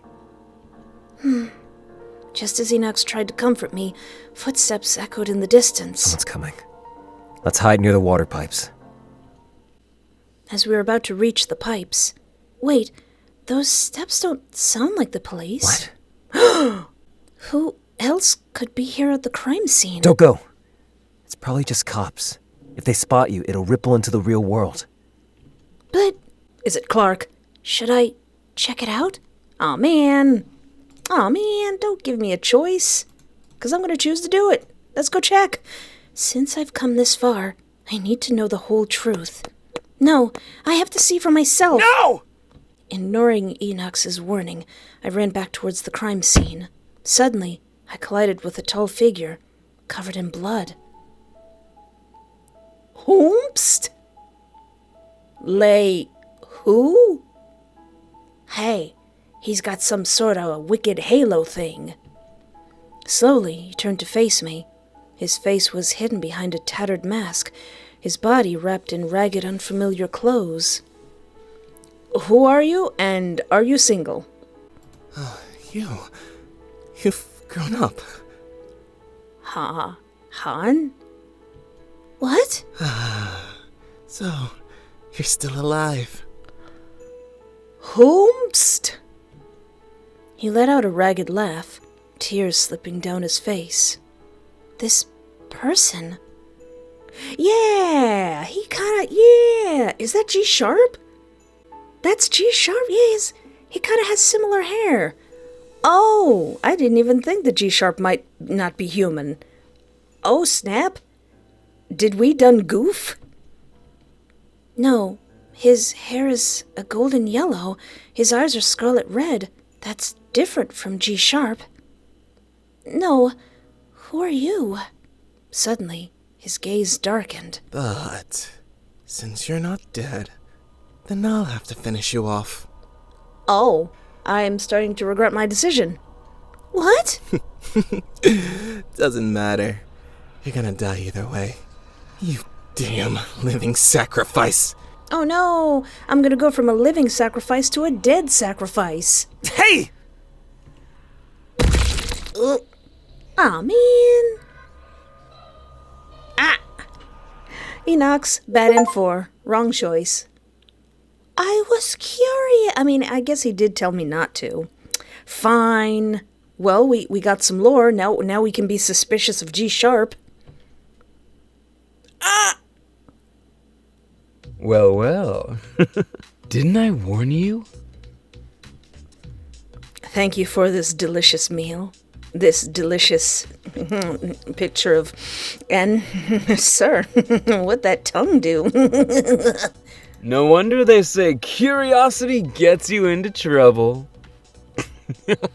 Surprised to see me here? Good thing this is my territory. I saw this coming a mile away.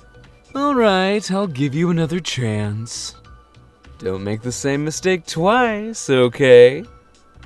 Well, now that you told me not to, I want to do it again. But I'm not. Should I check it out? Wait, deja vu. They changed something in the Matrix. Yeah, maybe we should stay here with Enox.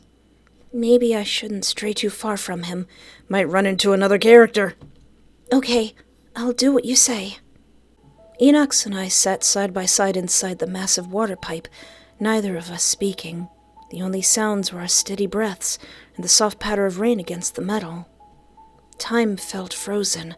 I had no idea how long we sat there before Enox finally broke the silence. Are you cold? I shook my head. Still, he reached over and took my hand from my lap, his brows furrowed. Your hands are just as cold as mine. I'm fine, Enox. What are you talking about? Enoch shrugged off his oversized white coat and draped it over me. I'm fine. Wear it. What if you catch a cold? His voice left no room for argument. He even tied the sleeves in a knot. Don't you dare take it off. Even if you do catch a cold, I'll take care of you. But still. Oh. I want to beat that guy up some more. Why are you crying? If you really don't want to wear it, just take it off. There's no need to cry, idiot. Just stop crying. Aw, Enox, are my tears your weakness?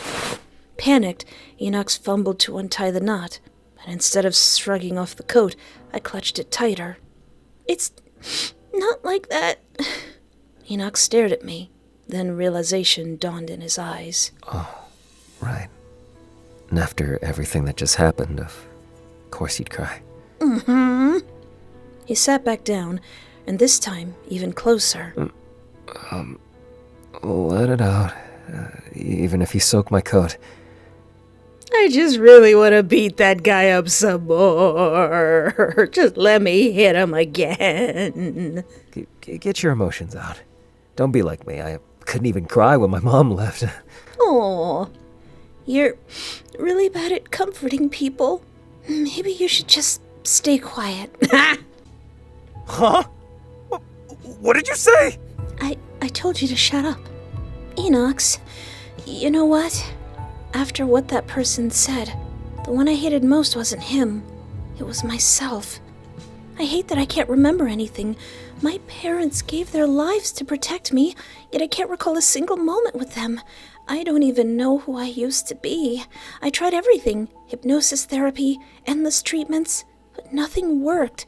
For so long, uncovering the truth behind their deaths was my reason to live. But when I finally did, I wasn't happy. I just felt lost. So that's it? My whole purpose in life was just to be a sacrifice? I won't let you talk about yourself like that. So what if you can't remember? At least you know they loved you. Isn't that enough? You say you have no memories, but didn't you tell me you remember them reading you stories about whales?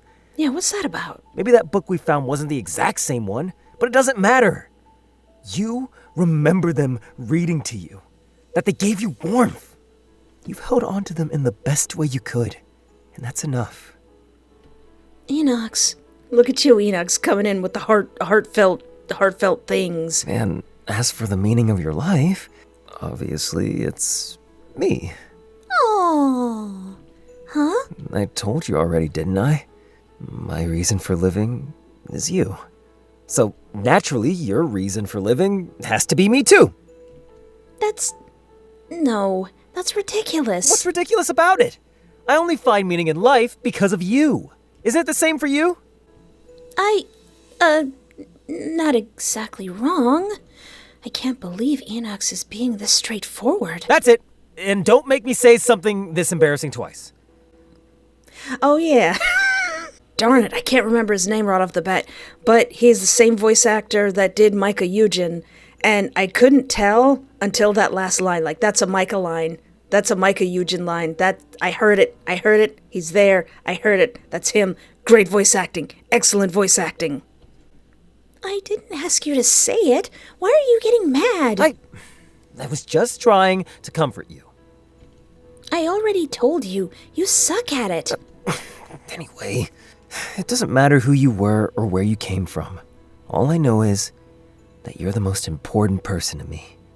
The only one I truly love. And that's enough. You make me feel like I belong in this world. So stop saying you have no reason to live. Stay with me, and we'll find one together.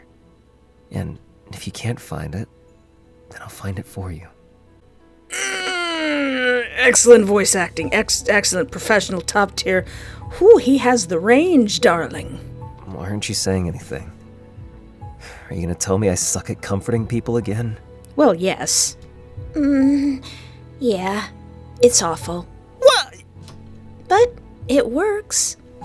At his clumsy, stubborn attempt to console me, well, I mean, it kind of worked. I couldn't help but laugh. Told you it's not that bad. Oh, when he does his little pouty voice, that's Micah Eugen, all right. A smile suits you better. Thanks, Enox. You're right. Maybe I shouldn't rush this. As long as I'm with you, we'll figure something out. Of course. And you can only rely on me. Forever. You can never leave me. So, are you willing to leave this town with me? Absolutely, Pookie. Once you agree, there's no turning back. No lingering attachments to this place. Yeah, and this time I won't end up in a nutrient tank. I know I should give you more time, but the owner of your heart might appear at any moment, and I absolutely can't let him take you away. So, do you trust me? I promise. I'll protect your smile with the rest of my life. Enox wrapped his arms around me, pulling me so close it felt like he wanted to mold me into his bones. I trust you. Take me with you. Good. Now you can never leave me. Enox led me towards the other end of the pipe. Somehow, a glowing exit had appeared. Then, let's go. I'm gonna have to, go to this guy's Twitter and just says, "Sir, you have the range." Excellent voice acting. I followed him, stepping into the light, ready to begin a new life with him. Looks like your body's finally ready. My body is ready. I can take your heart out now, right? Huh? Lay what? Right now? Enox, sweet end. Oh, okay. Oh, for a second I thought it was just gonna be sweet end, that's it. Roll the credits. Ah, it hurts, Enox. Wait, huh? It doesn't. I jolted upright, realizing I was in Enox's bedroom. Again. Was I dreaming? Huh? No wounds. You're so loud the second you wake up. Enox, what happened? One moment you're swearing to protect me with your life, and the next you're taking my heart out? You murderer! Murderer? Don't you dare accuse me! You're perfectly alive. Besides, I took your heart to save you. Don't you remember? Your heart was putting your life at risk, you idiot.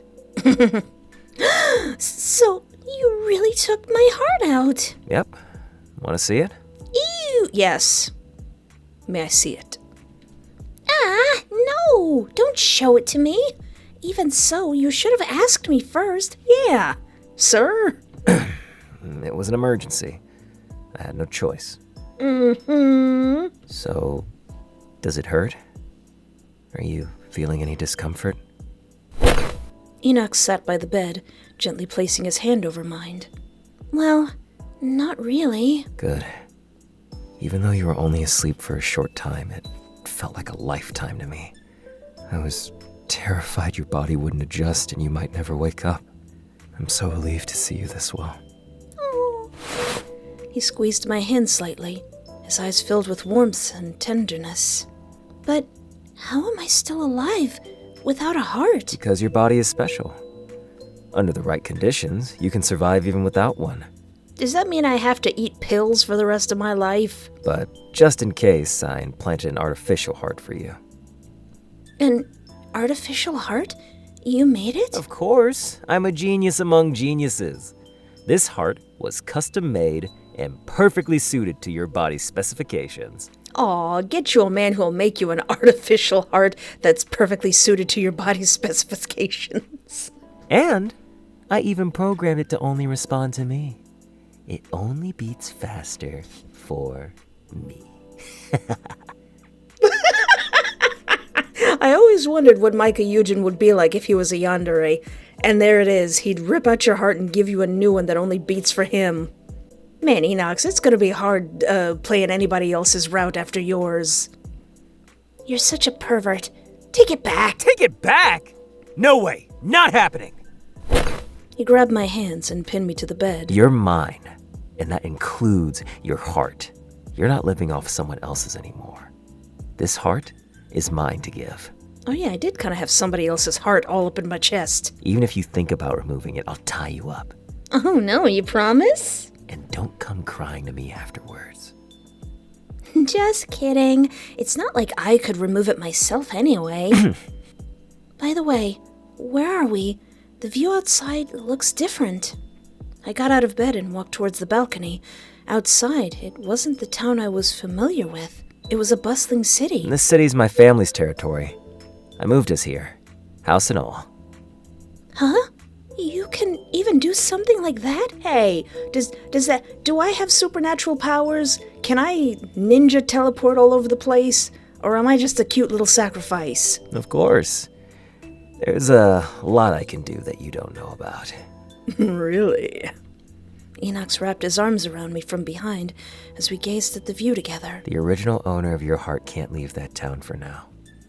What do you mean for now? And since he can't track you through the heart anymore, you'll be safe here. I see. So, are you planning to continue working at the detective agency?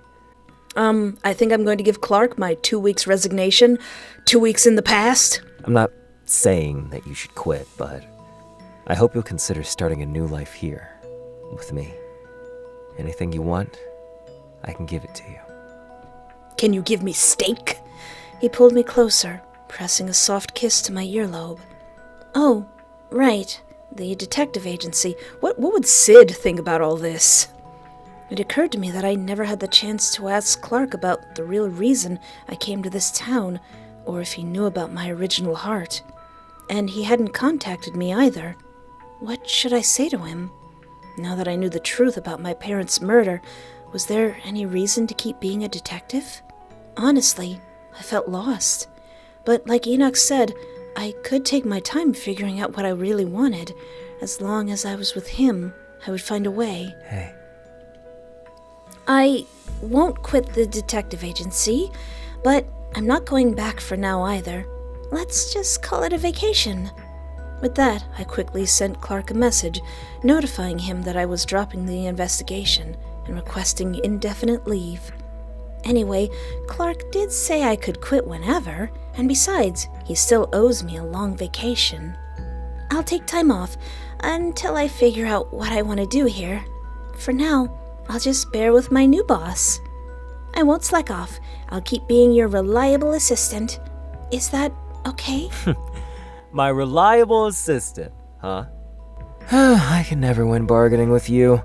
It's fine, but I'm just your new boss. Well, I mean, after we plan the wedding and... And of course, my boyfriend. A lifelong partner, you mean? Life... Are you proposing? Proposing? Of course not. I mean, I wouldn't do it so casually. I'll do it properly. Just wait for me. Anyways, our relationship is way deeper and longer lasting than just a boyfriend-girlfriend thing. Got it? Yeah, I got it. No need to get all worked up. By the way, I've been wondering, now that I have a new heart, does that mean I won't go into heat anymore? Theoretically, yes. Did you program some heat into this heart? So, you won't have to help me with that anymore, right? Of course not! I mean, I'll still be affected by your sense, so I mean... yeah. But my original heart's gone. Would you still be affected by my scent? Of course I will. You idiot. A heart is a heart, and a body is a body. Do I have to spell it out for you? Yes. Until I figure out a solution, you're not leaving my side. You'd better stay with me 24/7. A solution, huh? What? What's so funny? Without saying another word, I pushed Enox onto the bed. I think I need a dose of vitamin D. Hey! What do you think you're doing? No need for all that. Didn't you already give me the most direct solution? Still acting shy, even now. You... Kiss him. Touch him. Kiss. Touch. Kiss. I silenced Enox with a kiss. Though his face was flushed with a mix of embarrassment and anger, he didn't resist. His face turned even redder as he parted his lips, allowing me to deepen the kiss. After a while, his hand gripped the back of my head, his tongue tangling with mine. At the same time, I noticed there was something in his pants growing harder beneath me. You've gotten a lot bolder. Huh. Hee. Whoa! Enox pinned me to the bed, his gaze burning with intense desire and a hint of revenge. I'm your boss, you know. Don't forget who's in charge here. Hee. If you didn't mention it, I might have actually forgotten. Forgotten? Well, I'll carve it into your memory today. Oh, You're not leaving this bed. Let's see if you dare act so cocky then. There's more? Enox gazed down lovingly at Espoir, her soft breath steady as she slept soundly in his arms. He gently ran his fingers through her disheveled hair. I've gone too far again. I really need to restrain myself back next time. No, you don't. But knowing she's finally mine, it's impossible to hold back. He bent his head and pressed a soft kiss to her forehead, his eyes filling with nothing but affection. Well, well, congratulations to our dear Enox for finally winning the heart of his beloved. En lounged against the doorframe, a mischievous smirk on his face as he eyed the two. You were watching the whole time, weren't you? You were taking pictures. You jerk! Who said you could just barge into our room? You should be glad I didn't walk in when you two were, you know, busy. Shut up! Don't wake her! You're the loudest one here. Seems like Miss Detective is adjusting quite well. That means your plan worked. Dane isn't gonna come get me? 2 days ago. 2 days ago? Oh, Enox, are you really gonna do it this way? Yeah, the owner of her heart is too much of a problem. I need to get her out of here, somewhere he'll never find her. Fast. But to sever her bond with that heart, to make her truly let go of this place, she has to discover the truth herself. Still, how could I let her uncover everything? Especially what her parents did to her. And if she ever uncovers her past with the original owner of the heart, the quickest way is to alter her perception. I'm counting on you, En. Betrayal! Using a fake truth to change her perception? Ugh, only you could come up with something like that. Enox! How dare! I'm just protecting her in my own way. If there's one thing I hate, Enox, it's liars. And it's not all a lie. The man is a murderer after all. As for the cruel details, she doesn't need to know. This is the best for her. Okay, I won't feel so bad doing somebody else's route. Your protectiveness and possessiveness are practically written on your face, you know? Enox's eyes softened as he looked at Espoir's serene face, but a flicker of darkness shadowed his expression. From now on, she won't have to linger on the past. She'll only look at me, and I'll love her forever and always. Enox, sweet end. But he was lying. He was lying. So going all the way back to the first time that we helped Enox, instead of helping him, instead of watching, what if we just run away? What if we just book it? This is just way too creepy. I wake up in a mysterious place and there's a dude whacking the sack right next to me. I'm out of here. I can't let my guard down just because he's cute. Best to get out of here. Probably the best advice on my channel. You can't let your guard down just because somebody's cute. Without a second thought, I took off running. I'm getting out of here. Oh no, this is the forest from the beginning. After leaving his house, I cautiously glanced back over my shoulder. I only ran half a mile, but I feel like I'm dying because I got bad lungs. Looks like he didn't follow me. Gosh, I'm only here to gather information. How did it end up like this? And how did he even make me fall asleep? What did he use? It's dark now. I don't even know if I can catch a ride home. Who's gonna be driving their car through the forest? My phone's out of battery. Guess I'll have to walk back along the road. As I continued walking, I suddenly spotted a familiar figure. Hi there, little bunny. Oh no. Gulp. Luke? What a surprise to run into you in such a place. Yeah. Very suspicious. And you look disheveled.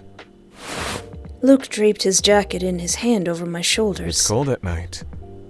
You don't want to catch a chill. Thank you. But why are you here? Patrolling, of course. Dangerous things always seem to happen at night. Like cute girls being abducted. His patrol just happens to be around here? So, are you going to tell me what happened?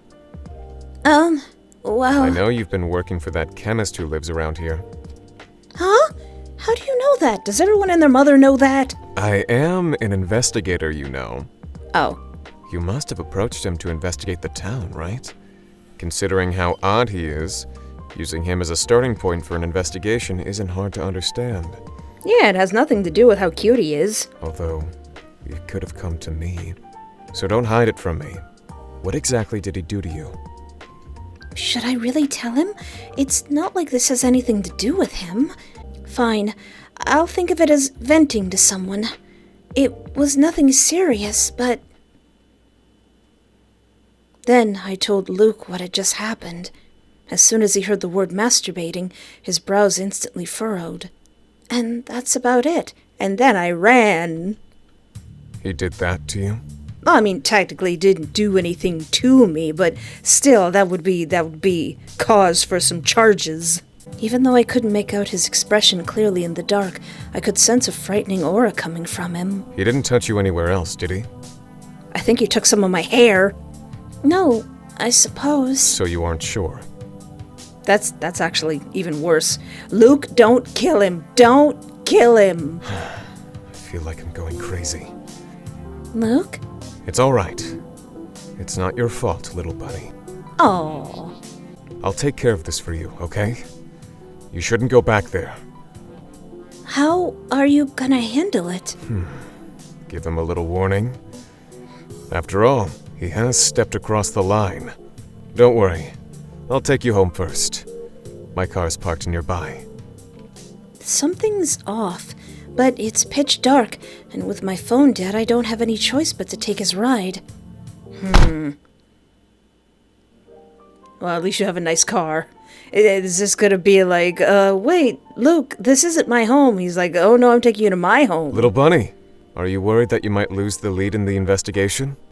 I can't deny that, but you're right. I really shouldn't go back there to work for now. How about investigating with me? Oh, how what a coincidence. I'm going to do your route next. I've recently made some progress on the Heart Ripper case. Would you like to join me? Really? But I refused you last time. Are you still willing to help me? Sure. I'm your partner, little bunny. Oh. Though I'm still skeptical about him. But I don't have any other options right now.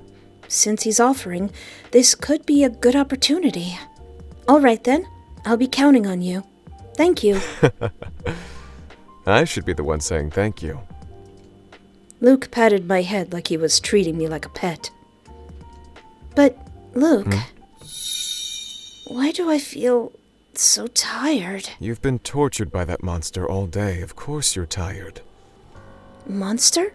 What is he talking about? Now that we know everything about Enox, and that Enox was lying. It's all right. Just rest. I'll wake you up when we get there. Okay. I can't stay awake. I'm falling asleep. It must have been all that food I just ate. Oh, my poor little bunny. No wonder why those monsters can take advantage of you so easily. But don't worry. I'll take good care of you from now on. I just wake up, I'm in chains everywhere. Luckily, you're not in another monster's territory, or it wouldn't have been this easy to take you away. I can't wait to bring you home.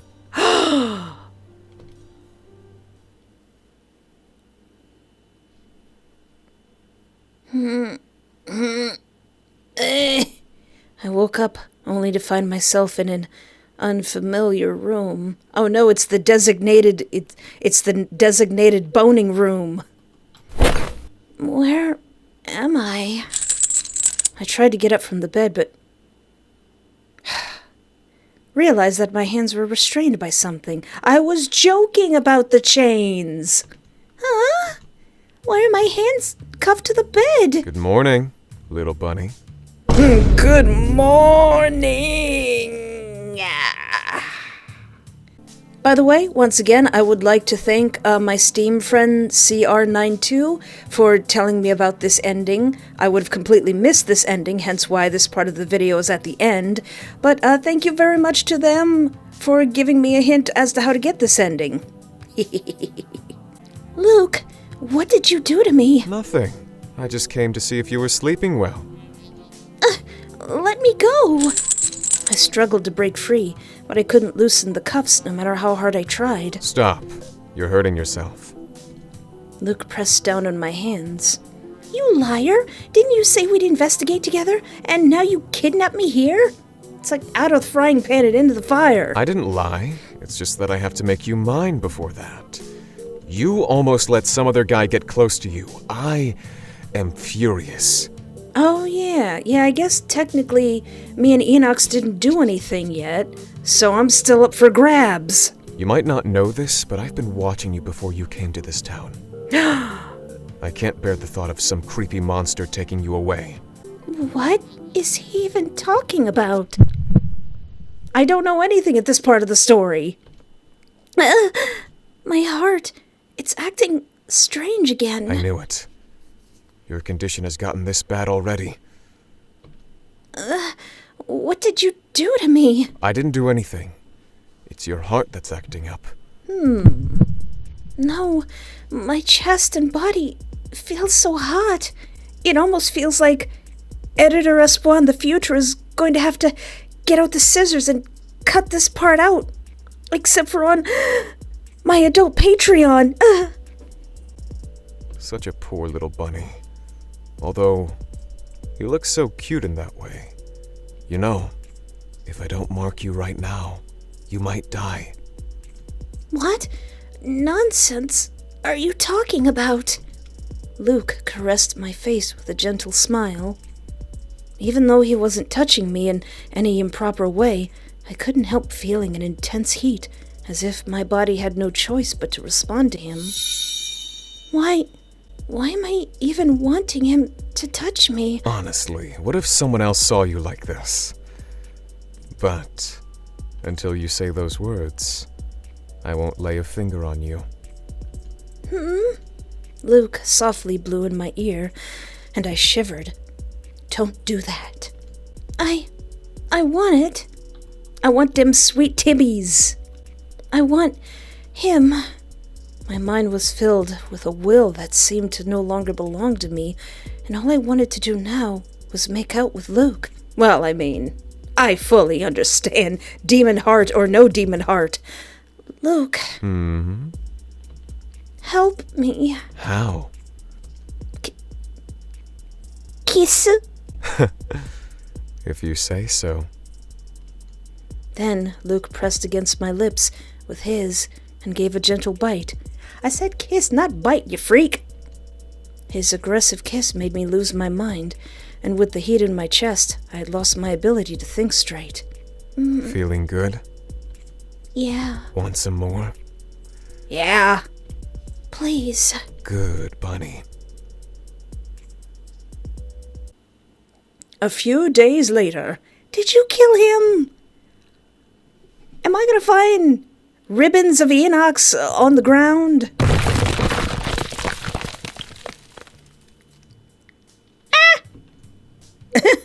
Enox finally got out of the ground, furiously shaking off the dirt clinging to him.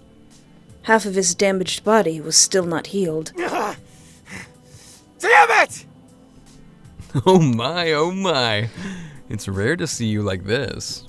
You look funny. Don't you dare say that again! Who tells you to underestimate that human? Luke is a human? Look at you. He burned you this badly? Seems like he offered a good amount of sacrifices to that supreme being inside him. Oh. Did he take her? Sure. By now, she's probably already marked by him. Aww. That damn human. He's gone too far. Thinking of revenge? He won't be easy to handle, you know. Fuck off. right now. I don't care if she's been marked. I'll bring her back. I won't let her get away. Oh, bad end to The Stolen Heart. Cool. Well, that sets up for what we're gonna do in the next episode. I don't know if I'm gonna be able to handle Luke. Well, that was a doozy. Man, poor editor me in the future is gonna have a time trying to cut out the not safe for work parts because they are integral to the story. It's like no problem whatsoever. Piece of cake, piece of crumb cake. But that was only our first step. That was only Enox's route. We still got Luke, and we got Dane, and we got Sid, and we got G Sharp. I kind of like that even though we've beaten a route, there's still way more answers. The past that we saw was not the past. It was a lie that Enox made. So what is the truth? What really is going on here? And Clark, when am I going to get to play your DLC? But if you would like to see the full uncut version of this video, it is on my adult Patreon. For the low price of $1 and being over the age of 18, you can watch the stuff I had to cut out. It's really good. The voice actor is really good. It's very good voice acting. But now that we've finished Enox's route, I think the best way to go is Luke's route. So we'll see what this mysterious wolf-themed police officer guy has in store. And if you simply can't wait and want to play this game for yourself, it is available on Steam. And until next time, thank you so much for hanging out with me. Take care of yourself, have a great night, and remember, there is always hope.